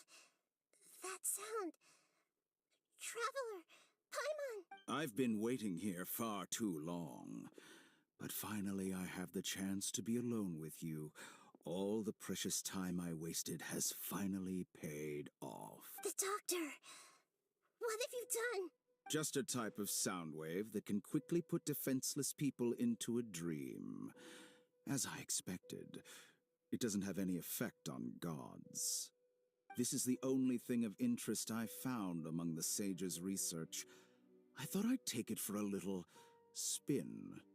Don't worry. I know you would never forgive me if I actually killed them. I'm here to negotiate with you. Naturally, I won't do anything dangerous that could potentially damage our relationship. Negotiate with me? I heard you had already left Sumeru. Why are you here again now? I left Sumeru, but I also stayed in Sumeru.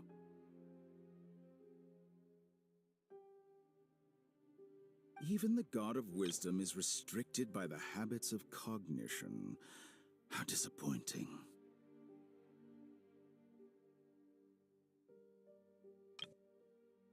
You mean there are many different versions of you in this world? An astute guess. Even the same individual will have different cognitions at different ages. A long time ago, I made a major decision in hopes of preserving all my perspectives of how I observe the world. Observation is the first step of any experiment, but observing the current world doesn't satisfy me. So I saved segments of all my ages and made them into independent individuals. That's all there is to it. It's an insult to the very concept of life. Life inherently has many rules and restrictions, each with its own significance and reason to exist. They can't be broken on a whim. Good. Amazing, even. Indeed, it's difficult for humans to make peace with themselves, not to mention oneself from a different period. Since you're in the academia, why wait until now to show up? You could very well have stopped us and helped that fake god. Simple. Let me ask you this. Would any staff member ever help the subject in the middle of an experiment? It was my experiment.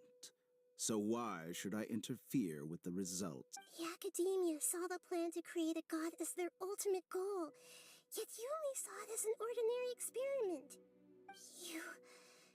You really are crazy. If the experiment succeeded, you would have had a new god on your hands. Would you still take the same stance? Would you still hold the same view of yourself? I'm first and foremost a scholar. These results should be left to the judgment of the hypothetical me confronted with that outcome. But you're right. And that's exactly why I'm disappointed with the conclusion of this experiment. As an individual, you don't have any sense of belonging. You seem to have even fewer convictions than a typical scholar. Oh no, I certainly have my own convictions. They just don't fit your standards, that's all. All right, that's enough conversation for today. The experiment is over, and it's time to tidy up the equipment and reclaim any useful materials. For example, the Gnosis. Lesser Lord Kusanali, you're an intelligent Archon. I'm sure you understand the disparity in our combat abilities at this time. Besides, you have no way to use that Electro-Gnosis in battle. Didn't you say you were here to negotiate with me?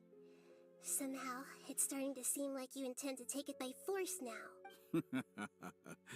I'm merely stating a fact. After all, I'm also a scholar.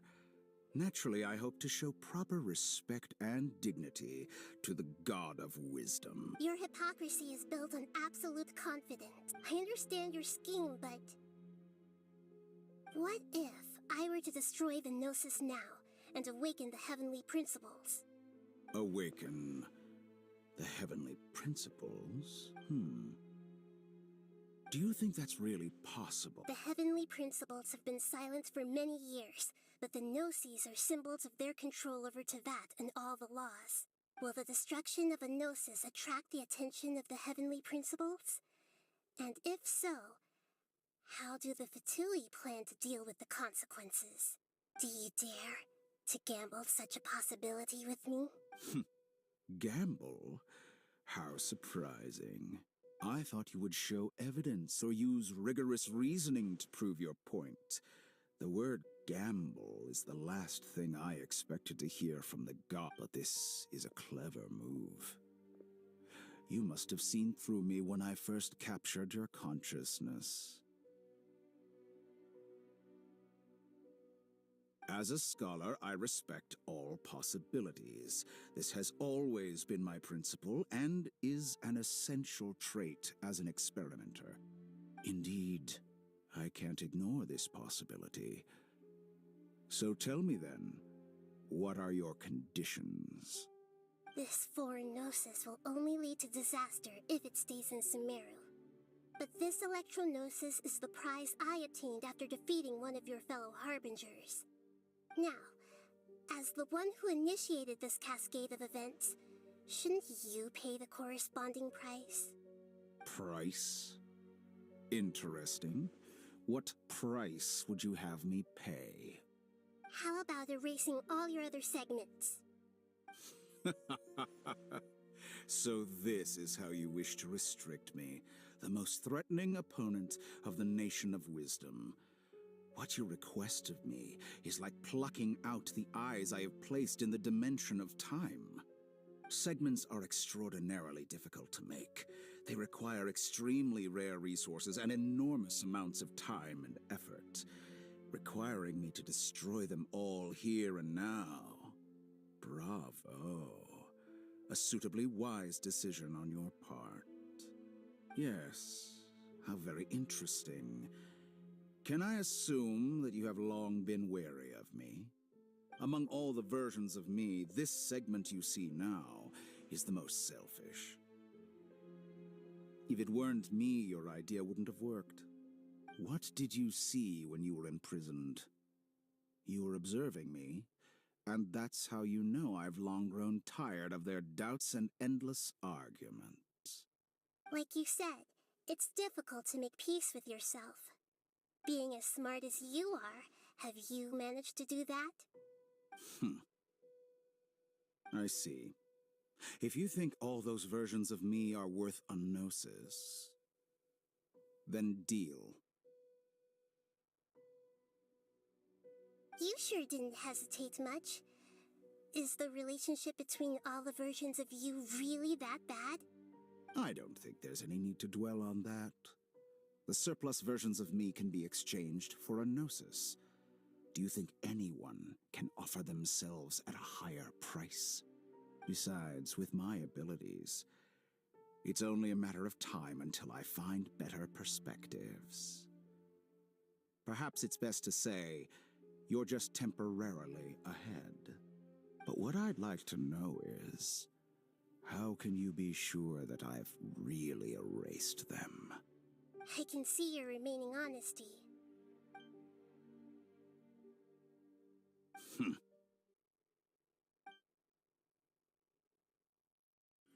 What a ridiculous decision! You can't be serious! How could I have been so short-sighted? You think this is the end? Wait, I'll have my revenge! You'll make this moment count. You will regret this! Well, have you confirmed that it's complete? Here, take it. The future of Sumeru City will be in my hands alone. I will shut down the Akasha and let curiosity and the thirst for knowledge drive the realm of academics once again. There won't be any further gaps for you to exploit. It truly pains me that my academic achievements have never been appreciated in my homeland. Of course, I have no interest in being rejected by this city for a third time. Another chess piece. And where is your dendronosis? Don't be greedy, Harbinger of Snezhnaya. No, this is a different transaction. If you intend to turn off the Akasha anyway, then there's no further use for the Gnosis of Sumeru, is there? Besides, isn't it the Archon's duty to deliver what's desired of the Seeker? Oh, judging from your expression, you don't seem to find the idea very agreeable. Then let's think of it this way.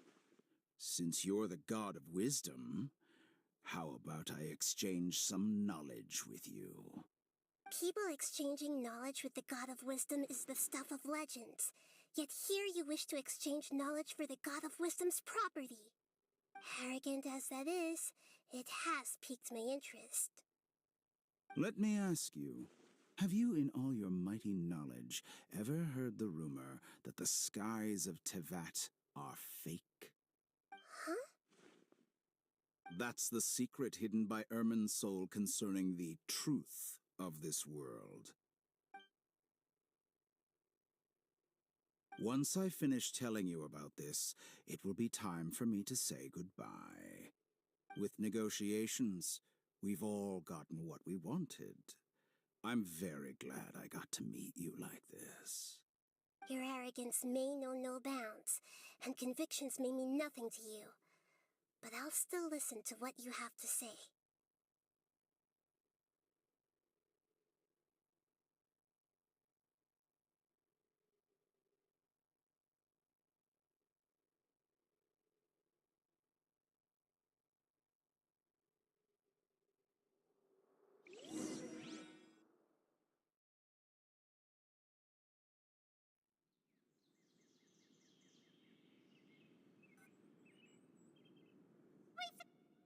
Together!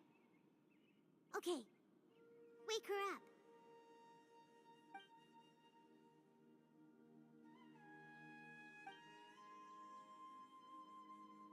Are you awake? Kale says it's time for breakfast. Come on, get up! Good morning! How are you feeling today? Good to hear. It looks like we've recovered pretty well. Not even Tainari could stop us from going out now, right?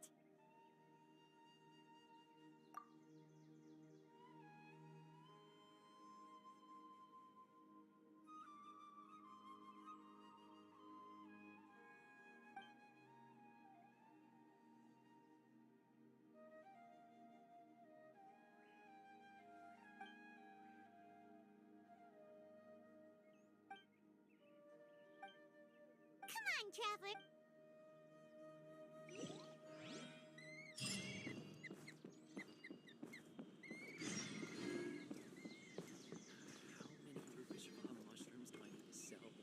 Good morning. Looks like you're awake. Yep, yep.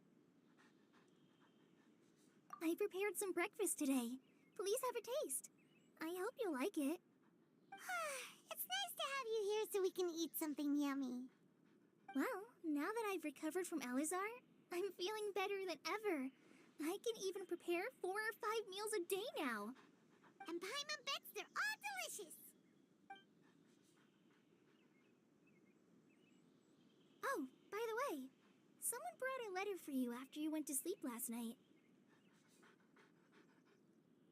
Nope. Paimon wanted to read the letter with you after you woke up. So Paimon didn't open it. All right, let's read it now. Oh, it's from Nilu. We're going to hold a feast at the Grand Bazaar and celebrate Sino's reinstatement as the General Mahamatra. As heroes of Sumeru, please be sure to attend. I'll wait for you.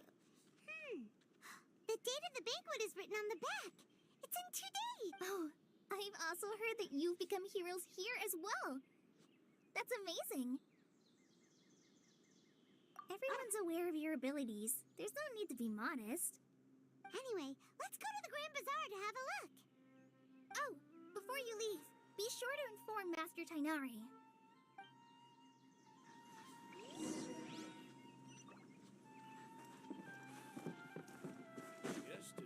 Time to go.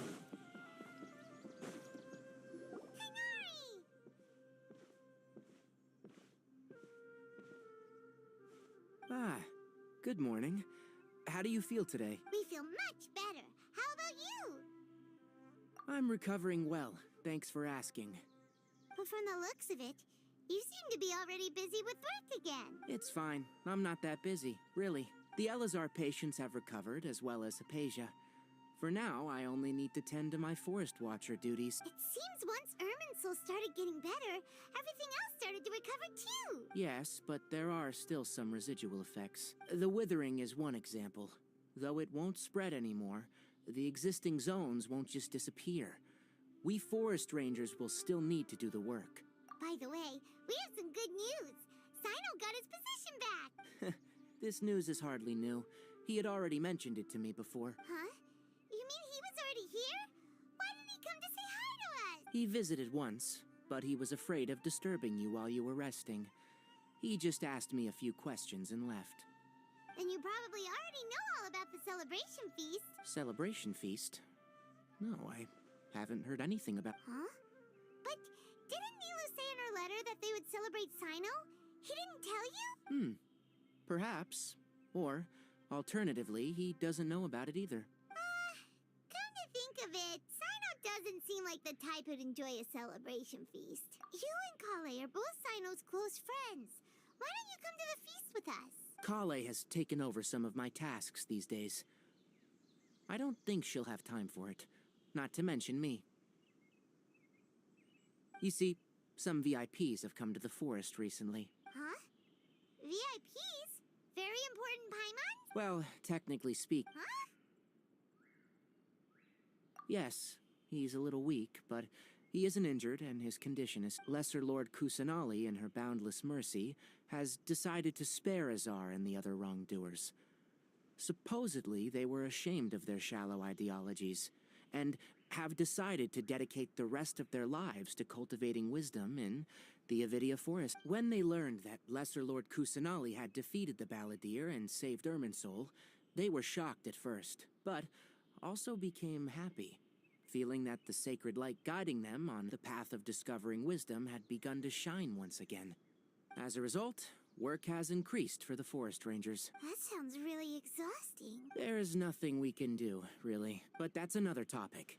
Back to the matter at hand. Ah, right! We're here to request permission to head out. Would that be okay? You've recovered well. You may go. Yay! Will do!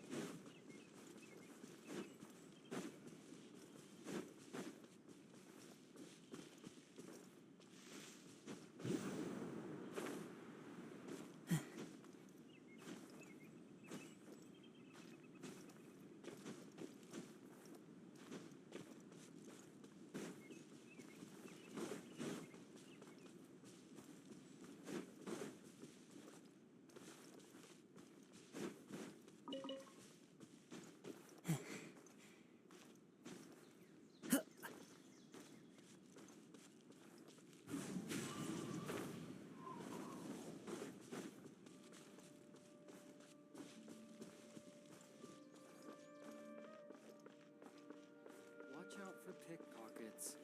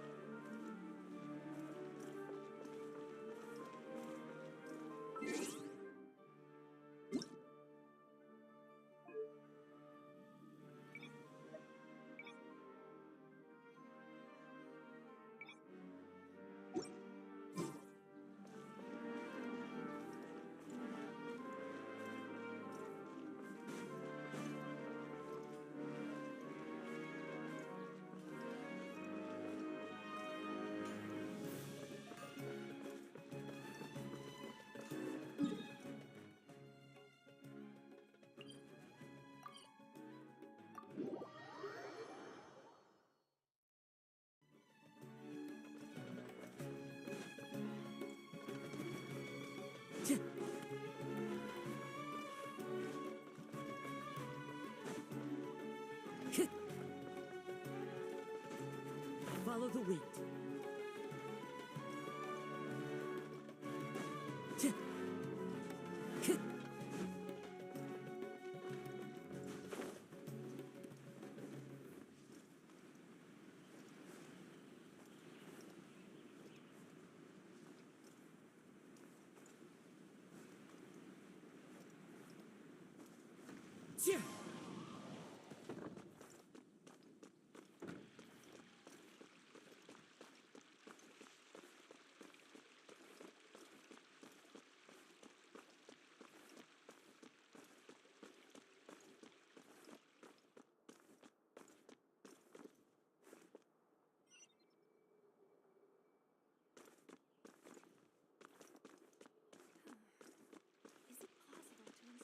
Time to go.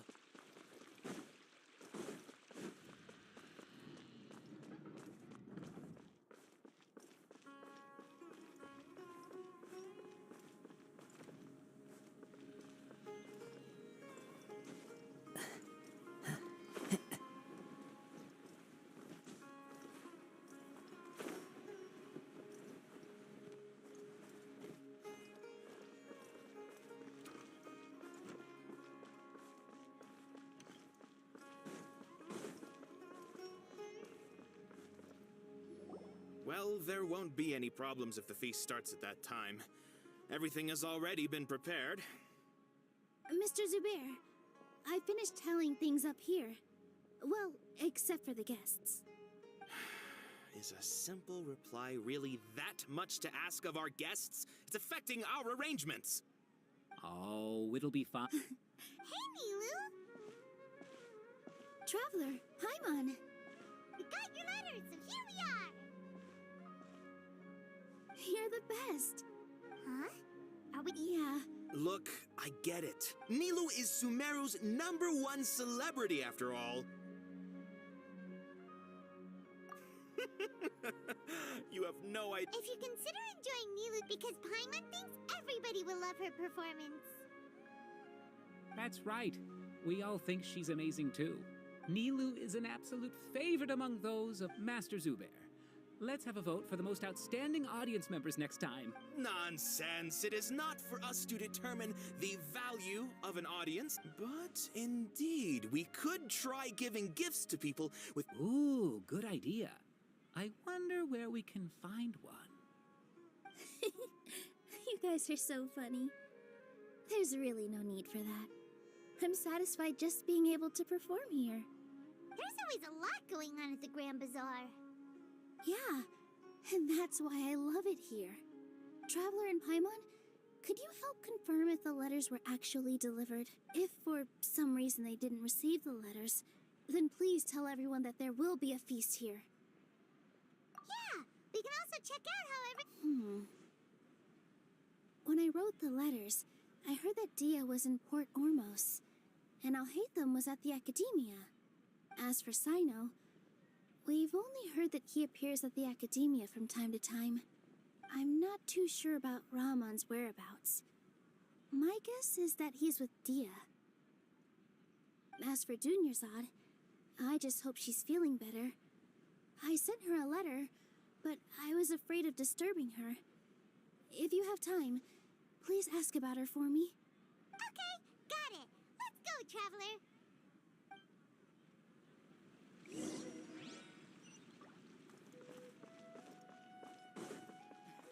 Welcome, every item I see.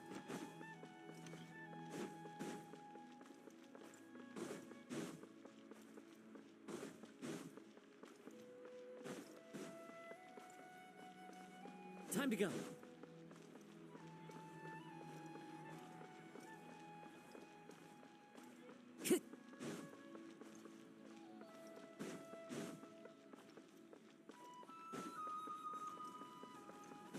Time to go.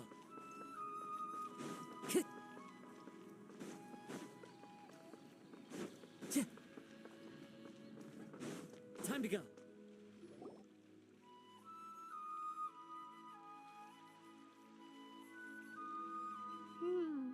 We haven't seen Alhaitham anywhere. Let's ask that person over there.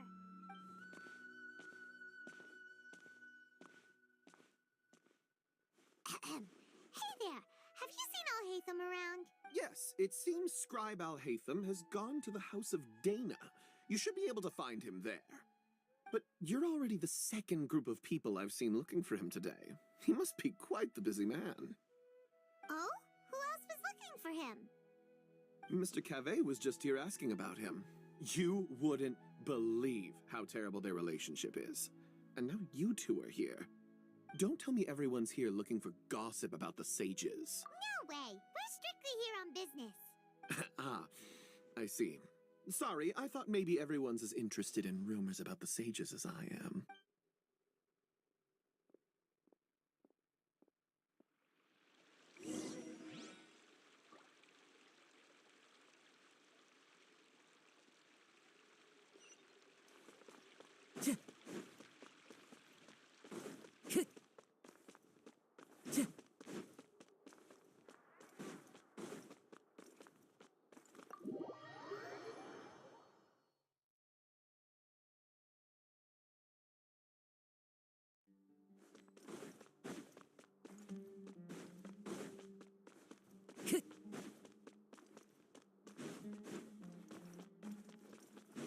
Time to go.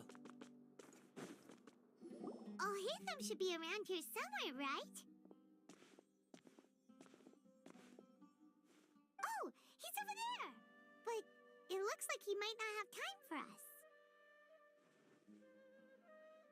Just put down that worthless book and tell me what happened in the academia. This is not just some worthless book. Do you have any idea how difficult it is to find a physical book like this in Sumeru? It doesn't matter. It's probably just another thing that you used your authority to get your hands on anyway. Just put it aside. Listen, I came back today only to hear that the sages have disappeared. Oh? You sound surprised. I thought you would already know the inside story. Would I be here asking you if I knew? You're the scribe, not me. So just tell me what you know already. Well, I almost became a sage. Huh? Oh, don't sound too surprised now. You're the renowned Kaveh, light of the Ksharawar. Besides, as a master builder and craftsman, chances are you'll be appointed as a sage too. Why do I feel like you don't really mean it? Huh. What makes you say that? Why would you question my heartfelt sincerity? Maybe it's because you've never said anything good about me before. Yeah, well, I share a similar sentiment, and anyone who knows you as well as I do would surely do the same. Oh, you... See? This is why I hate discussing anything with you. Your ridiculous and arrogant attitude always gets in the way. It seems that you really can't stand my personality. Ha! What was your first clue? Well, then you might as well move out of my house. Are you threatening me? Stooping to a new low, I see. Ugh, and don't change the subject. You, a sage? What a joke. The academia might as well just close tomorrow. Are they having a fight? Forget what's going on with the academia. Haven't you been busy with your construction project? Tell me, when are you going to build yourself a mansion? Don't get me started. I get angry just thinking about it. So, what great building did our master architect work on this time? Like I need to tell you. Keep your nose out of my business. No, I think we deserve to know. Where were you when Sumeru needed you most? I was in the desert for a large project, but considering Haravatat's utter ignorance of architectural and aesthetic matters, you probably wouldn't understand. Which is truly unfortunate. I can only pity the man who doesn't understand the first thing about beauty and romance. Unlike a true... Hold on, wait a second. What do you mean by when Sumeru needed me most? Well, while you were out fiddling around in the desert, many people came together to save Sumeru from a crisis. Ha! And you think I'd believe that? Look, all you really need to know is that Azar and all his accomplices have all been overthrown. Huh? What nonsense are you talking about? It's no skin off my nose if you don't believe me. It's not like my Darshan was the one trying to apply for funding from the Grand Sage. Yours, though, on the other hand... You know what? I'll ask around. I'm sure someone knows what's going on here. You're dead if I find out you're lying to me.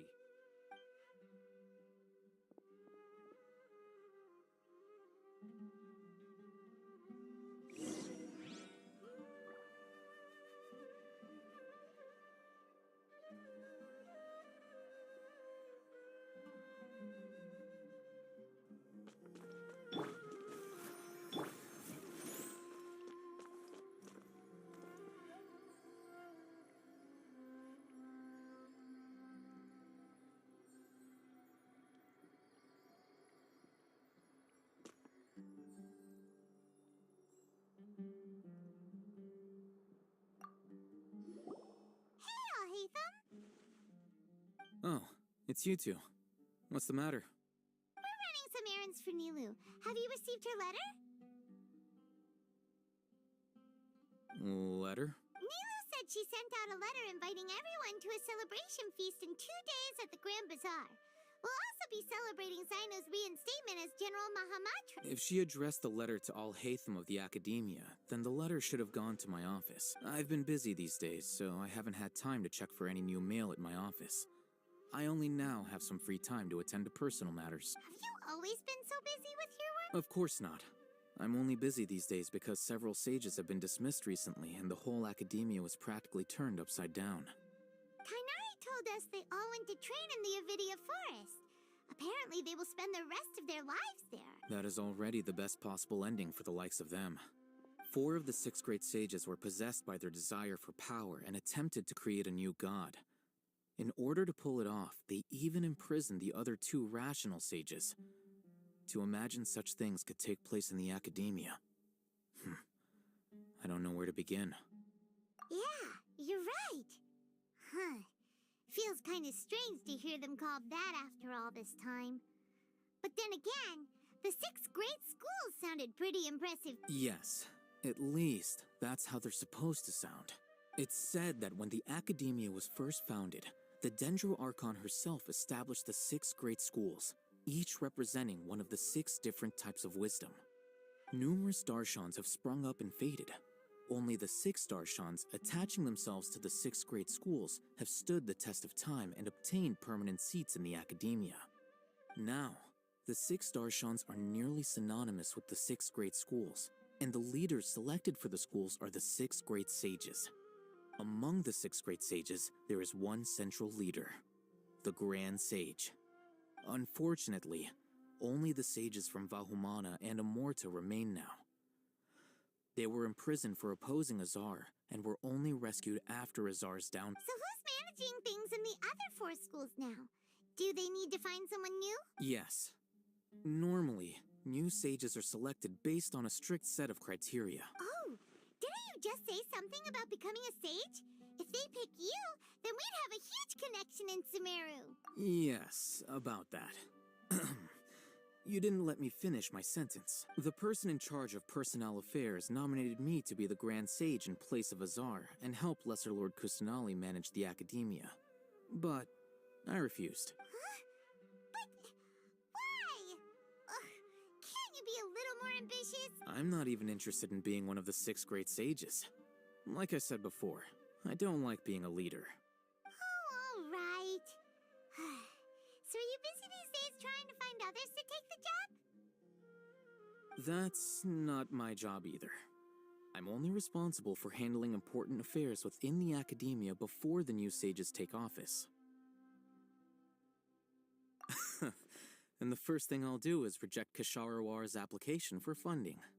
By the way, who was that other person just now? Is he your friend? Do we look like friends? Paimon doesn't know. That's why Paimon's asking. His name is Kaveh, my roommate. You could say he's the representative for Ksharawar scholars. Which is exactly why he— So everything that's happened recently must be a huge change for the people of Sumeru. Such is the work of the Academia Scribe. Well, anyway, no matter how busy— All right.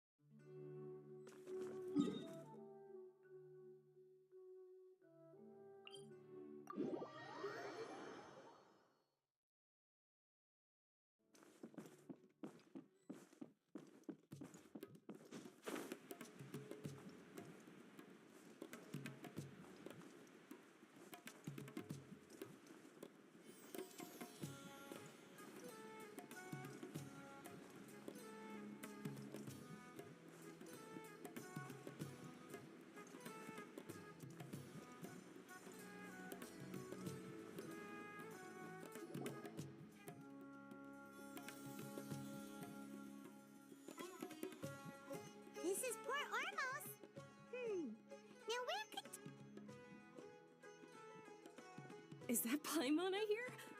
Huh? Oh, it's been a while. How are you doing? Dunyarzad! It's been so long since we've seen you!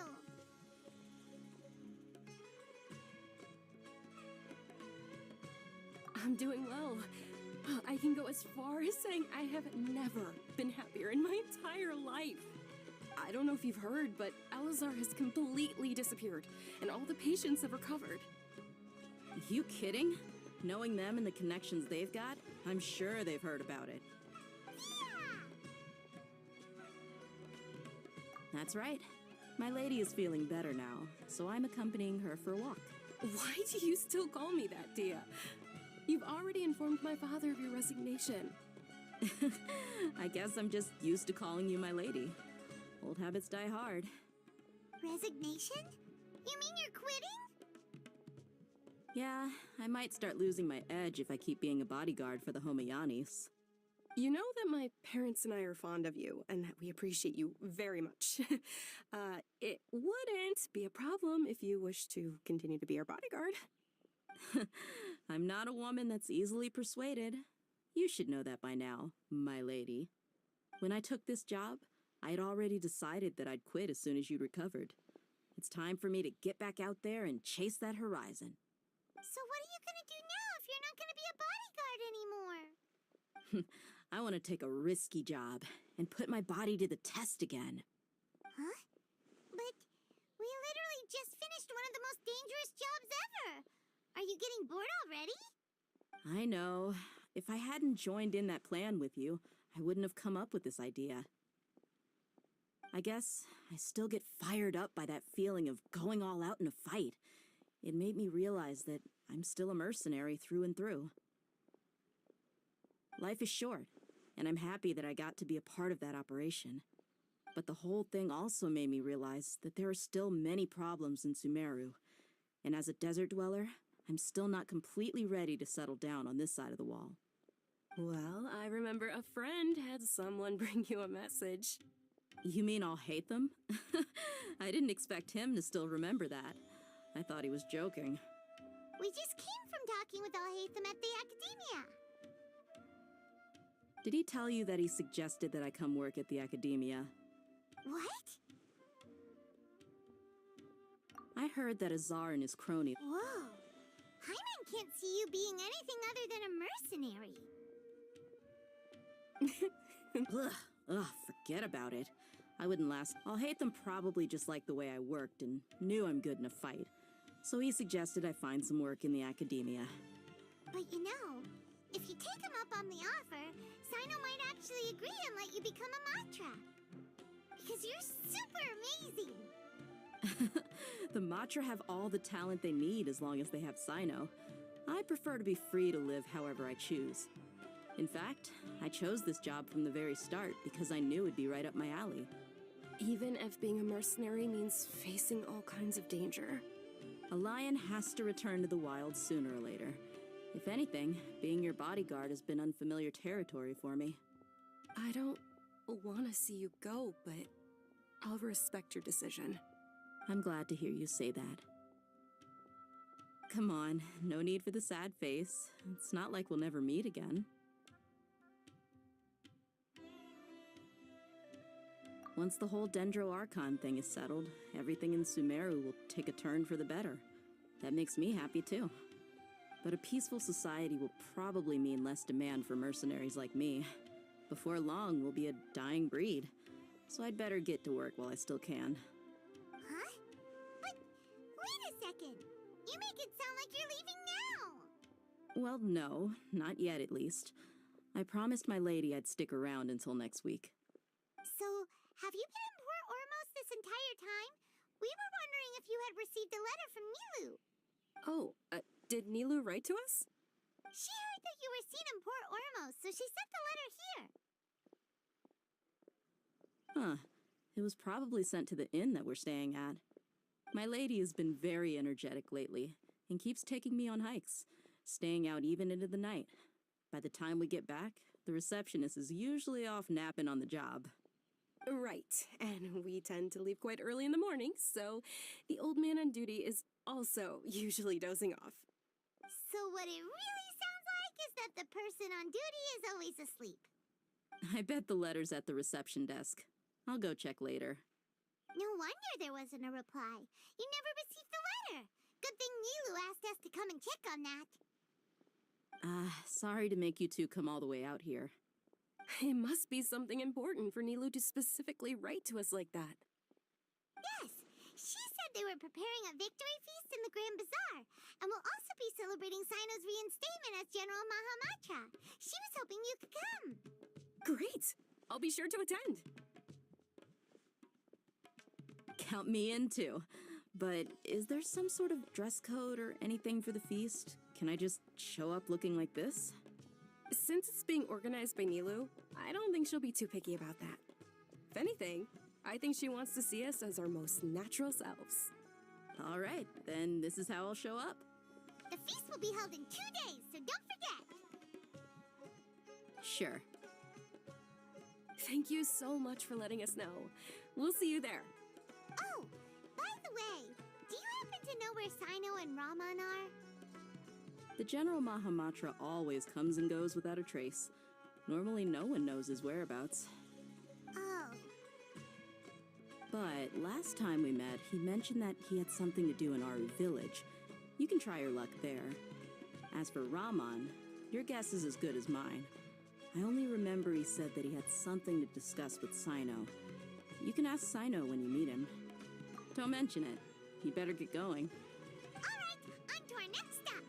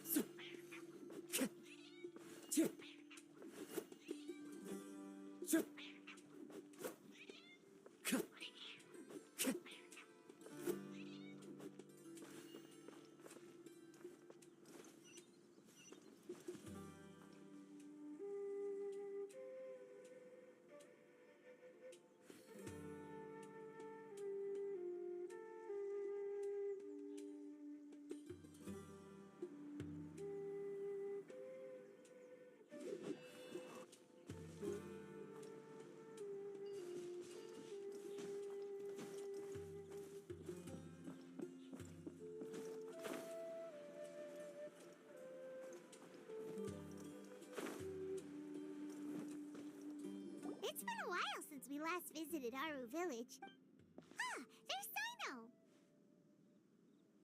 Sino. What brings you here?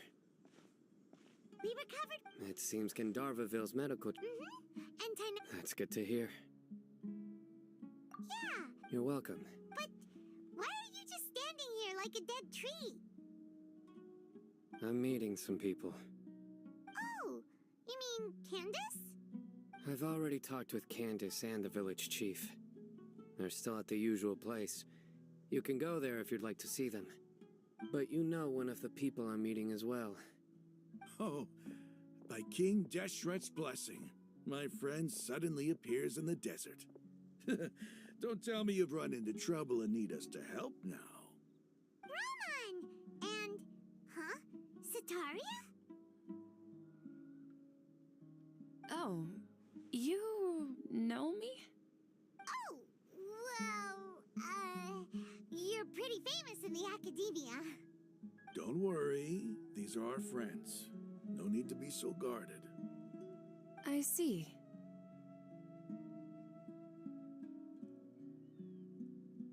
I'm doing well. Many good things have happened recently. Same here. Really, I feel that my whole life has started to shine after suddenly finding a new direction. Oh, tell us everything. Yeah, you go ahead. Alright, well, I suppose I should start by saying I've decided to leave the academia. What? It's not that I've given up on being a scholar.